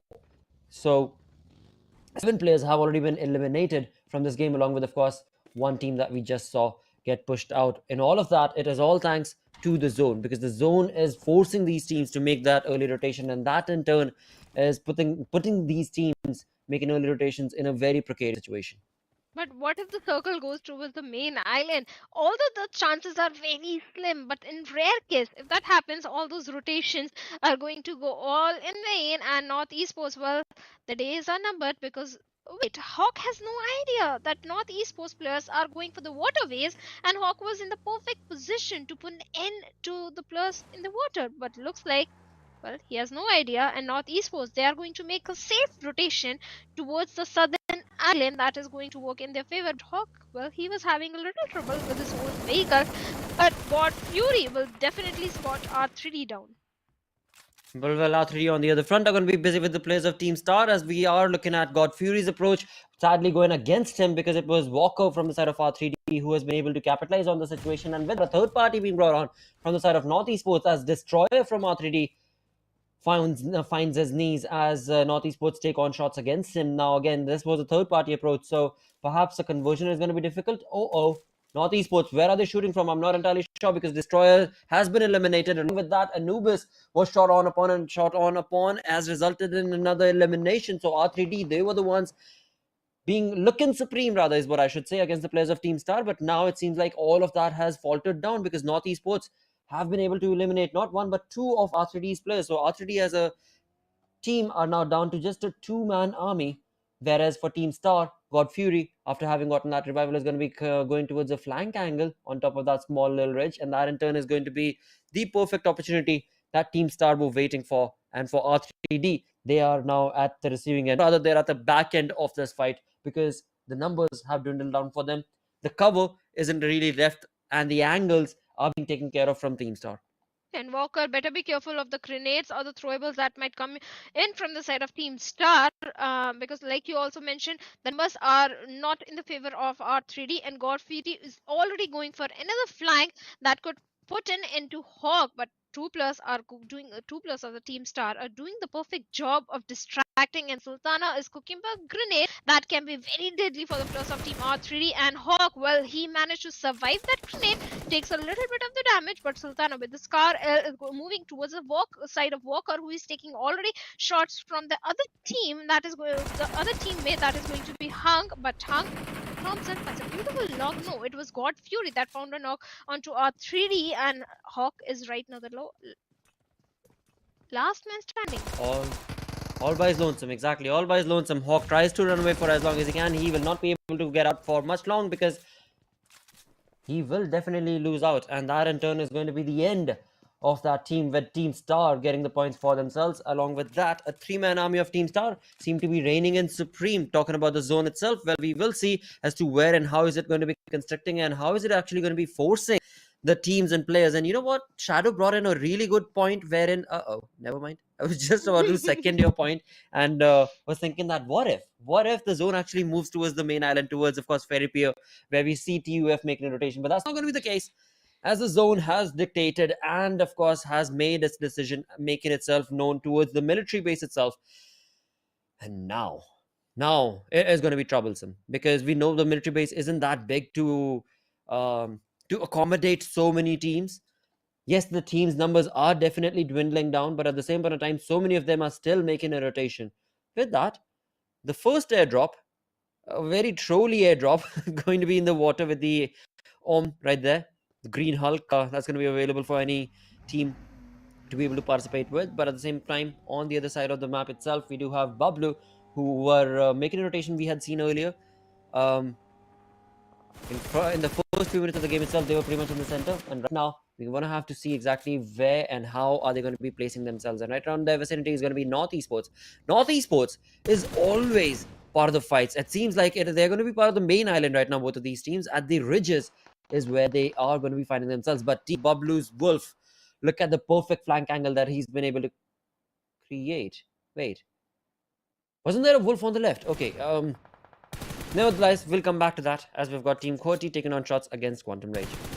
Well, they are still on the main island, so that means Quantum Rage and QWERTY, they have to make those rotations. They have to move through the southern island, where other team that can be Regicide is still waiting for them on the bridge area. And as the players of Team Gravity are trying to make the rotation from the vehicle. Sigma Male taking the brunt of the blue is making it a little difficult for the players of Team Core T. Both these teams are wasting away their time and the resources to fight in the blue, especially the way Quantum Rage players are placed. Even they don't have a vehicle. No, Goku has a vehicle that. Oh well, the vehicle is also a problem. Well, they have a buggy, so that means vehicles are ready. But why they are look at the first aid also. Even Goku has a single first aid to his name.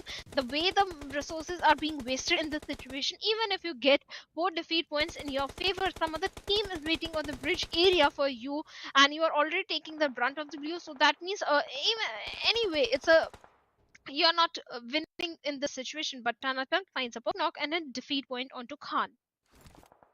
Absolutely, you're in a done situation basically, as we do have T2040 and Quantum Rage's fight continuing on fourth as 420 boy. What a perfect spray from AKM, but sadly will not be able to accommodate that, as it is going to be Quantum Rage taking on a perfect shot and bring in down numbers for T2040. Now T2040 Khan has already been obliterated. 420 boy, as we just saw, went down. A revival is going to be very critical, but probably seems outside the question, and Gravity and Voltrux are the only two players who are probably going to remain, and there we have them against the players of Quantum Rage. At the same point of time, they need to make a 700-meter jump and shift to be able to get into the comfort of the zone itself, which is going to be a lot more trickier than, of course, T2040 anticipated, because they are surrounded by the players of Quantum Rage. Of course, Gravity does have a vehicle. He's going to throw smoke right there to try and, of course, transverse and get away for as swiftly as he possibly can. He knows Quantum Rage's players are surrounding him all across the board. And in the top right hand side on the mini map, we can see that small little dot getting surrounded by the green Quantum Rage's players. T2040 in a world of trouble of their own, but both of those teams are going to be in a lot of world of trouble, because after all, they are at the main island, and the zone has constructed itself towards the southernmost part of this map itself, towards the military base, and that too towards the south of it, where indeed in the center we do have North Esports, and the entry being made from FS through the waterways is what they made this entry through the western fronts. It is looking very much pristine. Same can of course be said for the grounders as well, if they're not caught.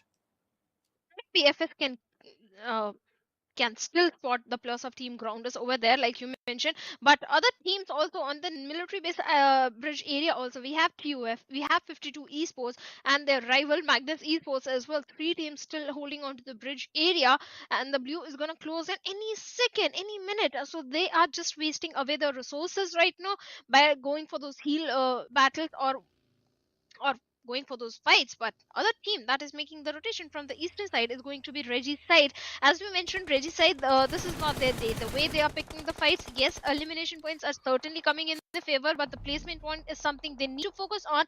And TUA Joker self, well, he finds a knock and a confirmation also onto the plus of 52 Esports. Other side, Quantum Rage and QWERTY, they are still being so stubborn on picking that fight, the inevitable fight, because that now is happening on the bridge area, and the numbers are definitely falling down from the both sides. And Thor, well, he has an angle onto the bridge, but can he spot the players down? Can he get a defeat points? Because he's also taking the brunt of the blue. And 52 Magnus Esports, anyone can spot the players of TUF, because they are, look them, they are so scattered. Well, this is something I didn't anticipate. Well, for TUF, it all boils down to how exactly are they planning on making their entry into the zone, because the zone, it just keeps on constricting itself towards the southern side, and all of these teams that are hoping to bring in some last minute points for themselves, well, they are in a world of trouble, as so perfectly mentioned by Shadow. Once they start making that rotation, they're already going to be in the crosshairs. They don't have an opening itself. I mean, they have an opening to get into the zone, but it's not going to be an easy one, that's for sure. As on our screens now, Magnus has made an entry into the zone. Another, well, TUF. It seems like TUF are going to be spotting on Magnus's rotation, as 2 of their players have been dropped down, and that late rotation from the side of TUF has definitely resulted in helping their position, but it seems like at a cost, because a third party against them is going to be brought on against in the name of 52 Esports, where 52 Esports are going to be damaging the position of the players of TUF, and in return, it is going to be, of course, 2 knocks confirmed for the side of TUF, and TUF now, they are at the mercy of 52 Esports, and 52 Esports is at the mercy of the Blues itself, because they need to transverse 1,000 meters. That is 52 Esports. They need to go 1,000 meters to get into the zone in the next 55 seconds. That also is going to be moving ahead. And Dojo, I think you're a little too late. Yeah, Mojo definitely was a little too late. Dojo got his first aid on point, but this fourth zone with 1400 meters to cover, it's not looking good for 52 Esports right now. Definitely not looking good at all. But Magnus Esports, they were a little cheeky and smart in the situation. Two of the players already went inside the circle. Two of the players remained on the bridge area. If they are able to capitalize on the defeat points, the remaining two players will do so. But that didn't happen. They were taken down. But still, two players are still inside the main southern island. That is where they are going to earn the placement points. But Thor, well, Joker Sir was eliminated, but now they have their process set onto the plus of I8 and I, well, they have a height advantage as well. But on the other side, 52, they are crumbling, and because of play zone, Edgar also gets taken down. Both all these teams who were in the blue, well, now they are losing their players. Now they are losing the numbers advantage, which they are not having, which I8 is definitely having as IQ will. He's trying to spot the players on the low ground where the players of H2E are there. Well, they have the safe compound, hard compound for themselves as well. At play zone, well, TUF, they are falling. They definitely are. I mean, TUF, they've been in a lot of trouble since quite a long time. Making that late rotation decision has resulted in not really being favorable for them. On the other side of the map itself, we do have Quraysh Esports bringing down numbers of Team Star, and Team BABLU are the ones who are being the third party against Quraysh Esports themselves. 14 teams remain, but only 40 players alive. So a lot of these teams that are left down with, I believe, just a 1 or 2 man approach. But right now, it is with Quraysh Esports, who we just saw were taking on a third party against them. It is going to be Jaguar going out in the blue to get himself to outside that area, outside that third party area, as his teammates are going to be providing that cover against Team Star. And now Team Star, they do not have an opening to get into this. From the backlines, we can clearly see the players of Quraysh Esports keeping a keen eye towards Jaguar's flank, as well as, of course, providing the cover fire that he needed to get out. With that, Quantum Rage are going to be the ones to get eliminated on the 14th spot. 13 teams remaining. And 38 years and Quraysh Esports, they are still relentless on picking the fight for the players of Team Star, who are basically pinned down behind that rock area. But Rafe, well, he finds a knock onto a shot of Reggie's side. Reggie's side, well, still on the periphery of the circle, but now they are picking fights. They are falling down three hands of the other team. Sultana still looking for that opening onto the players of Quraysh Esports, but the question is, can he find that opening? Because if you don't, there is no chance they can make it inside the safety. But still, there is a possibility if they are able to make those smoke walls or maybe through the waterways. Team Star, what path they are going to choose, well, we'll see. But on the backlines, we have Team BABLU as well. But JD's grenade takes down Blade from the side of Team IQ. And now IQ is the last man standing. Is he going to go for the revival? Looks like he's going to make the mature decision of leaving his fallen comrade bleed to death, because anyhow, revival in this situation was not so easy. Exactly, it was next to impossible, of course. And I8 are left with just a one-man squad as well. With 36 players alive, JD, of course, along with his teammate Dread and Tarzan are looking very much in control for the side of Team H2E, but they themselves are getting brought on down, as because Dread and Tarzan have been brought down. Their only left and their only hope is going to be, of course, JD. And it was all thanks to, I believe, none other than Magnus. Was it Magnus that brought them down? I wonder. But right now, H2E, JD is their only hope, because he's the one-man army. And yes, he definitely is being spotted out. And the area that he is in is not looking good for him. And of course, in the minimap towards the top right-hand side, we can see that he needs to get into the zone. That is going to be exactly where he's being fired upon. So a tough conversion for JD all by his lonesome as well for H2E. On the other side, Quraysh Esports' player is going to be bringing in a perfectly cooked nade against the players of Magnus, as Drawlin, being none the wiser, is going to find his end right there, and that's going to be the elimination of Magnus as well, as we're left with only 12 teams surviving. So many of these teams are left with such low numbers in their team that this game could go either ways. But at the same time, there are still teams like Quraysh Esports, like FS. My correction, not FS, but definitely Quraysh Esports, who have all 4 players still standing. Well, certainly Malik is bleeding right now, and 52, well, they have been eliminated by last player JD of H2E, getting himself one more defeat point. FS still holding on to the southern coastlines of the military base island. they definitely don't have the numbers, but North Esports, well, this is one of the team having all the 4 players alive, and they are in a very good spot inside the circle. They can gatekeep all the teams that are trying to move off from the northern side, but right now, Jaguar, well, he has spotted down. Well, does he? Does he know where Sultana is of Team Star, the last player? I think he does. I think he know. I think Jaguar has an idea, but Sensei with a beautiful grenade finds a knock onto Pan of Team BABLU. That means Team BABLU is also in a little bit of the pickle with a team over there, and Pika has been eliminated. That means Sensei gets himself a 1 defeat point. Rafe from the height advantage is trying to spot few players, but he has no idea where exactly the players of Team Regicide are. No, his teammate Hasni, well, he has an idea and he takes a shot down with a Scarlet spray. Absolutely. In all of this fight, North Esports have found a really good spot in the center, as we saw earlier as well on the map. Hopefully, next time when the map is brought on, you'll get a clearer picture as to what is happening, because we're only left with 10 teams, 25 players in total, but they're all surrounding at the edge of the zone. And in the center is only one team, that's going to be North Esports. Right here on our screens, we do have the Grounders, Siu, who has been able to spot out the players of BABLU. He's going to be bringing in a perfectly cooked nade, perhaps, and I think it's a little too out-timed. Yep, and BABLU is going to be able to get out of that in time, but at the same point in time, for BABLU, their position has been spotted out. They don't have a lot of places to run.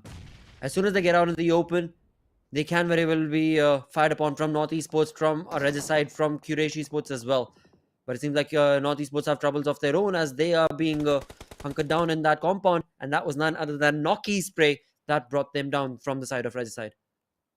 And Team Grounders, Mr. Black fall to his own death. That means Team Grounders are struggling right now. But North Esports, like you also mentioned, well, they have a safe compound, and Regicide is showing the doorstep, and Roshan takes down not just 1, 2 plus over there, but Nocto is looking for the knocks onto the plus of North Esports, but he also gets taken down. The angles are being held to the perfection by North Esports over there, and Roshan is going for the confirmation, the defeat points, and the fallen teammates of Regicide, and Baz is the last man standing, if I'm not wrong, and Zameen with a grenade is looking for a defeat point or a confirmation onto Baz over there, but can he find so? I think he's not going to find so, but they need to be careful, as Baz has a bison, but Roshan somehow comes in and eliminates him. That means Regicide, they bid bye-bye at the 8th spot, and North Esports, they have earned themselves 8 defeat points. Maxi will be back in the game. Now they have to travel inside the circle few meters where other teams might spot them. Absolutely. As this fight brewed on upon between these two teams, Quraysh Esports have utilized that to pection as they got themselves closer into the edge of the zone. Earlier, it was North Esports who was keeping a very keen eye towards Quraysh Esports and their position, but now that has been taken away, and it seems like now Sio has the opportunity to be able to bring down Sultana from the side of Team Star, but that's not going to be the case, because Team Star, Sultana, easily able to spot down the player, and of course had a little more of an area to work with, whereas for Siu from the side of the Grounders, he was being caught on from the Blues, and that in turn now results in both of those players getting eliminated. The final 2 players they were, thus remaining are only going to be 5 teams in total. I8 still has 1 final player crawling about in this area with that North Esports with a 3-man approach, with 8 defeat points already confirmed for themselves. Slowly but surely are going to be making their presence felt in this open zone.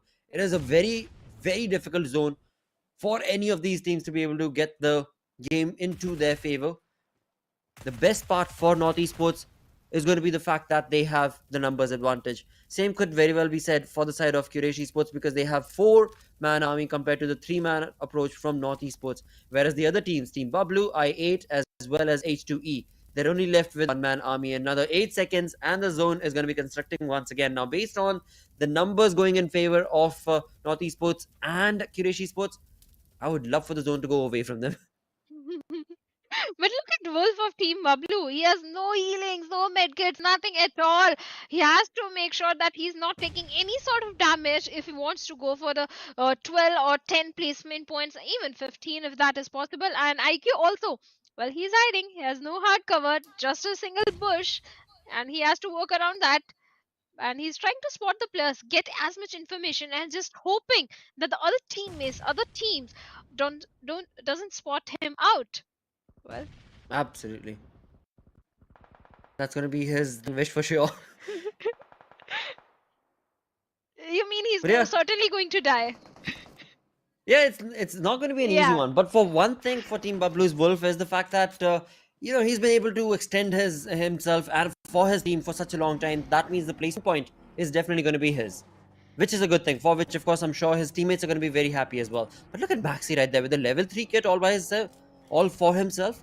This is looking like a man who is on a mission to get the game for himself. Even though the numbers are not working in favor of North Esports, it is the momentum with which North Esports loves to push on ahead and get control and charge into the zone itself. Now, right now, Maxi, he has the perfect cover of the vehicle as well as, of course, the smoke. But Quraysh Esports, they're slowly but surely getting closer and closer. And with that, BABLU's Wolf definitely gets eliminated. That's going to be the end of Team BABLU. Thus remaining are only 3 teams. We do have I8's one final player still remaining. He can very well be a very sore thorn for any of these teams if he tries to do so. With that, a perfect nade coming in from Maxi is going to be the end of Rafael right there. As Rafael does go down, this is the opening that Quraysh Esports did not anticipate, but North Esports were waiting for. It is now a 3v3 situation between these two teams. The way North Esports' players have gotten themselves spread out compared to Quraysh Esports' players just bunched up together, this simple lacking strategy could very well be the end of Quraysh Esports, but let's see how it's going to pan out because the utilities are being brought on from both the sides. Well, certainly the throwables, everything is being brought out right now. And in the meantime, I8 last player has managed to keep himself away. His whereabouts are not known to North Esports or Quraysh Esports as they're busy amongst each other. And in the meanwhile, he has a hard cover, he has a vehicle to make a good cover for himself. And he has thrown few healing I believe, towards Maxi. But Quraysh Esports, like you also mentioned, the percentage of the win is slightly less as compared to North Esports because the majority of the real estate in the circle is already in the favor of North Esports. But IQ, he can be the player to, he can be the killjoy right now for any of these teams. He definitely can be, and he ought to be, because he deserves to be in the name, in the way that he's been able to create that position for himself, right? That is exactly what I was pointing out. For North Esports, they love to make those openings for themselves, but hey, look at that, a perfect opening that has been created from the side of Quraysh Esports in the name of the nade being brought on from a player that I cannot name, but nevertheless, again, the rock is the only thing that's going to be helping them out, and a perfect setup. Perfect set of utility could be the end of both of those players from Quraysh Esports. But in all, North Esports, even though we're favoring them in terms of the way the fight is going on, at least as far as my cast is concerned, one thing that they do not know is exactly IQ from the backlines. And IQ from the backlines is something that can be a hard-hitting fact that North Esports did not factor in. And that in turn has taken away the limelight from North Esports and handed it over to Quraysh Esports. Now it is a game that Quraysh Esports definitely should not lose. They've got the numbers advantage, they have the control, but the only thing they do not have is the cover, sadly. And IQ, he's still having 3 more grenades in his hands. And he can lob it to the perfection. The way he's looking in the direction of Quraysh Esports, anything can happen. But Maxi is the one with that M416. He's going to take down one player, and the Blazin is also come into the picture. Takes down Jaguar. That means things are now even. Steven has been brought to 1v1 versus 1, and North Esports, well, he has been eliminated by the nade of IQ. And the way this guy has been playing, no cover, nothing at all. Now it has been brought to 1v1 situation with the last player of Quraysh Esports on a sliver of HP. And what just happened? He lobbed a grenade at you. Wow. IQ, what a incredible play that was. A 2000 IQ play indeed. That was spectacular. I'm sure the players of I8 were not keeping this sort of a high hope, but incredible finish coming in from IQ, of course, from I8 as they get the chicken dinner with 4 elimination points to their name, find themselves on the top of the leaderboard in the overall ranking. And Quraysh Esports, they're none the wiser. They had created a smoke wall to be able to help them cover their tracks, but sadly that smoke wall ended up becoming their demise as they were not able to spot out the final player of I8, and that in turn, of course, IQ capitalized on beautifully, getting that chicken dinner. This was a closing game. This definitely was the best closing game of the day. More than certain I am definitely with that. Just when we were talking about that IQ is definitely going to die, the way he has no cover for himself, but that is when he started lobbing those perfect grenades. Every single grenade was lobbed to the perfection, getting 1 defeat point for himself. Well, that was some miraculous gameplay from the side of IQ. Definitely. With that, we go on a short little break. Stick around. We'll be right back.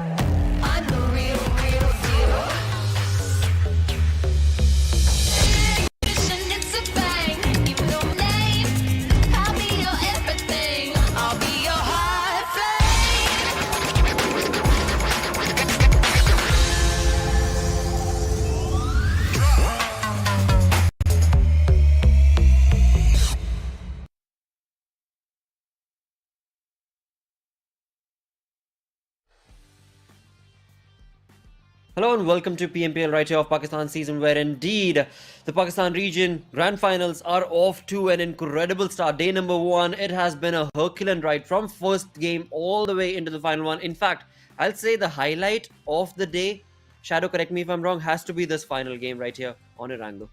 Well, certainly no second thoughts on that. IQ, the way this guy was playing, although he's not the MVP, it is Maxi from the side of North Esports with 6 elimination and 722 damage that Maxi was dishing out. But still, IQ, well, he played it to perfection the way he was the last man standing. But Maxi, nothing taken away from this. Maxi also, the way North Esports, they have the circle, the way they placed the players inside the circle when all the other teams still on the periphery.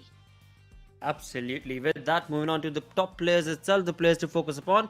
We do have North Esports as another team, Max's teammate Roshan right there with 3 eliminations of his own, but 659 damage that he was able to dish out. And after that comes an IQ, but definitely a high caliber game coming in from IQ right there, where indeed he walked away with an unexpected chicken dinner for, of course, I8. Following along with him is going to be on the 4th spot, Johnny Sins. That's going to be JD from H2E. Certainly H2E, they had their ups and downs, but still a very good head start as compared to the league stage. This time also in this particular one, they are able to get 11 points for themselves. Team BABLU also being the consistent one. 10 points to them, but it is North Esports that is coming in the top with 22 points. I8 on the second spot with 19 points. Quraysh Esports, well, they have started finding their foothold in the rankings right now. They are sitting on the 3rd spot with 17 points.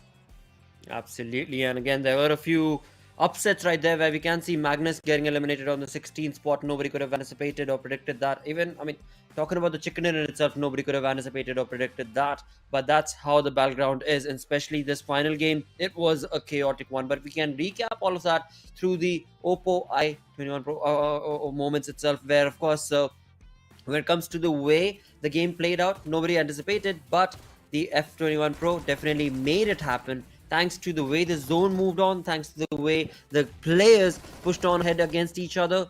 And, well, actually, we have to thank the zone. Whenever the zone is majorly towards the southern side, all the teams are forced to take on those initial rotations and fights.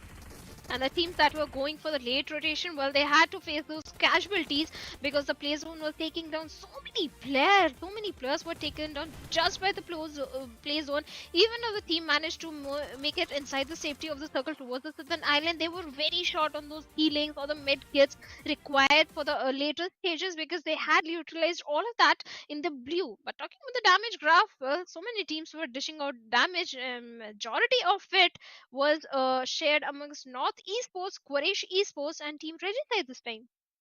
Absolutely, where we do have North Esports with 12 finishes, 12 elimination points converted based on the 1752 damage that they were able to dish out, compared to, of course, 1337 damage dished out with 5 eliminations off their side for Quraysh Esports. But then comes in Regicide with only 3 eliminations converted out of 1225 damage. So a lot of fights and opportunities being created from the side of Regicide, but in the end, the capitalization was all thanks to I8's IQ, and what a perfect conversion it was from him for his team. With only 4 eliminations is what they got this chicken dinner, but a high IQ play it was showcased from I8 to get this chicken dinner. With that, moving on to the overall ranking, we know who's jumped up all the way up on top. It's going to be based on IQ's plays right here. It is I8 with 3 position jumps find themselves on the top position with 2 chicken dinners to their name, 139 points. Of course, 7 points shy is going to be T20 QWERTY sitting on that second position. Well, they definitely know how to reclaim the throne, and they definitely made it in the very last game. But TUF also this time having a good outing, sitting in the 8th spot with 95 points. Grounders, surprisingly, as compared to the league stage, Team Grounders, the way they have showcased the improvement in their game style and the finals also day number 1, they're looking pretty comfortable on the 7th spot with 95 points. They definitely are. But moving ahead, on the 8th position, we have TUF with 95 points. The Grounders, as you mentioned, with 95 points on the 7th position. Moving on to the second page now, let's see how big a leap, how big a difference from the 95 point for the 7th and 8th position are we going to be looking at? Well, 7th, 8th, and 9th. All 3 positions are going to be looking at 95 points. And then we see a change in the number of points, which is going to be from Team Star, 10th position onwards, 88 points. Moving all the way down south is going to be, of course, R3D, my apologies, sitting on the 16th position with 41 points to their name. So today has definitely not been a good day for the players of R3D, but perhaps tomorrow they can very well come back stronger and reign in supreme, because you talk about those bonus points. 29 points is what R3D got on the Livik maps. So they have the caliber. They definitely do have what it takes. Let's just hope they're able to deliver it tomorrow. And same goes for the Reggie side because bonus points earned are 58. Quraysh Esports are still looking pretty good. 55 bonus points. They had their ups and the downs, but in the last game they managed to get good points in their favor. That's why sitting comfortably on the ninth spot. So tomorrow is going to be very crucial because the teams that are not able to do a comeback on day number two, well, day number three might not work in their favor because the point difference between the top six spots and the last bottom spots are going to be huge. Absolutely. It is so massive that on day number 3 it's going to be absolutely ludicrous and unbelievable for even any fan to be able to anticipate that there could be a comeback. So tomorrow is going to be the most critical day for all of these teams. When this entire grand final started off with today, we had 18 teams. Now 18 matches, my apologies. Now with 6 matches done, we're looking at only 12 matches remaining, 12 games remaining in total is what we're talking about. So tomorrow onwards, the numbers are going to start going in negative. They are going to start counting down, and these teams, they should be able to utilize every single game that they are a part of to perfection if they want to be able to get good placement, or perhaps even in the top 6, because you get to participate, or not participate, represent Pakistan in SA Championship. So you do participate also, but representing Pakistan, definitely a huge opportunity as these teams have. Well, certainly, SA Championship is in the stakes and the lines, and everyone want to represent the country. So the best teams is definitely going to qualify, and even the other teams that are being consistent to be in the top 6, you have to be consistent. That is the only key. True. One game you're coming in the top, the second game you become the first team to get eliminated. That is not the way to stay in the top 6 or the top 5 spot. Team BABLU, like talking about Team BABLU. They have always managed to be in the top 8 spot, but this time they have to be in top 6. So that means the bad games that BABLU are having, they can't afford to have those bad games in this particular stage and in the finals. Absolutely. And like I said, I mean, today, yes, ups and downs have definitely been seen from these teams. But overall, tomorrow, they all know that tomorrow onwards, it's a countdown. Because 12, 10, 11, 10, 9 is how it's going to go down tomorrow onwards. And that's going to make it very, very difficult, because the pressure point is going to be that much more for these teams and the players. With that, let's have a look at the elimination leaders, where we do have T20 Coatis Gravity sitting up on top with 135 eliminations, 25,000, almost 26,000 roundabout damage that he's been able to dish in 18.6 minutes of average survival time, followed in with finisher from Magnus, where he is sitting at 111 eliminations. So a big difference that can be seen from 135 drop down to 111, and then comes in on third spot Blade with 105. So Gravity from T20 Quoty is creating a league of his own when it comes to the elimination leaders. Certainly, this guy from the side of Quoty, even if Quoty is having a bad day or a bad game, Gravity has always managed to get few good elimination points for himself and his team, definitely. But followed by other elimination leader, Uzm is the guy from the side of I8, sitting on the 6th spot with 100 elimination, and his own teammate on the 7th with 100 elimination IQ. Absolutely, as we do, of course, have again all these players trying to bring in their level best play, and all of this, of course, is being calculated. But all in all, when it comes down to I8's players have always been here in the elimination leader. That is something that I have to point out, that they always have been I8 players. In fact, all 4 players at times, who the way that they've been able to play from week 1 itself. But moving on ahead to the day summary itself for day 1 of the grand finals, the 6 games that were played. We started off on the map of Miramar, where it was T20 Quoty walking away with 11 elimination chicken dinner for themselves. When we move on ahead to Sanhok, it was I8 with 9 eliminations, as Fixes did mention, an unexpected but definitely deserving finish it was for I8 on the map of Sanhok. But moving on ahead towards Erangel, it was, of course, Team Star's 14 elimination chicken dinner, Shadow. And the highest elims for the day, 14 elimination. No team has been close to them. Yes, Quati was close to them, 11 elimination. But Grounders also, they are finding a win in the very first day in the map of Miramar with 9 elimination. FS is also standing up strong, coming out strong in this very particular day, day number 1.